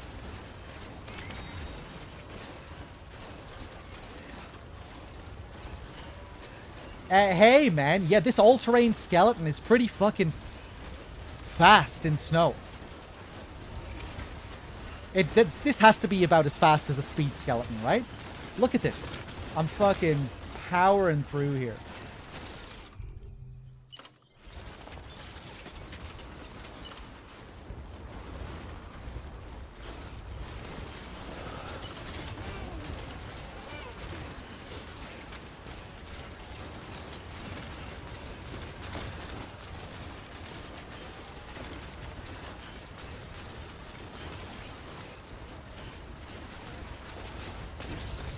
God, I wish I had your legs, buddy bot.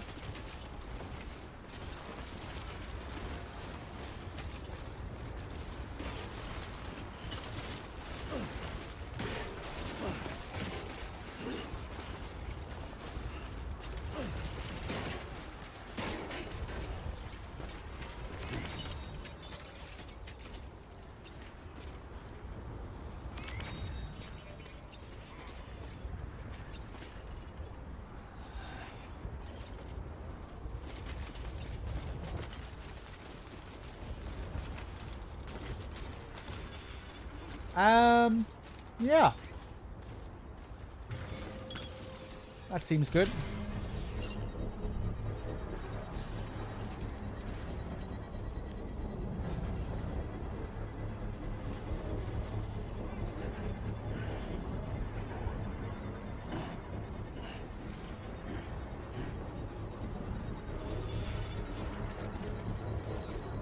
Construction complete.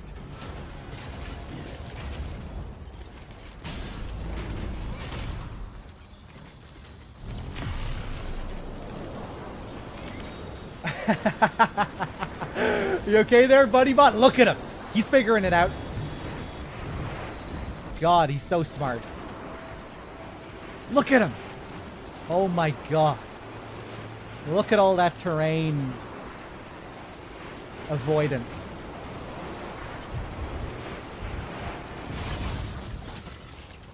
That pathfinding.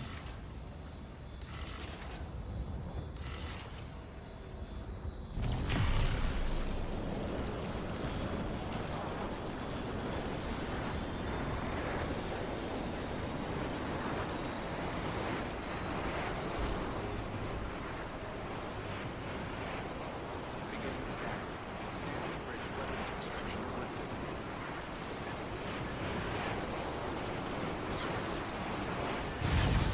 lifted. Although now we're probably going to have to wait for him forever to get over to the Mountaineer. Fuck. Yeah, I really should have just grabbed the fucking cargo from him.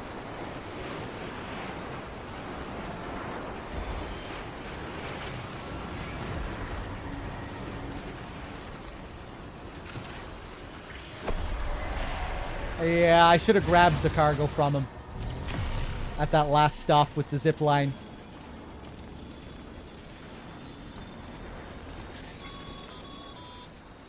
Sam, you've got a broken container spewing fog as we speak. Ah! Leak with repair spray, or get to the nearest timefall shelter ASAP. If neither is an option, then double time. Oh to your destination. no, that means we probably fucked up the Legend of Legend on this one as well. Ah, I completely forgot about the Vogue.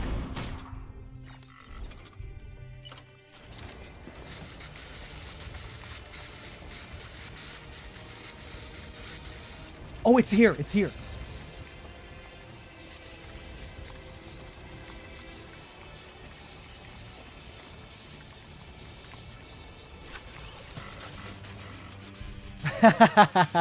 Intense Vogue cargo cleaning music.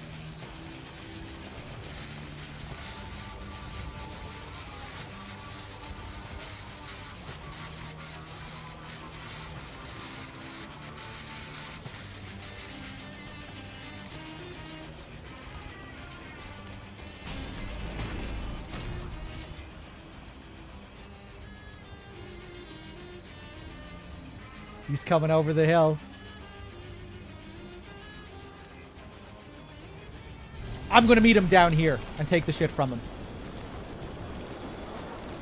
I bet he could although I kind of want to see if he can make it up here.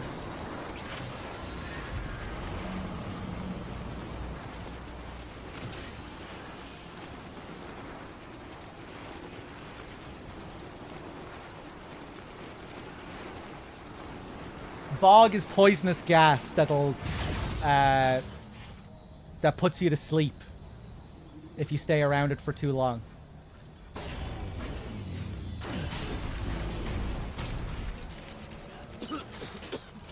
Oh my god, it's leaking again.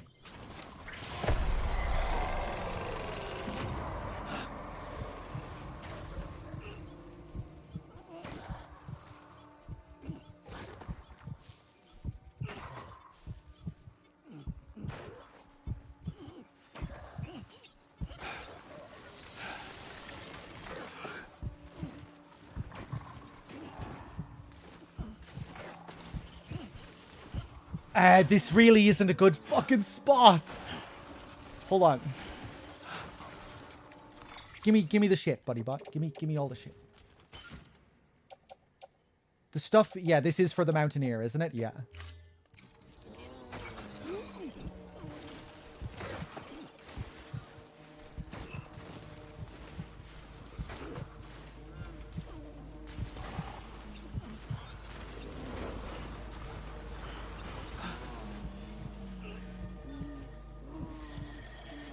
Oh no. Oh no! No, it's over. It's over. It's over. Drink something, Sam!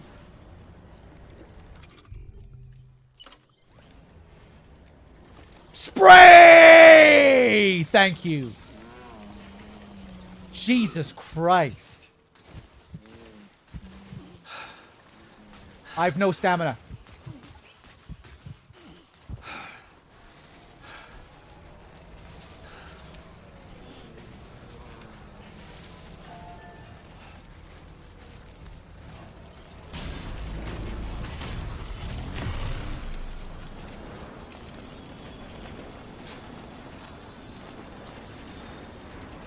I think what we're seeing there is an extremely nasty combination of very hard mode and BT area snow.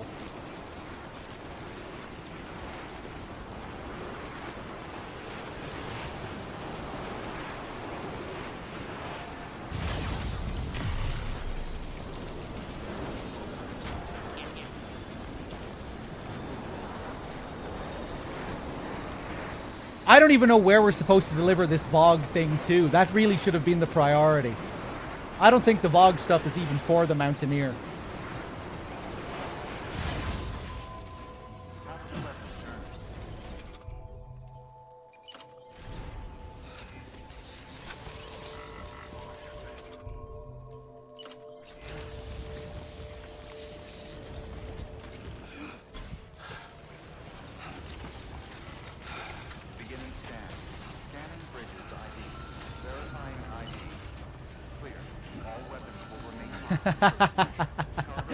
That was a really bad place to meet up with BuddyBot.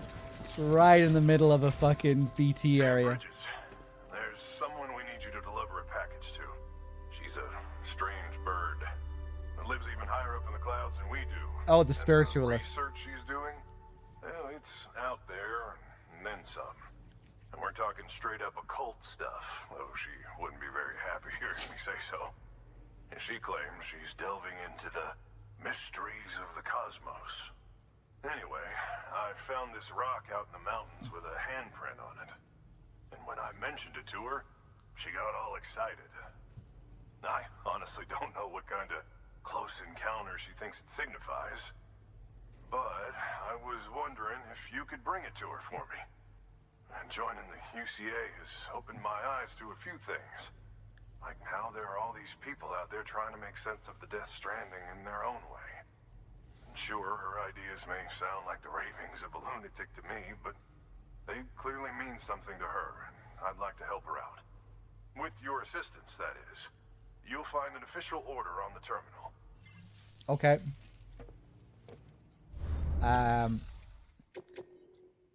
What do I have for you? Yeah, the Vogue isn't even for this guy. Right, give me my shitty ranks. Thank you for coming. Cargo seems to be in good condition. No complaints here.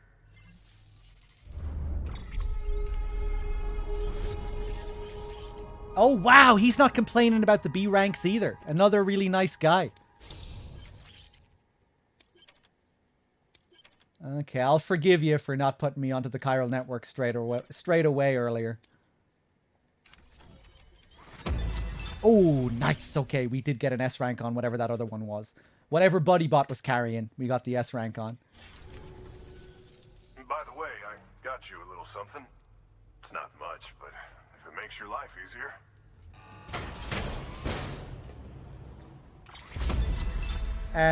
Custom chiral climbing anchor. A homemade chiralium-coated improvement on the standard climbing anchor that boasts a lightweight construction and improved durability and timefall resistance. The specifics of its construction mean it can't be recreated using a chiral printer. Can be driven into the ground to create an anchor for a length of up to 30 meters. Does that mean that a climbing anchor level 2 still actually has more, has a longer rope?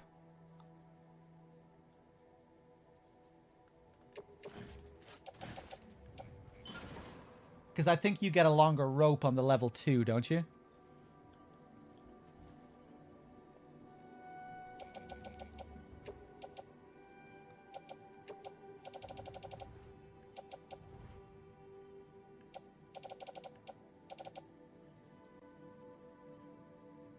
Oh! The Vogue is actually still...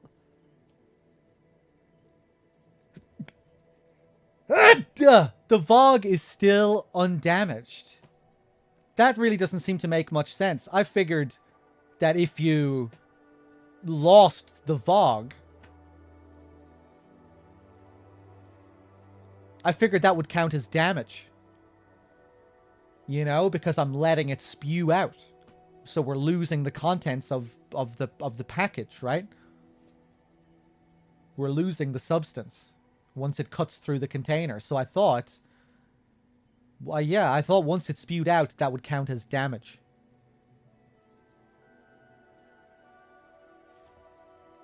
Huh, okay. They're fairly generous with that. You just need to be careful that it doesn't knock your ass out.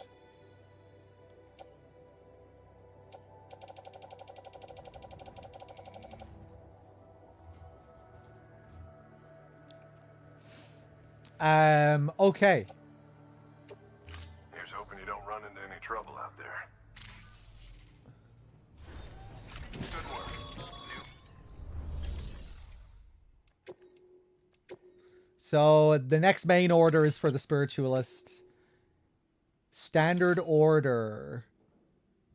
Recover cold-resistant materials lost during delivery.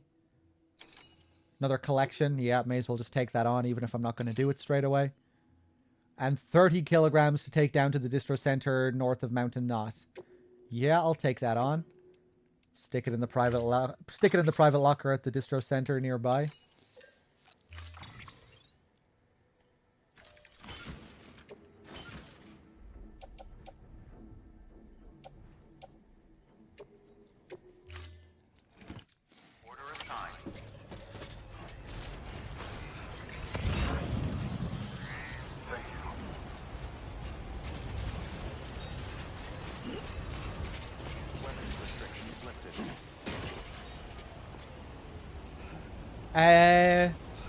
Maybe I should take on his order for the Spiritualist.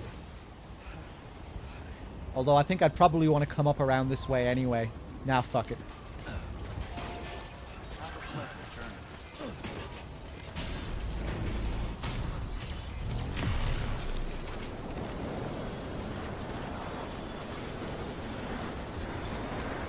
King Fedora, how's it going? I probably won't be playing for too much longer tonight. I've been streaming for longer than 2 hours and 50 minutes. The stream died earlier. I've been streaming for around 5 hours, I think.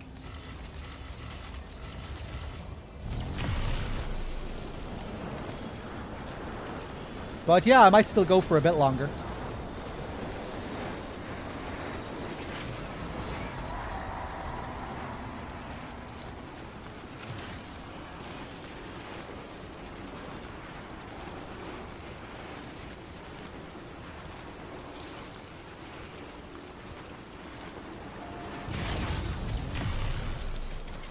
BuddyBot. Did BuddyBot try to go... Did he go outside the network? Where are you, BuddyBot?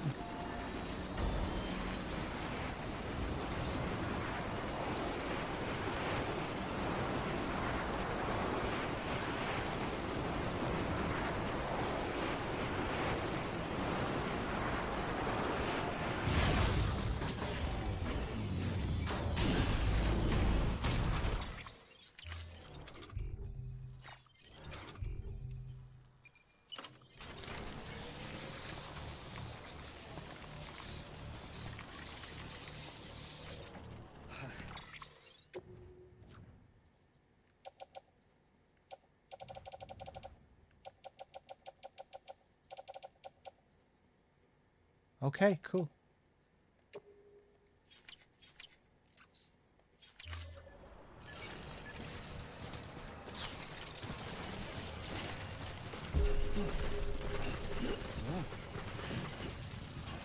Beginning scan. Scanning bridges ID. Verifying ID. Clear. Weapons detect. Decontaminating suit. Rest is advised.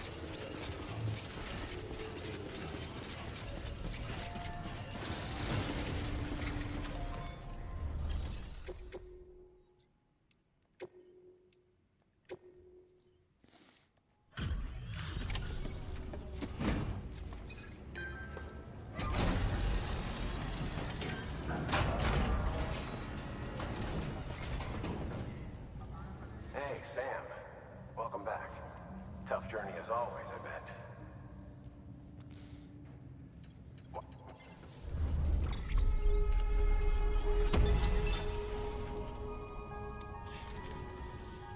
We're going to get through this because of you. Thank you, Sam. Good work. New order available. Please access delivery terminal for further information. Are humans all that important? Just to really make me feel like shit at the end of my delivery. Right.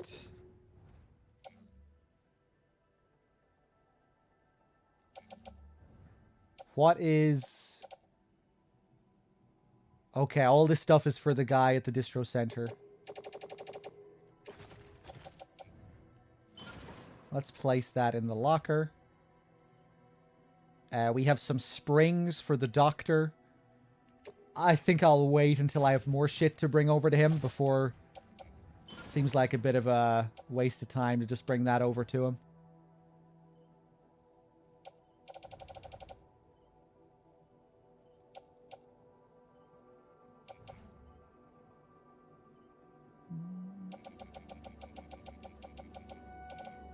My balls.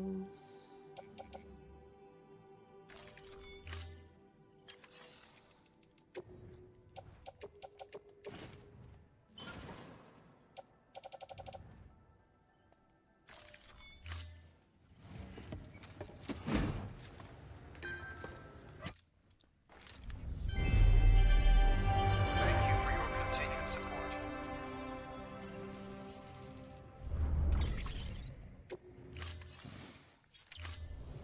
Okay. Thank you for your contribution.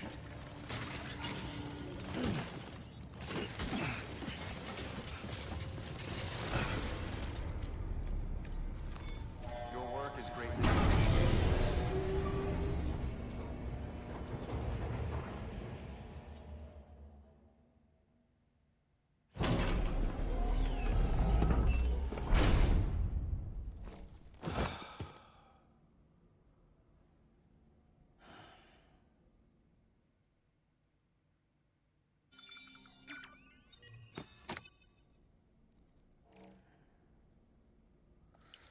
Alright, man.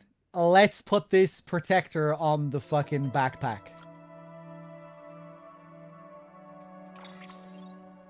Yes! Backpack cover level 1. It's probably not going to do much to protect me up here. Especially on this difficulty.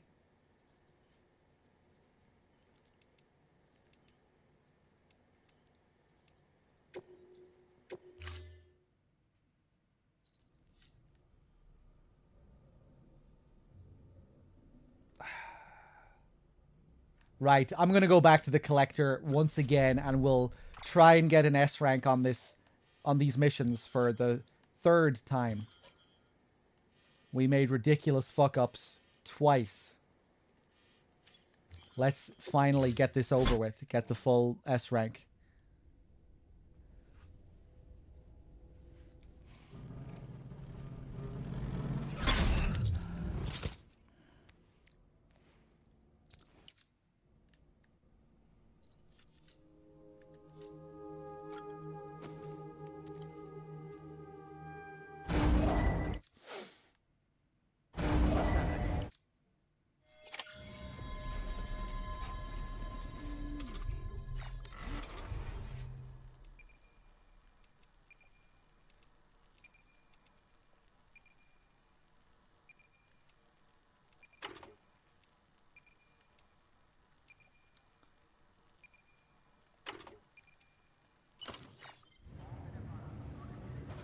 Okay, and the cover does carry over. I don't need to create another one because I teleported or anything.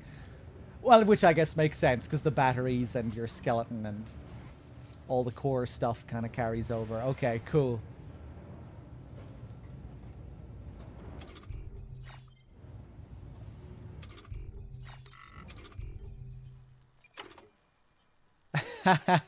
Southern Ireland? What are you?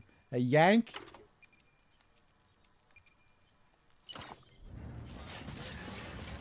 Beginning scan. Have a pleasant journey. Have a pleasant journey. Have a pleasant journey.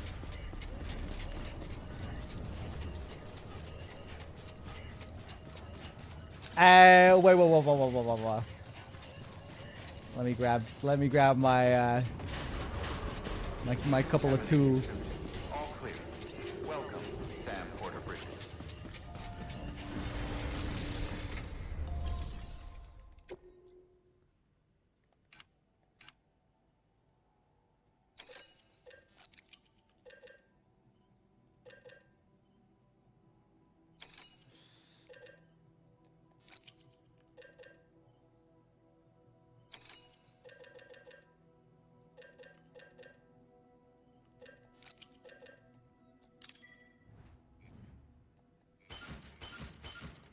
That was probably a waste. I think I've been using a lot of these around here anyway. Custom made tools, sticky gun.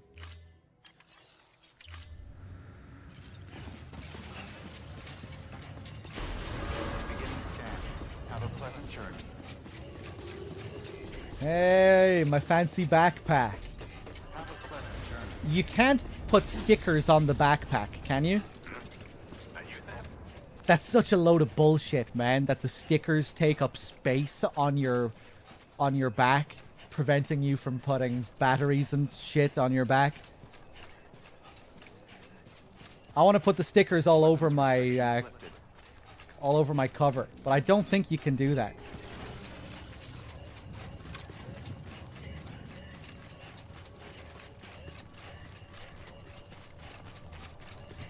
And now I really look like a Deliveroo driver. Yeah.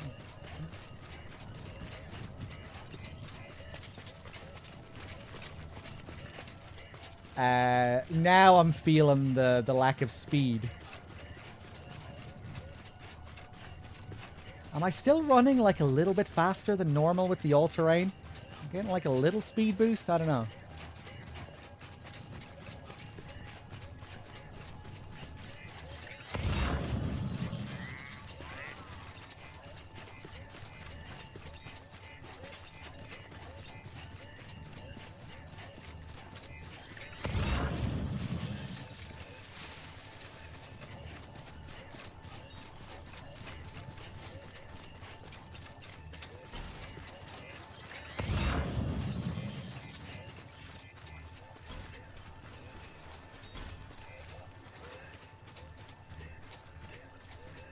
Mr. Collector, where are you?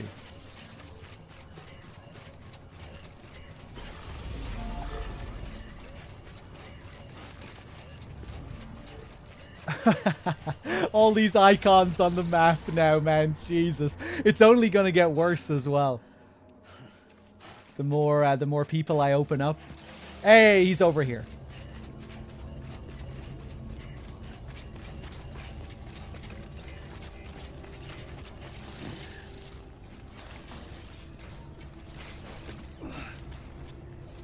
Kind of want to just drop down. I don't think... I don't know. Beginning scan. Scanning bridges ID. Verifying ID. Okay, you fucking asshole. Let's do it this time.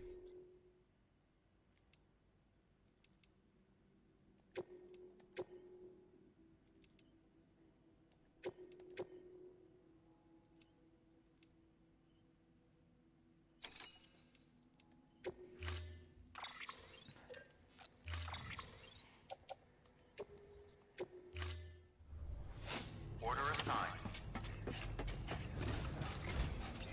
Weapons restrictions lifted.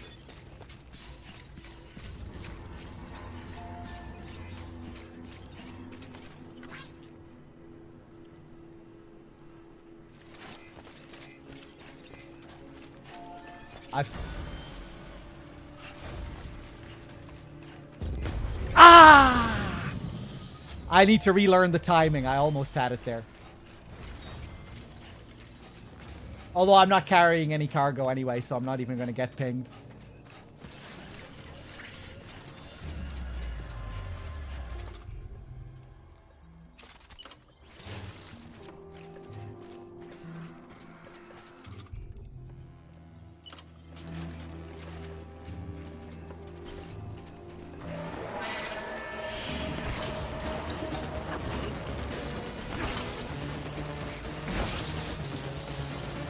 Oh! You're making a fool out of me. I was trying to make a fool out of you.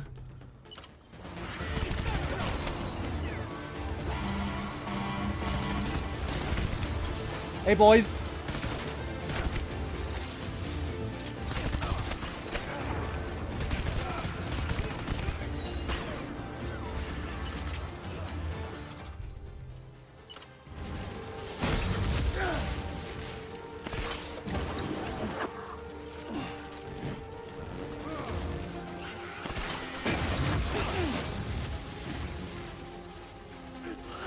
I'm gonna faint. I'm about to faint. I can't stop fucking around with the sticky gun. I can't resist. I'm dead. I'm gonna lose all the cargo. Or whatever the fuck I have on me.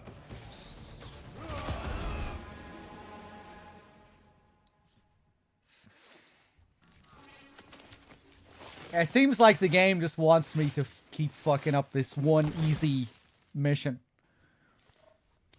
There's nothing I can do about it.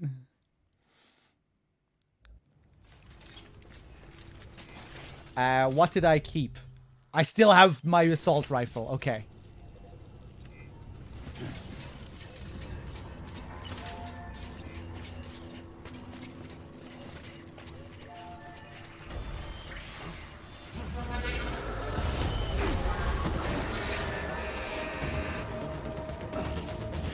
Still wasn't enough to knock him out.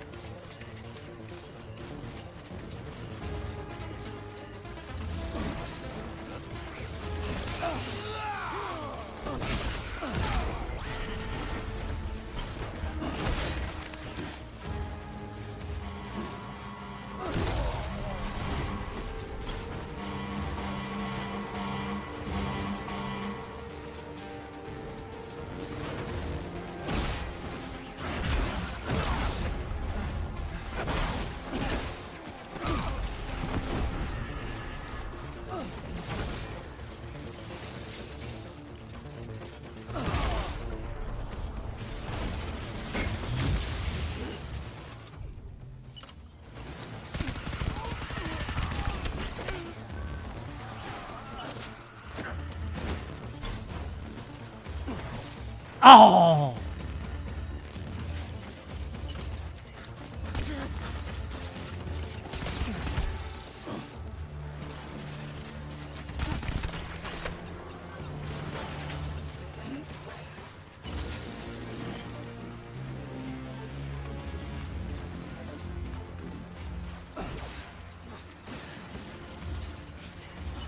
I missed my sticky gun.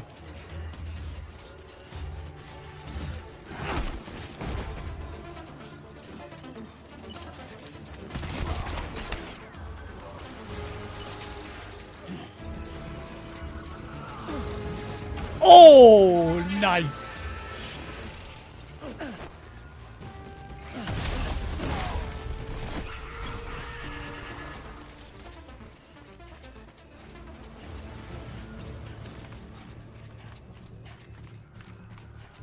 You can really throw far with the power glove. The power glove gives you extra distance.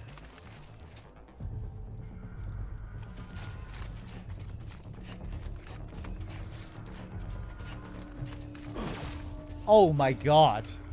Yeah, that's some crazy distance. Sam's right hand is stronger than his left hand, so if you throw with his right hand, you get further distance anyway. But that combined with the power glove means you can throw really far.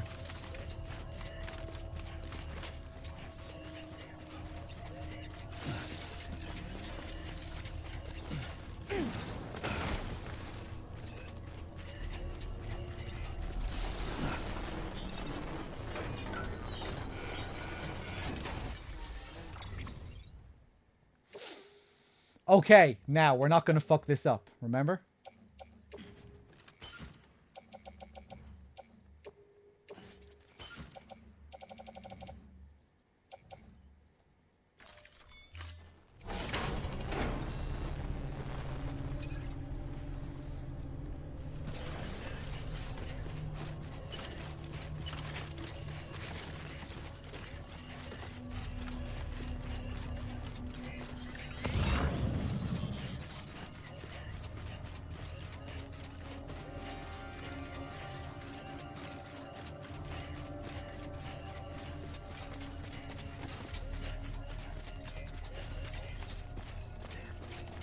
Whoa!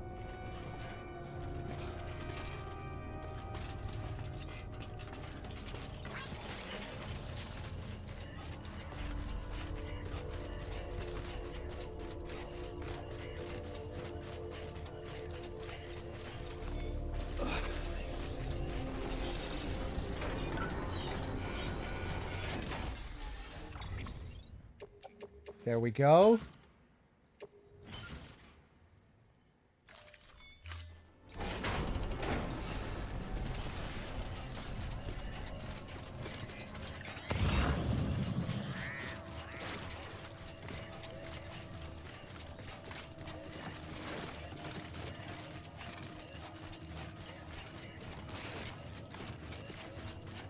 All these materials, they're all classed as mine because I picked them up.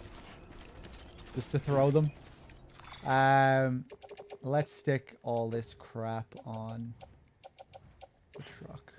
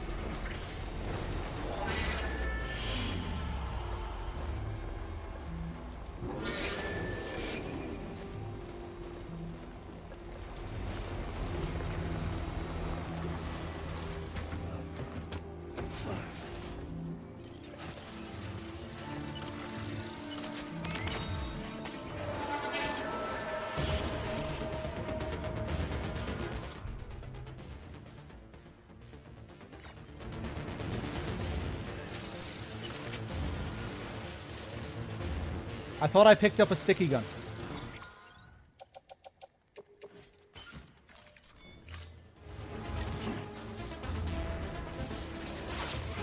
Ah! No, no, no, no, no, no, no.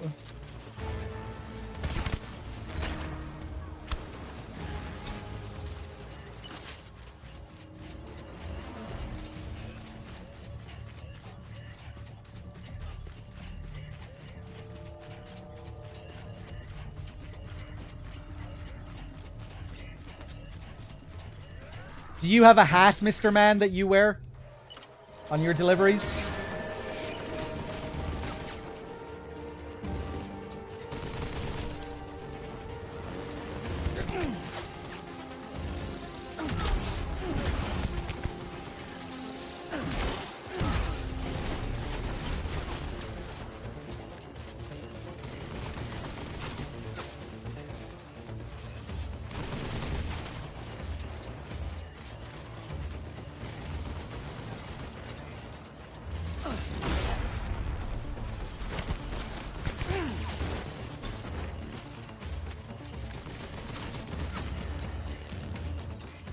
I don't think I can smack him head on like this, can I, with a package?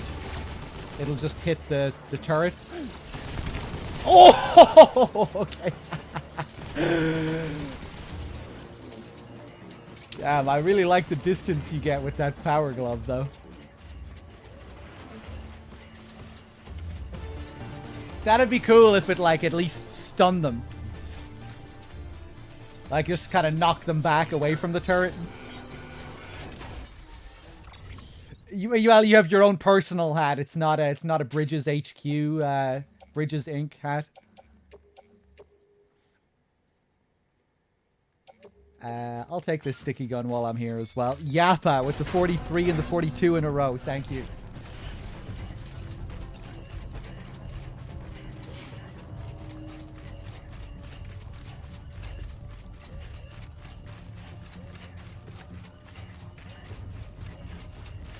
Do you ever deliver fragile cargo, Mr. Man?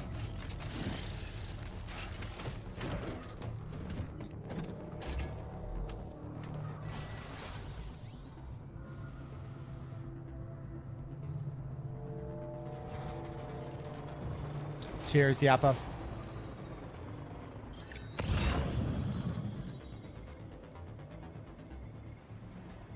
Okay, I think we're finally done here.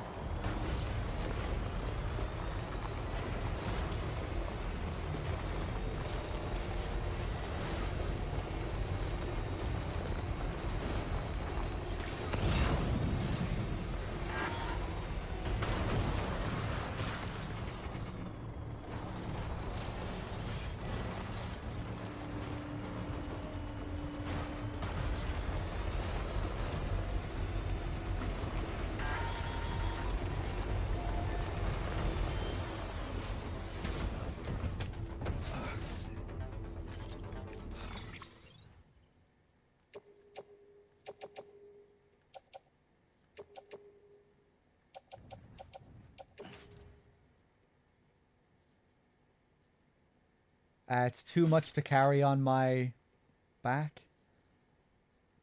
You fucking asshole.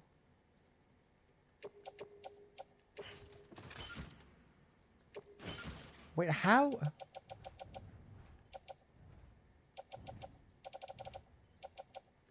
Oh wait, no, it's not. I was very confused there.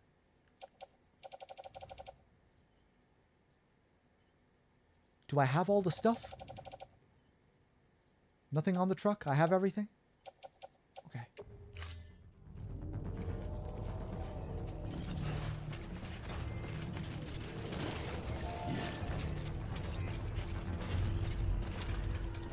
Imagine if it started raining while you were walking on a chiral bridge.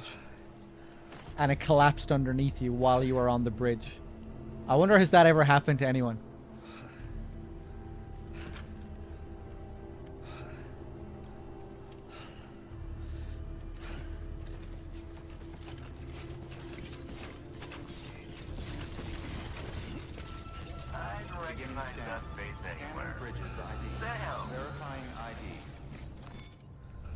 Surely that doesn't happen. I don't know. I think like as soon as rain touches it, it shuts off. But maybe if you're on the bridge, they let you cheat the system until you get off.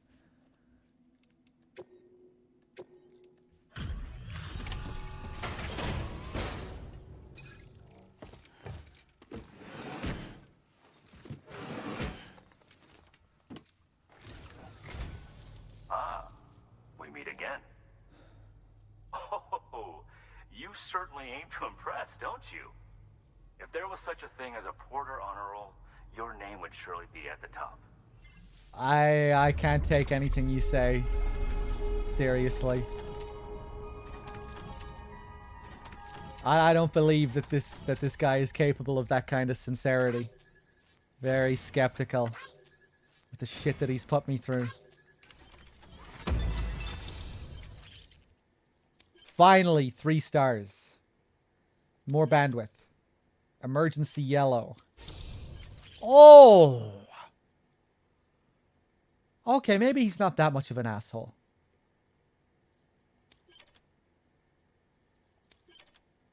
Backpack cover level 2. Yes. Oh, damn. We're going to have 5 stars now. Or not. Ah, Sam. Ever so reliable. You'll forgive me if I impose upon you again. Good work. New order available. Please access delivery terminal for further information.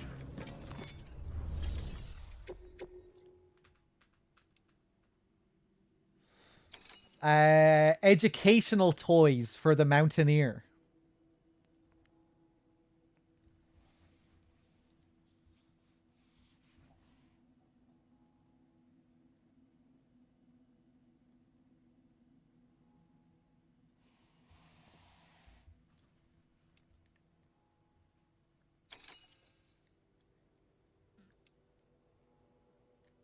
I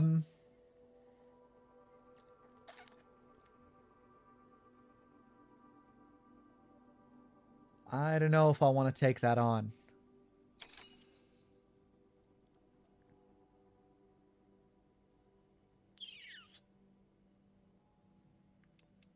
Nah, I think I'm good.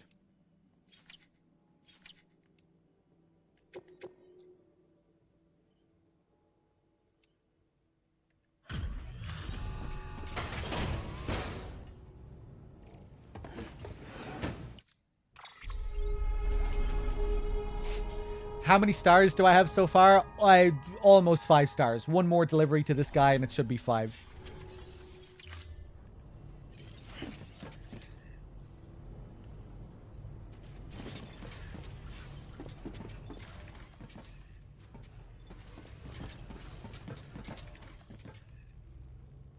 J.J. Sutton.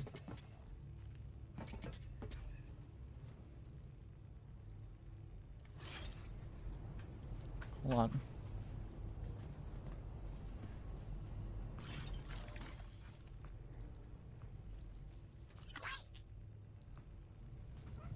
Trying to read what it says, what the name of the book is.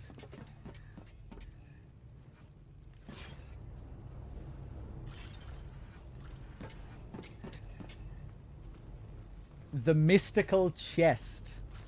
More stuff by J.J. Sutton. The Dark Images. Shattered Soul.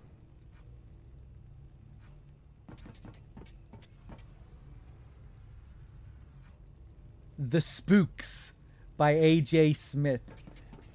By A.J., a Penese man. More Dark Images.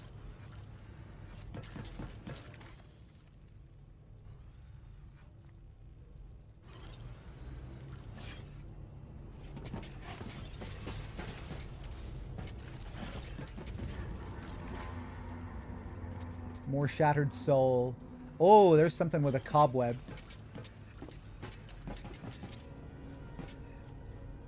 Entrapped. Entrapped something, though? Is it...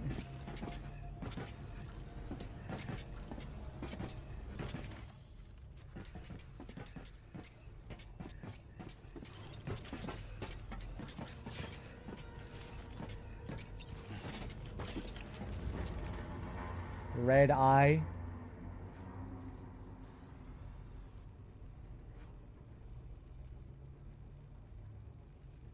Something queen.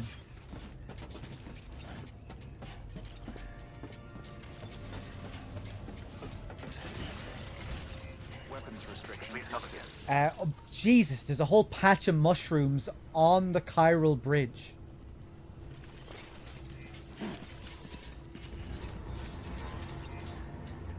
In midair on the bridge. What's going to happen when the bridge disappears? I guess it'll just still sit there.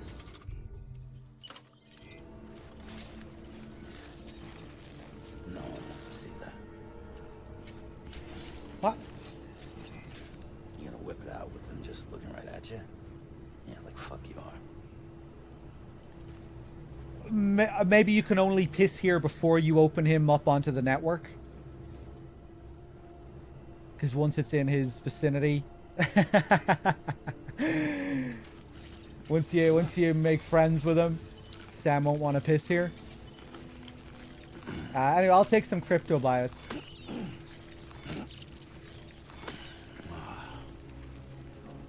How many do I have now? 160.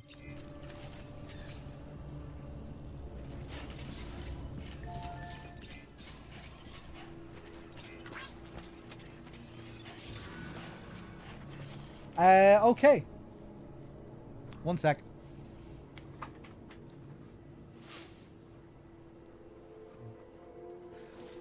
Oh yeah, I guess I could maybe piss up from above.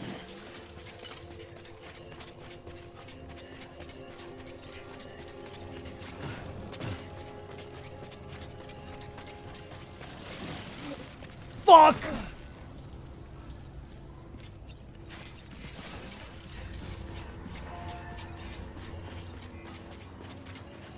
It's weird not having BB crying after I make those long falls.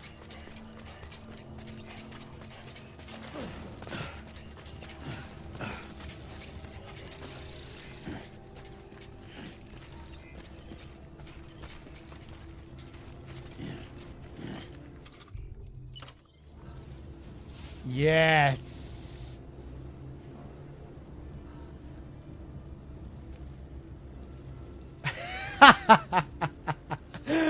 Okay, I hope this is landing in the right spot to contribute.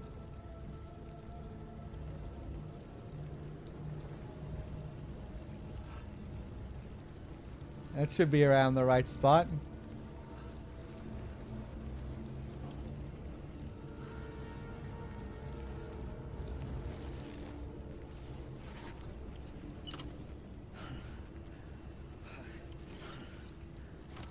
Okay, we didn't hear any sound effect there or anything, but...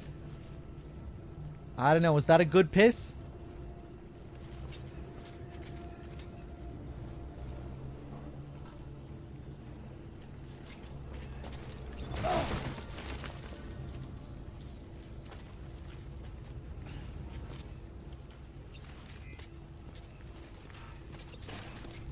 I just want to wait to see if more cryptobiotes spawn around it.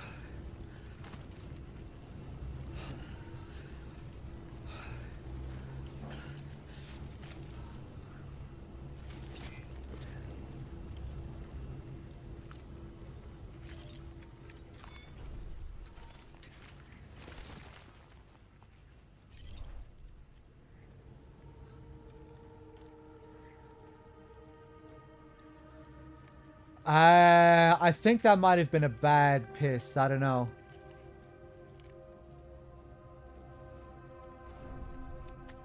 Okay. Move your butt.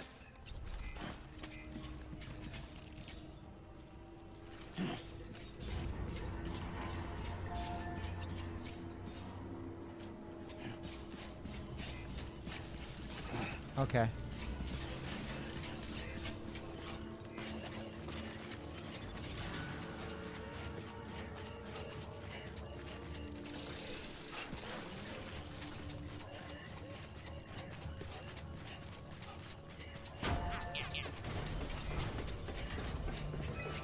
Yeah, I always thought you got like a little kind of Mario-esque sound effect when you know, if you created a mushroom or if you contributed to another mushroom patch. Maybe you don't. That only happens when you create your own mushroom, that you get like the little wub wub wub wub sound.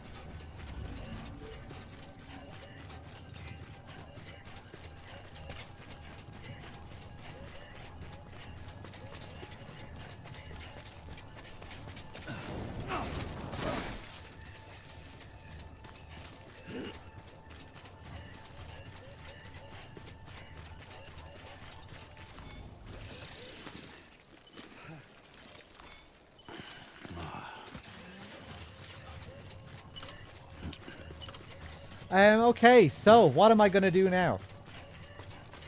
I guess I'll just do the next main mission, the next spiritualist mission.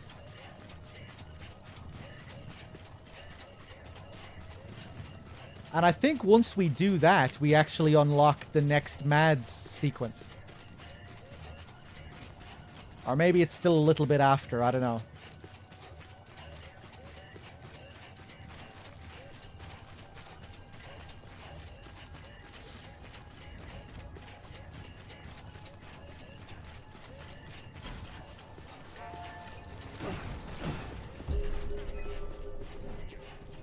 Beginning scan. Scanning bridges ID. Verifying ID. Clear. Weapons detected. All weapons decontaminating suit. All clear. Have a pleasant Sam Porter Bridges.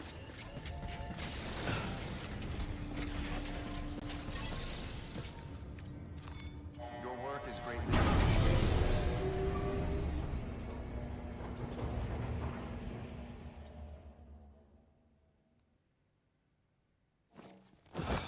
Why are my glasses not gold?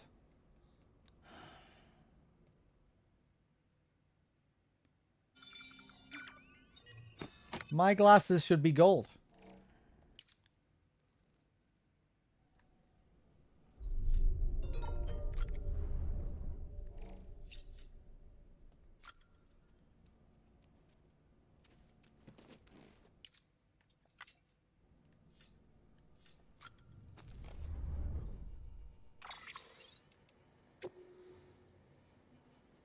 Oh, Jesus, some of these emails are stacking up here.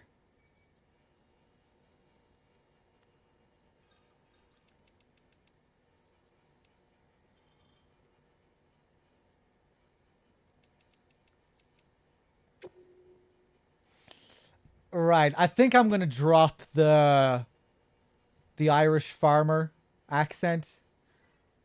The Western, culty Irish farmer. I think I want to drop that accent for the collector.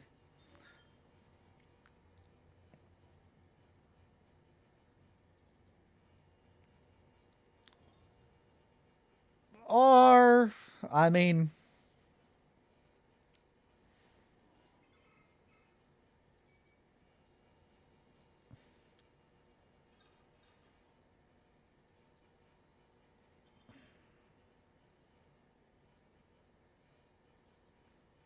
I'm really running out of voices.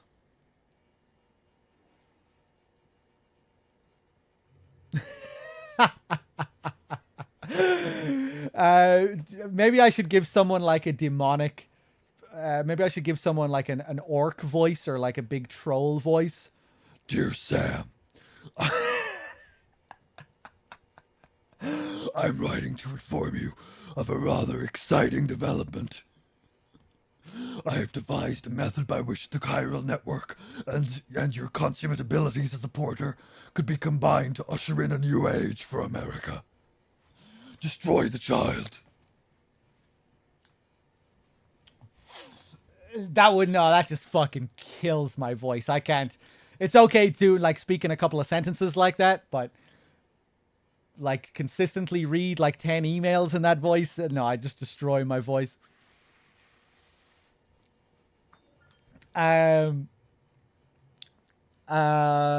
What other voice could I do for this guy?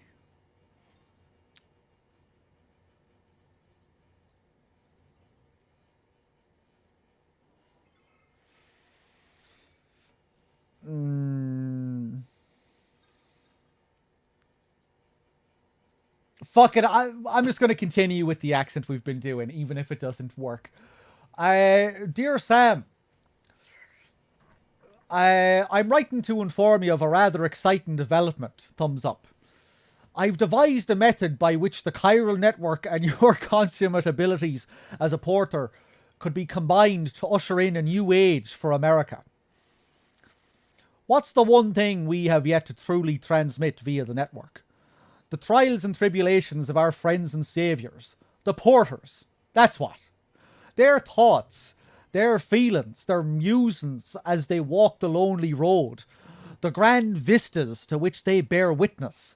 I believe that if humanity were able to share in their incredible experiences, we might stand a better chance of coming together as one. Happy emoji. Would you permit me to use? To use you to test this theory of mine? I wish to chronicle your travels so that people can be united in their appreciation of your daily struggles. I might call it keeping up with the couriers, or perhaps something with Hamamura, my family name. Names are hard. Okay, I think that might work a little bit better if I just kind of like change the tone of them a little bit. Yeah, okay, right. We're gonna keep that. That felt a little bit better that time, actually.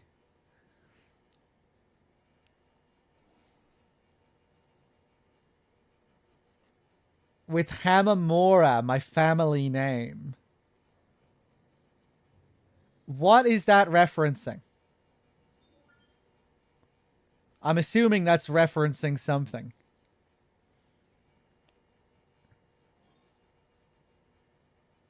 What's the name of the real guy that this guy is modeled on? This guy is the president of Famitsu magazine, I think. Like that's who's mocapped here.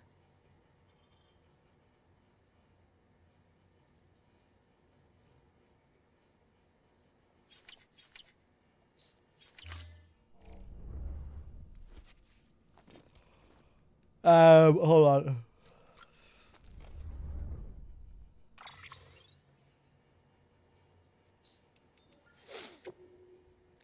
Culchy most of the time, and then the demonic entity comes in every now and then. The roboticist. What was the voice for her? Oh, just some kind of sexy seductress. Couldn't stay away, huh? Glutton for punishment, I reckon. Then let me bore you a little more. I told you before about drone syndrome and delivery dependence, right? Turns out there's an interesting little theory both might be reactions to. Wait, hold on. Turns out there's an interesting little theory both might be reactions to. Against might be a better way of putting it. The possibility of the singularity. Humans didn't want to stop being human. And the Death Stranding, that was mankind's last-ditch attempt to retain its sense of self. We caused it somehow because we couldn't bear the thought of losing our identity. Makes a sort of sense, no?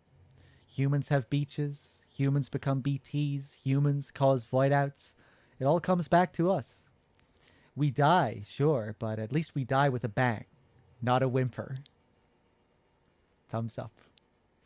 Maybe our next step should be to try and make the singularity happen for real. Get rid of us once and for all.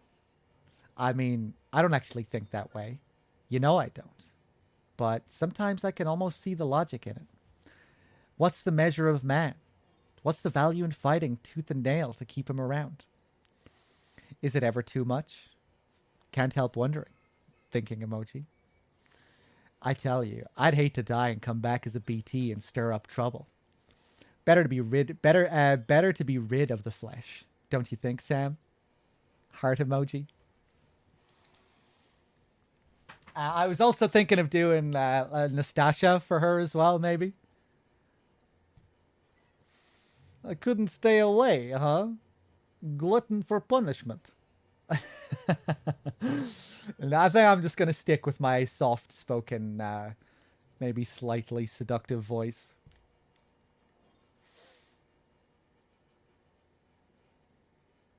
There's that line again. Not with a bang, but a whimper.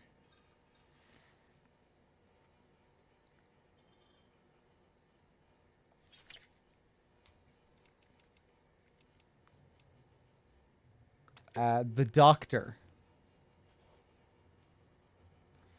Bigger bags, more blood. Fuck it. I'm tired of thinking of voices. I'm just gonna read this normally.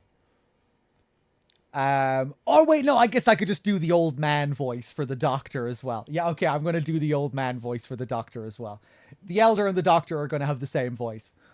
Have you been using that high-capacity blood bag I made for you, Sam? I really do think you'll find it useful, thinking emoji. Oh, I wish it was possible for me to print them on demand, but it's simply not feasible at the moment.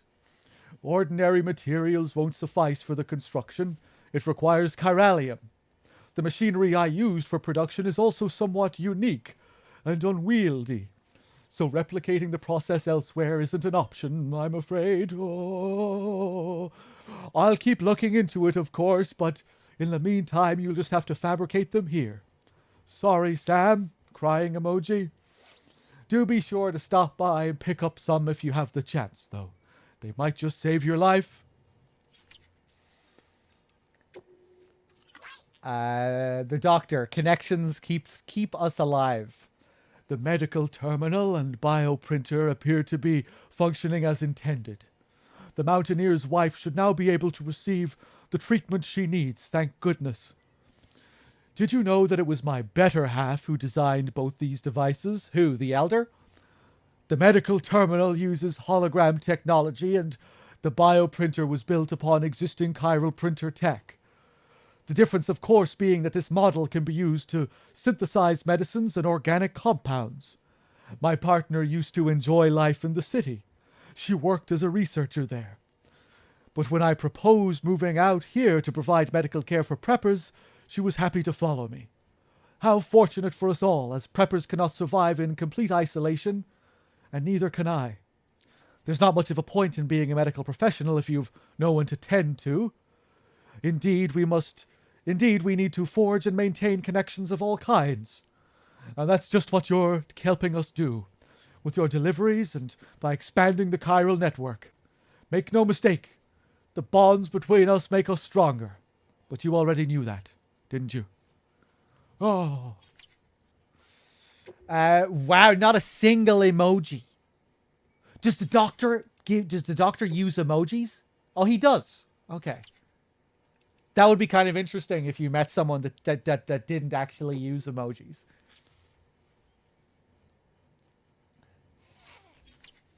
The medical... Oh, yeah, right. This is actually the partner. Damn, what a player. She looks like 30 years younger. I'm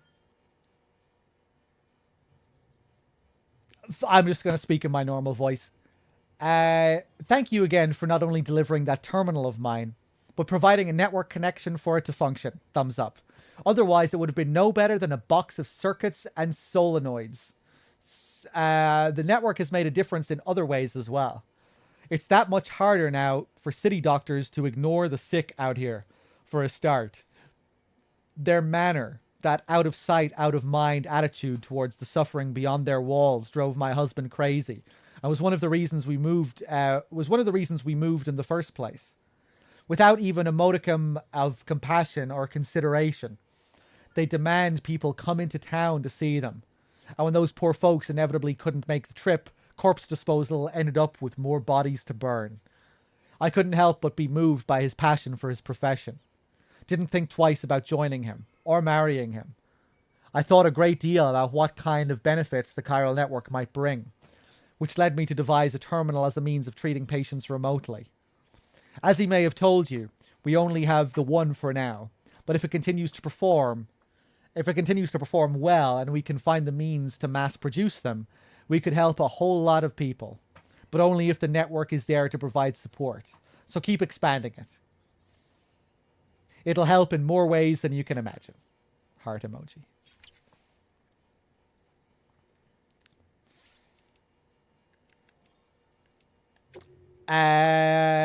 Oh god. I saw another one of those things, those glowing things. I saw it again, Sam. That same weird glowing thing. Sweating emoji. Ghost emoji. I've been swinging by the local incinerator daily, keeping an eye out for BTs. Mind you, it is getting easier to give them the slip. Just look out for fluctuations in chiral density and you've got a pretty good idea of when they're heading your way. I already have a whole road built there. It's really not a problem dealing with BTs there. It really shouldn't be that. It really shouldn't be hard for you either. And you know what? I haven't seen one yet. And even when the timefall's gotten pretty bad, my buddies tell me I don't need to go out there anymore. Don't need eyes on BTs to track their movements. But if I'd given it up, I would have seen it again. That same strange glow. This time near the incinerator. You've got to see it with your own eyes, I'm telling you. Chiral fluctuations don't tell the tale. Just promise me one thing though. If you go hunting for it, be careful, alright? Praying emoji.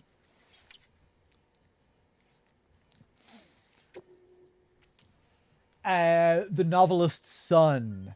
Gourds are like Noah's Ark. What was my voice for this guy? Did I have a voice for him? Oh yeah, it was like Benjamin, but like deeper. Mr. Sam Bridges. That sounds like fucking RoboCop. This guy can't be a real human being. Mr. Mr. Sam Bridges. How many times is that now? I've lost count. I tell you though, I've grown so many gourds, I don't know what to do. Every day I see more and more of those funny little shapes popping into existence. Warms my heart just to look at them. Heart emoji. Remember the story of Noah's Ark? I'll bet you didn't know, but there's a very similar tale in the Far East. It tells of a huge storm and an even bigger flood that followed. Seeing this, a man told his son and daughter to hide inside a pair of gourds. The flood grew greater and more terrible and everybody died, except those two children, from whom we are all descended. So you see, gourds can save the world. And I do mean the world, not just America. I'm looking forward to giving you some come harvest time.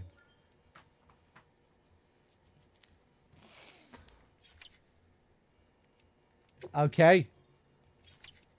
The Mountaineer.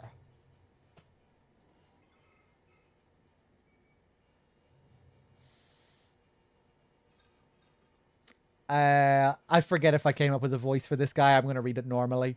Thanks for helping me out back there, Sam. Out of curiosity, you have a chance to use that climbing anchor I gave you? It's pretty special, you know. The missus used to use it. Was custom made for her by a chiral craftsman. It's super light and durable. Just the thing for tough terrain like this. She wants you to have it. Her way of thanking you for helping to bring our baby into the world. Here's hoping you get plenty of use out of it. You didn't even make this? A chiral craftsman gifted it to your missus and now she's gifting it to me? Okay, well, I guess the chiral craftsman gave her an infinite number of these things, because I'm assuming you're going to give me an infinite amount of them if I keep delivering shit to you. Okay.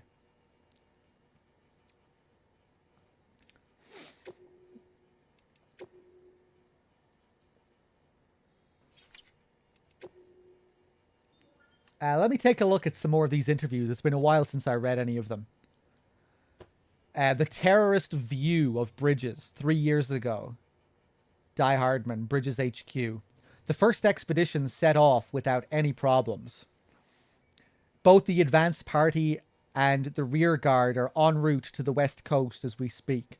They haven't reported any trouble with terrorists and the like yet. But the further out they get, the greater the danger. There's a hell of a lot of separatists out there who want nothing to do with the UCA. Some more extreme than others, perhaps, but there's no denying where they stand. Seems like just yesterday it was only ideological differences, strongly held opinions at worst.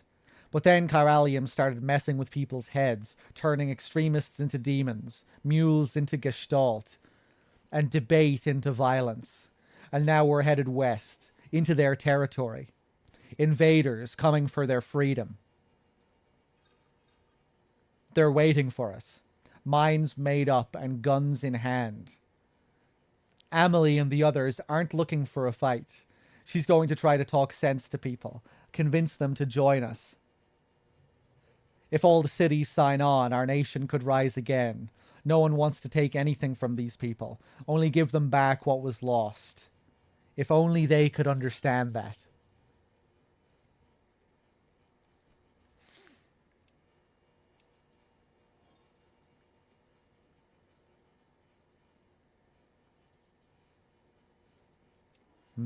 BB echolocation. 1 year ago, dead man, Bridges HQ.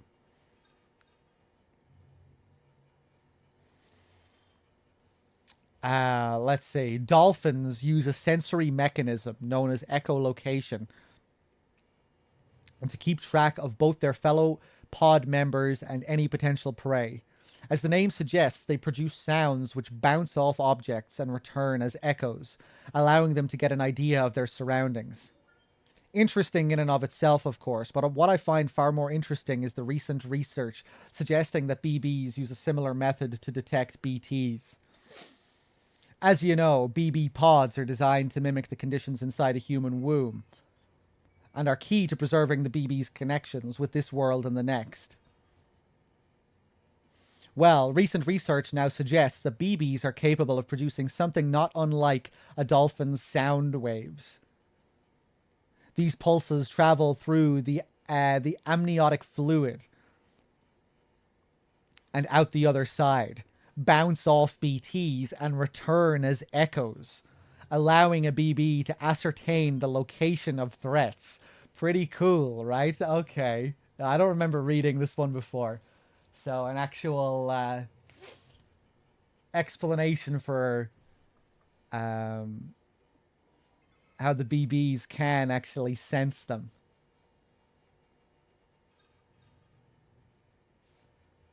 Okay, cool. 1 second, guys.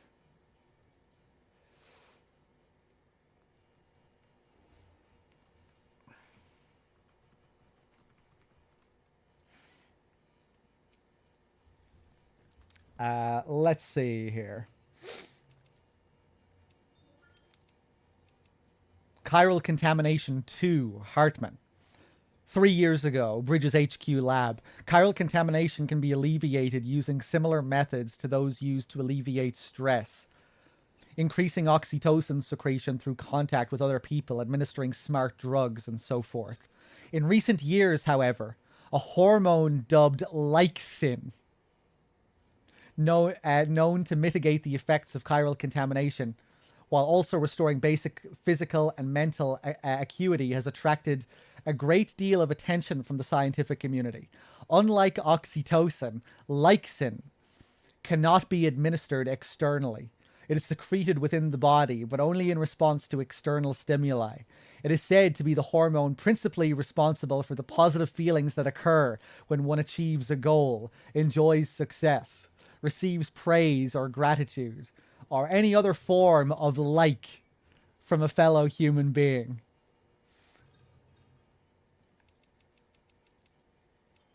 Cave paintings and stencils. 1 year ago, Hartman's lab. Cave paintings provide an invaluable window into the lives of our ancestors, how they lived, what they experienced. Some have been preserved here on our continent, although most have sadly been lost in void outs. The oldest cave paintings of all are believed to date back 64,800 years or more, but all of these are, or perhaps were, in Europe. What's become of them, I wonder? Have they too been obliterated in annihilation events? If not, are the caves containing them now infested with BTs? Does Europe still exist, even? One cannot help but worry that these vital records have been forever lost to us. But I digress. These first paintings were likely made by the Neanderthals. They were crude depictions of creatures such as deer, bison, and horses, interspersed with stenciled outlines of large hands. Some assert these are the signatures of primeval painters. But could they not also be depictions of BT handprints? Could our ancient relatives have been trying to tell us something? Or issue a warning? Or is that perhaps one flight of fancy too far?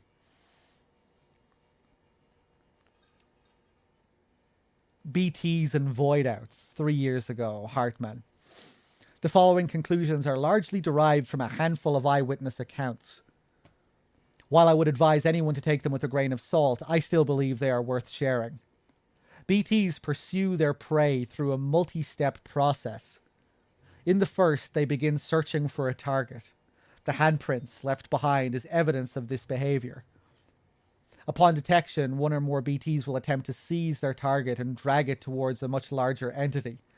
To clarify, however, a void out does not occur at the point of contact between the giants and the human, but only once the human has been subsumed into the giant's body. We think this may be because this is the only place where antimatter is present within the entity. It goes without saying that BTs are entirely different from any creature that is of this world. And we have much to learn about them still. One thing is for certain, however, we must come to understand them, else we may never overcome the existential threat that they pose.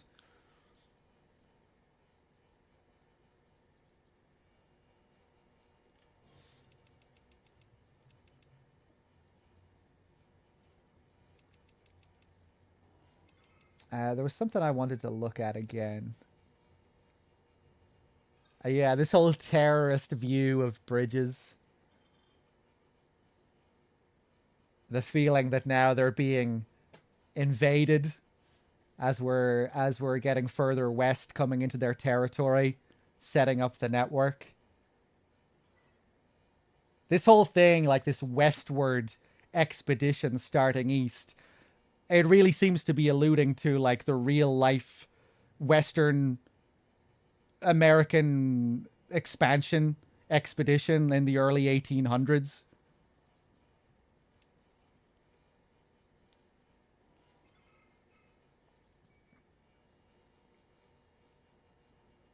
You know, it's just making me think of, it almost feels like the terrorists here are standing in for the Native Americans in a way or something.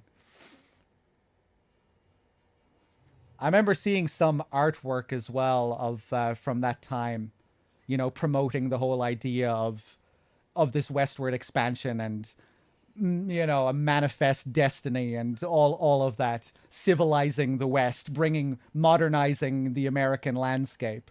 This seems to be like we're kind of the next version of that, we're going west with our new cable, with our new internet connection and rebuilding civilization again. And I remember seeing an early painting. I'm getting off track here, but I remember seeing a painting from that time in the early 1800s. It's a famous painting of an image of Columbia holding a cable, like a telephone cable, and bringing it west, bringing it through the western land. Let me see if I can find this real quick. It's a famous painting. I'm sure maybe some of you history buffs are familiar with it. Hold on, let me see if I can find it.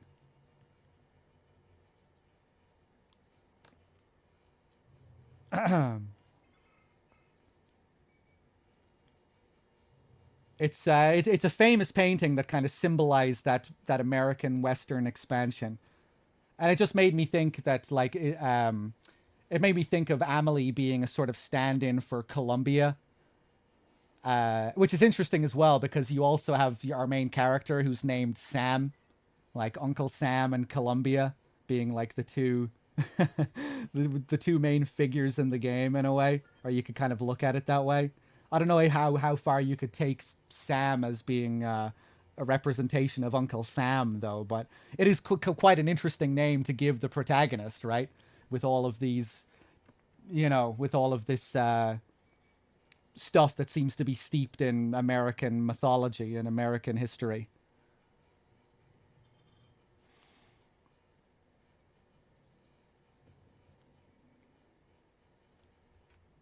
Columbia was the name that was derived from Columbus as well. Yeah, I don't really know too much about the origin of Columbia as a figure. Hold on a second, guys. Let me just see if I can find this. But yeah, it's a picture of Columbia, like this giant representation of her holding this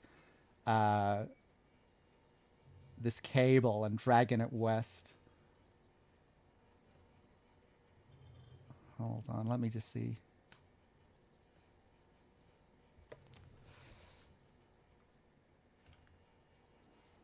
Columbia painting.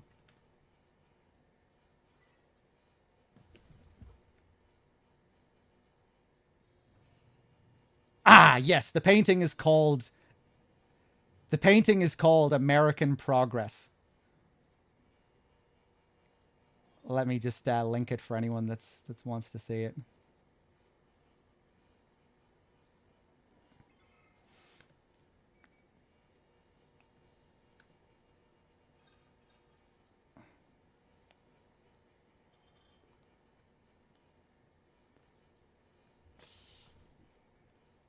I'm just going to link the Wikipedia page and you can take a look at it.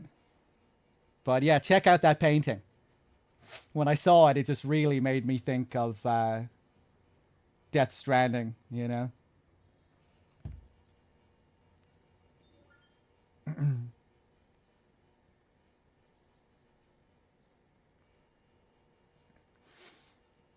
American Progress has become a seminal example of American Western art.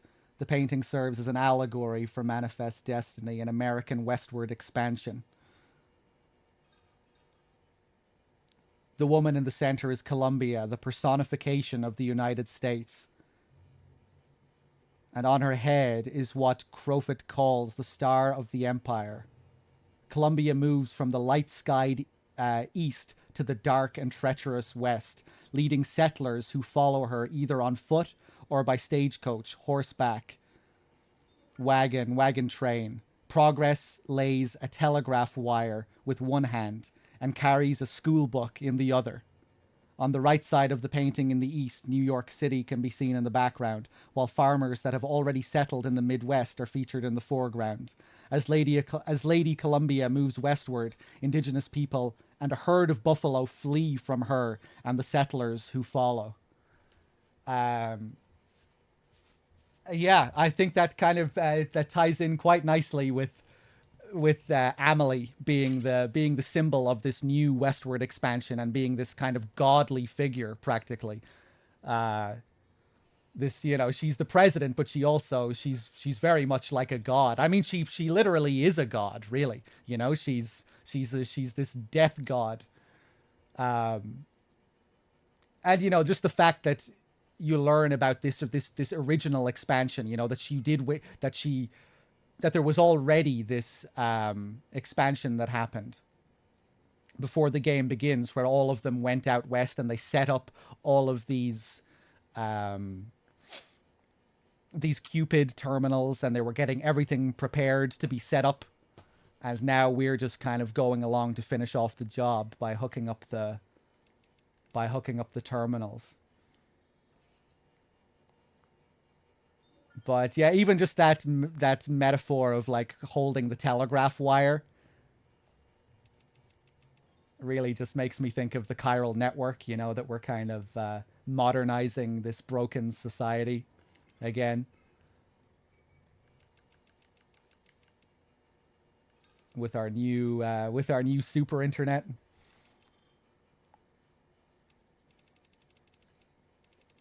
I think Sam even like kind of compares it to even though like even though I'm not sure of how many cables we're using, but you know what's Sam's dialogue at the start of the game, covering the world in cable didn't bring an end to war and suffering. Don't be surprised if it all comes crashing down again, or something like that.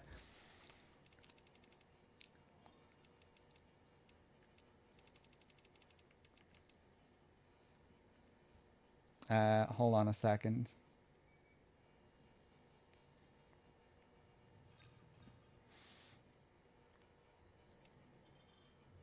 Let me just catch up with chat here, though.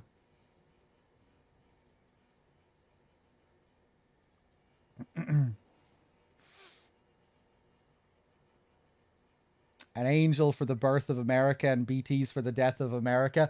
Well, you need to remember, I think for most of the game, Amelie is just waiting for us to help her destroy the world, right? At this point, Amelie is like manipulating us to help her destroy the world. It's all a deception.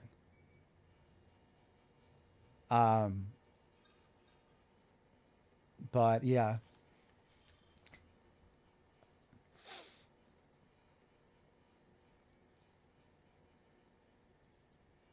Egyptian mummies, pyramids, Hartman 3 years ago, Bridges HQ. I'm trying to remember from playing the game before when Amelie like has a change of heart. I guess it's once she gains the ability to like look into the log of human history. You know, when she first starts spending time on the beach, I don't think she has all of these desires to just end the world. I think that happens after a time.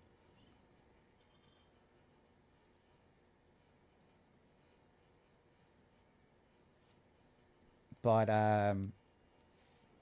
yeah, I need to hear that whole monologue again. Egyptian mummies, pyramids, etc. At what point can it be said that man truly understood what it meant to die? It would seem reasonable to suggest that it was when he began to bury his dead, a practice which originated with the Neanderthals. In a way, one might say that our growing understanding of death drove our development as a species, our fear of it, our attempts to conquer it. Why, it could be argued our entire history revolves around these obsessions. Take the Great Pyramids of Egypt or the tombs of the ancient emperors of China.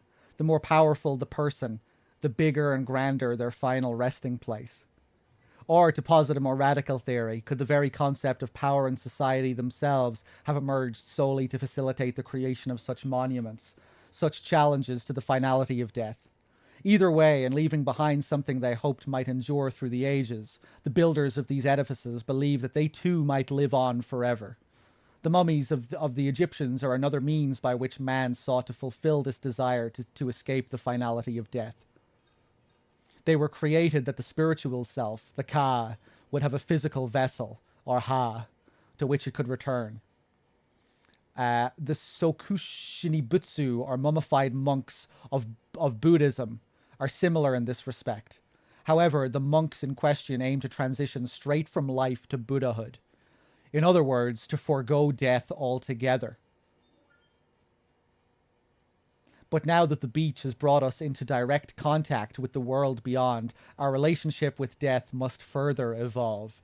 The next stage in our understanding is upon us.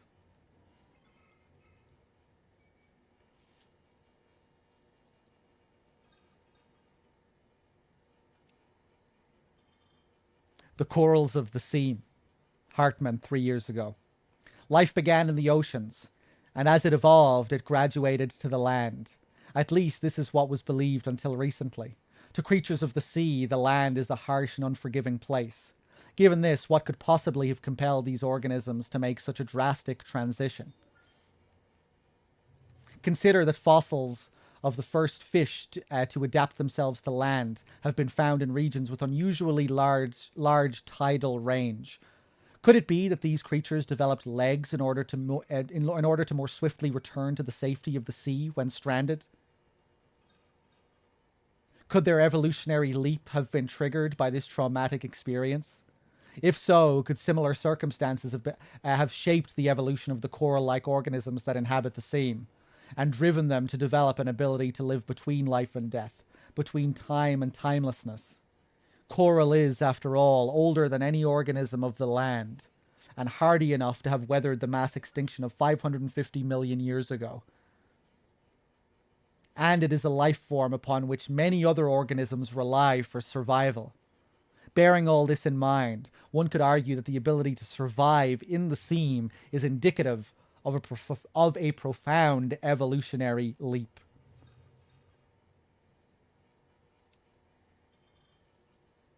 BTs are reaching out to us. 3 years ago, Hartman.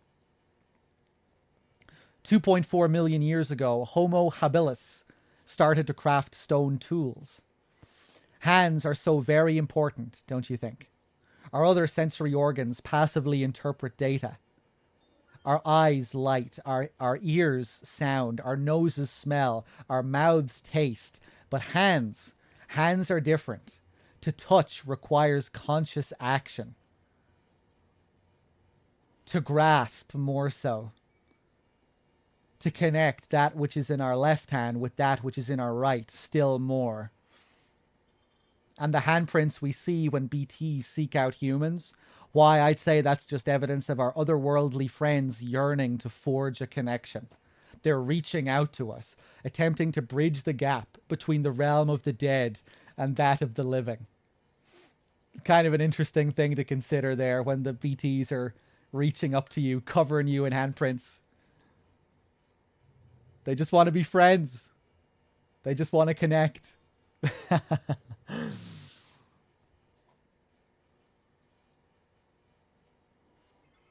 That is an interesting thing to consider, though, about your senses.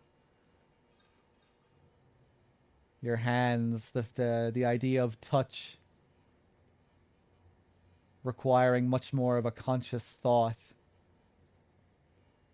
Whereas most of your other senses are just passive.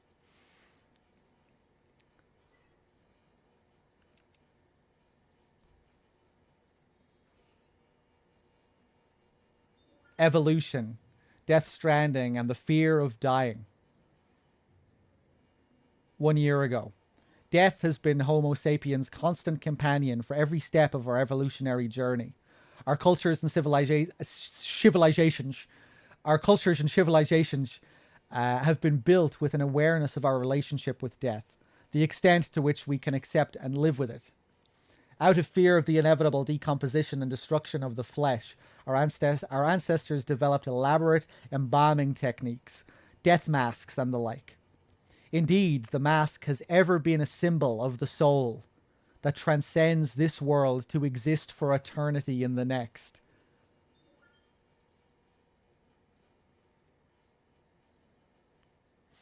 I'm trying to remember the mask that Die Hardman wears.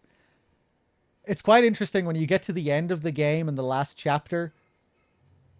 Suddenly you start to see this mask appear in loads of different scenes, and it starts being it gets held by a variety of characters. Like for 80% of the game you just see it with Die Hardman, and then when you get to the last chapter, Cliff takes the mask from him, and then Cliff appears in the Vietnam sequence wearing the mask, and then you get flashbacks to Bridget wearing the mask.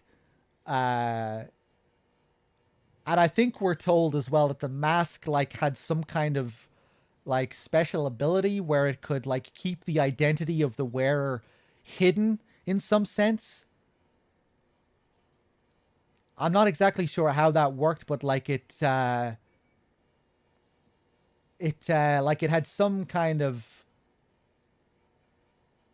property where it could like withhold the identity of the person on the chiral network or something.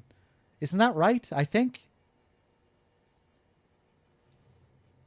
it keeps the person wearing the mask completely anonymous, right? But like, what does that mean? You know, anonymous in what sense?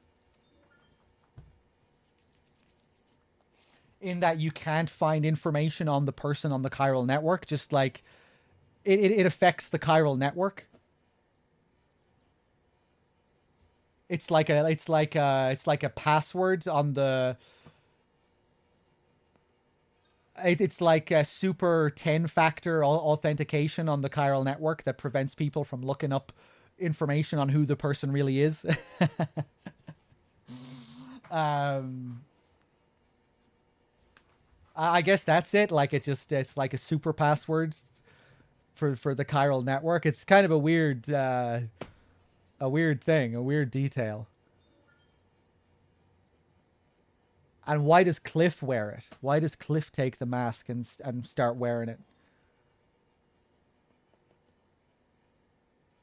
And why is Bridget wearing it in those very particular, in those, you know, in those particular scenes at the end of the game?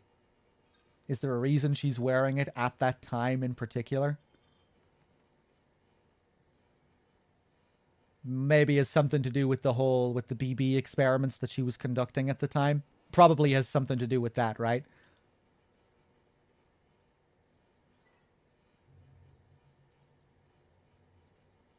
If Sam...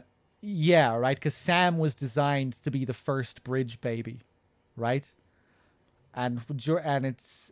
And when you see her wearing the mask in that scene through the BB pod, that is her. That's when she's coming in to check on Sam, I think.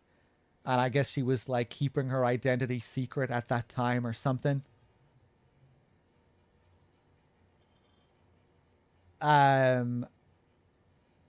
Anyway, let's see here. The mummies and sarcophagi of ancient Egypt are but one instance of this. Honored individuals were given masks and placed inside sarcophagi in order to be preserved for eternity, thereby transcending death and attaining immortality. Paintings and photographs are no different, really. They are simply more modern variants of the Egyptians' masks and sarcophagi. Indeed, all of humanity's crowning achievements, art, language, writing, are arguably a reaction to death and an expression of our desire to overcome it. They are great feats born from fear, and one might even go as far as to say that it was the primal fear of death that drove the evolution of our ancestors into Homo sapiens in the first place. In fact, I would go further still. I would posit that it was this fear that brought about the Death Stranding itself. It has certainly seemed more and more plausible of late. Bridges needs Homo ludens. 2 years ago, Hartman. I've already spoken at length about the new varieties of man that have emerged in the wake of the chiral pollution, and from the resulting phobias. Homo demons, Homo Gestalt, not to mention those touched by dooms. This much is common knowledge. I, however, would posit that we could further categorize the humans of this day and age. Take our comrades Mama and Lochna, for example. They are creators, are they not? People who use tools to make things, craftspeople, Homo faber. Consider Dead Man, one who looks the dead in their eyes every day, one who takes their organs as his own.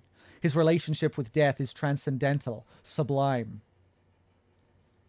It is, in essence, his faith, and he a Homo religiosus. As for myself, Homo loquens, a linguist. One who seeks to understand this world through the language of science and logic. There is, however, another very special type of human, a breed that would serve Bridges rather well. Homo ludens, they who play. Be it deliberate or unintentional, Homo ludens unite people, creating culture, shaping the very world around them, not through violence, nor laws or prescriptions, but rather through metaphorical acts of play. I know of one person who matches this description. Me? Me, the guy playing the game? The one they call the Great Deliverer, Sam Porter. Despite Die Hardman's best efforts, however, his whereabouts are still unknown.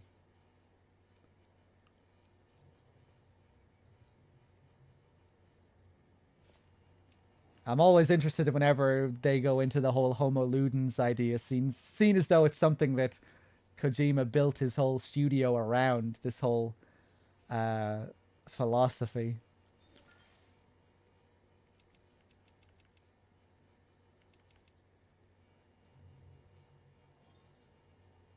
Preppers. Fragile 2 years ago.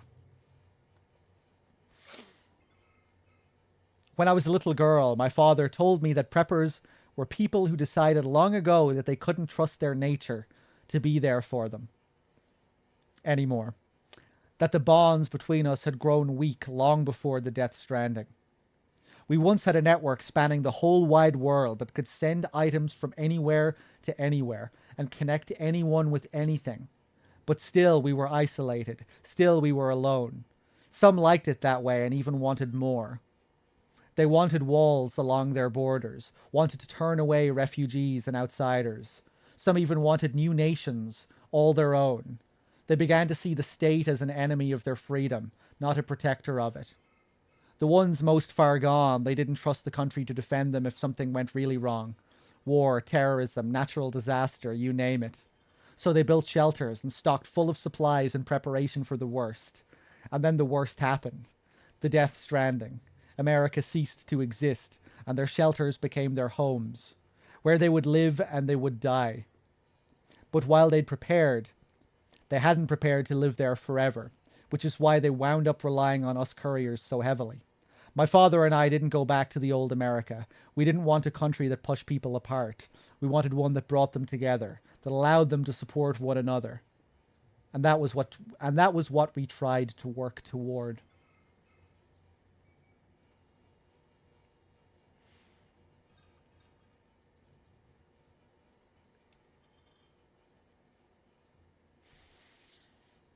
Cryptobiotes 2 years ago. Is there any talk about other continents existing? No, nobody knows. It's too dangerous to travel to other continents. Everyone is isolated here. In one of the previous interviews I read, Hartman spoke about Europe and other continents and just how they have no idea what has happened to the other lands. I reckon in the sequel, though, we will be venturing out to other lands and we'll be seeing what the deal is.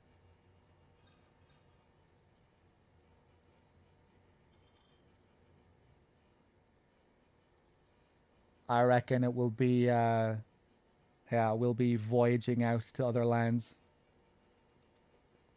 When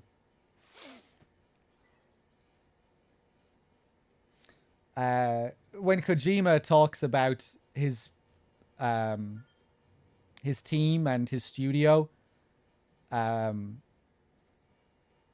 oftentimes over the last couple of years, he's used these like sea voyaging metaphors with regards to the studio, like how like now with the second game they're entering their second phase. I think they even have like a new studio set up.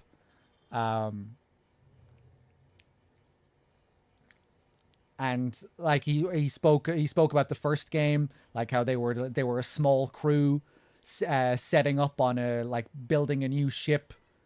And I think when he's spoken about this next game, he's often used these metaphors as like now they have their whole crew ready and they're going to be, voyaging out to new terrain and stuff like that. So yeah, when I hear Kojima talk about that, and especially after seeing stuff in the trailer, like Fragile's big Metal Gear Rex ship that she seems to have. Yeah, I'm just really getting the impression that we're going to be like going on that ship and venturing out to other lands.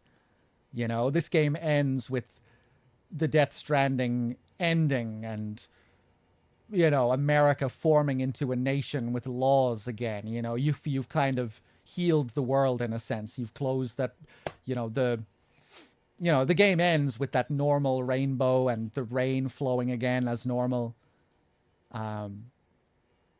So, like, I'm assuming now that they will have the ability to now set sail and check out other lands, because they don't have the timefall and the chiral clouds to hinder them anymore.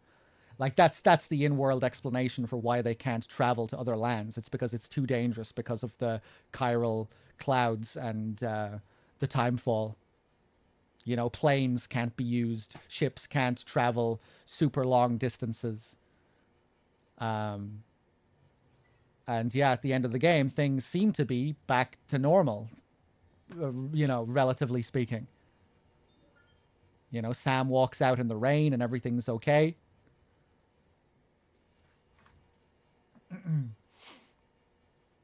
But yeah, maybe the game will begin like... Well, no, we already know, because the trailer shows Louise be a 2-year-old Louise. So the game is probably going to begin 2 years after the end of this game.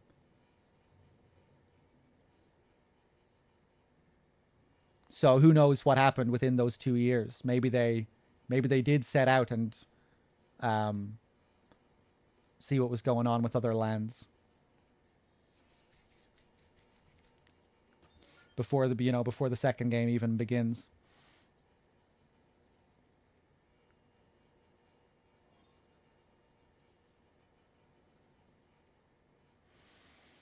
Who was the woman in the trailer? Fragile? Leia Seydoux' character? The woman holding the baby? Yeah, that's Fragile.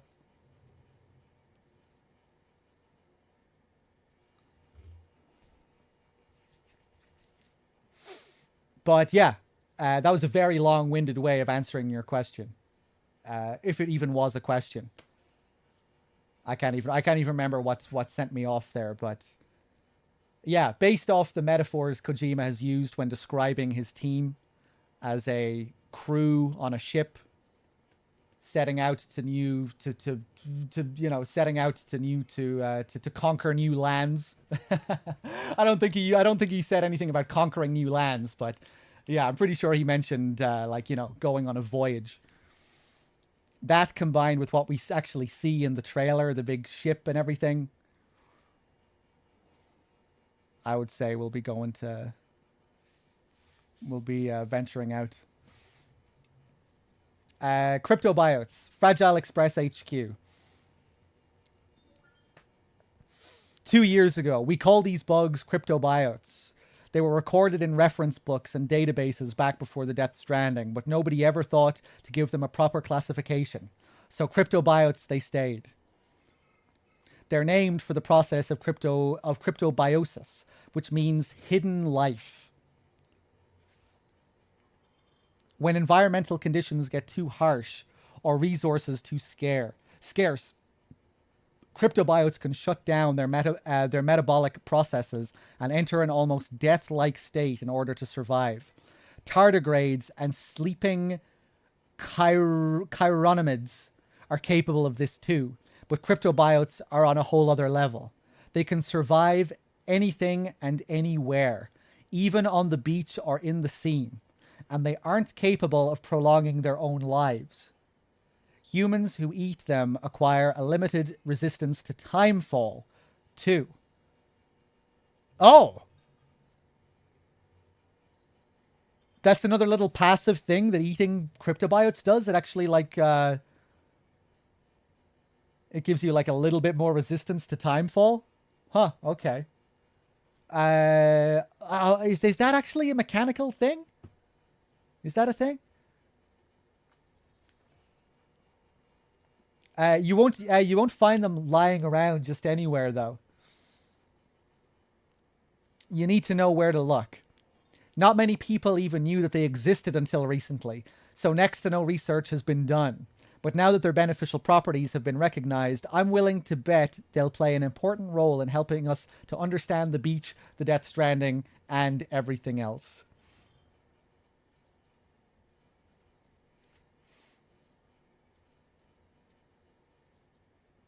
Oh, right, yeah, I mean, I guess I was thinking of fucking cargo, right? So, yeah. Of course, they're actually talking about timefall affecting human beings here. Of course, all I was thinking of was my cargo.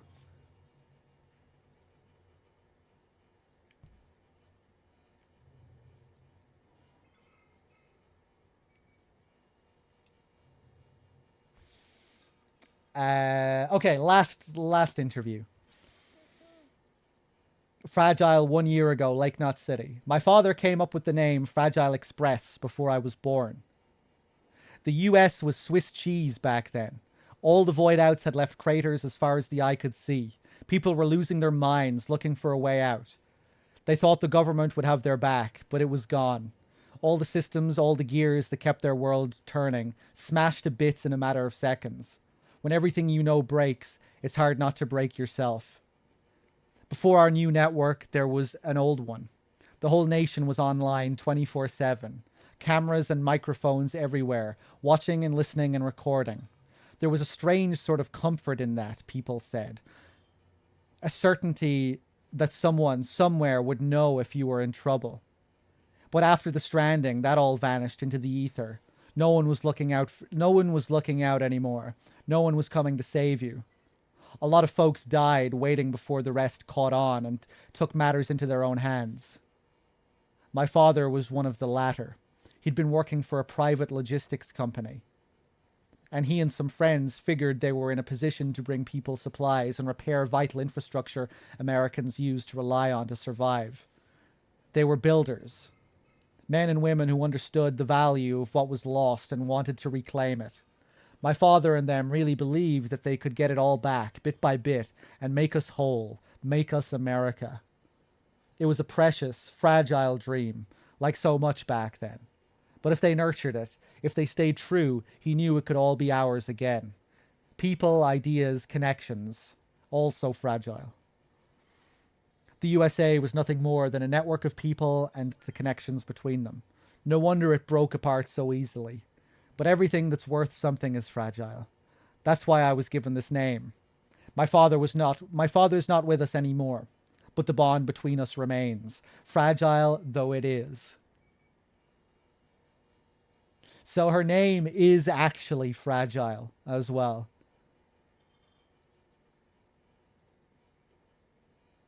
Sharing the same name with the company that her father created.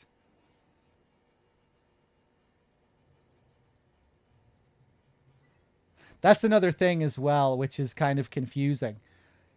Sam's surname is actually Bridges. Because his mother's name is Lisa Bridges.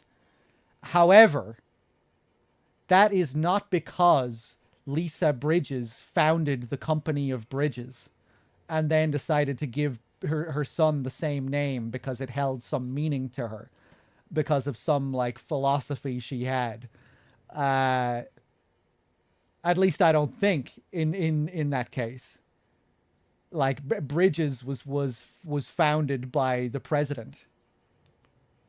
That's just Kojima getting fucking weird with his naming. It just so happens that it's just a coincidence that Sam has the same surname as the company he now works for. But it's interesting in Fragile's case that, you know, that she was given that name, which was based on the company that her father created. Or, you know, which kind of stems from that.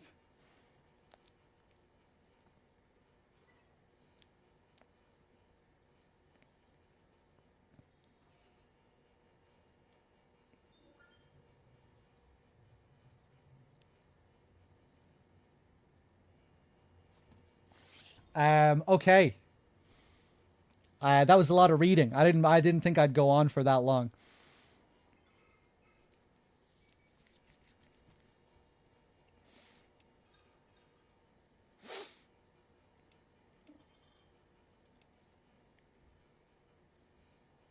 Kojima is a Westaboo and loves English. Are you really sure about that?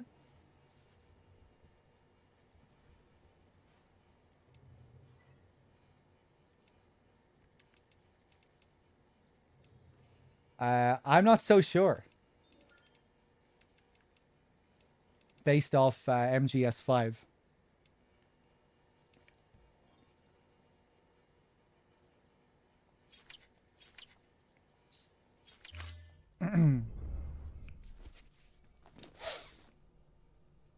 I think he might see English as a destructive, colonizing force that destroys cultures and nations. Let's see. I think I might wrap it up here for now.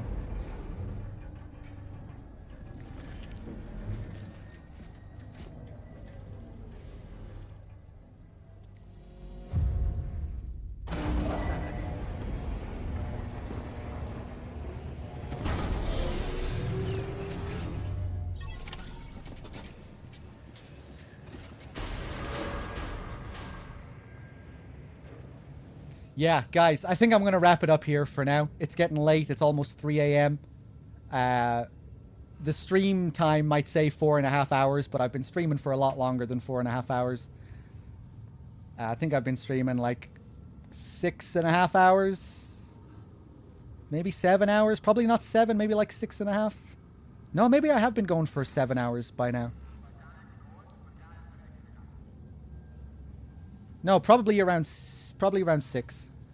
Guys, thanks for watching. Thanks for being here.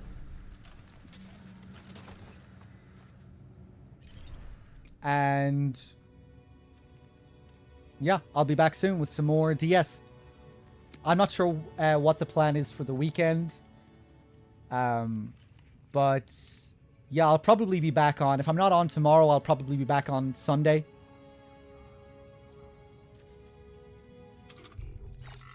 I'll leave you with the song.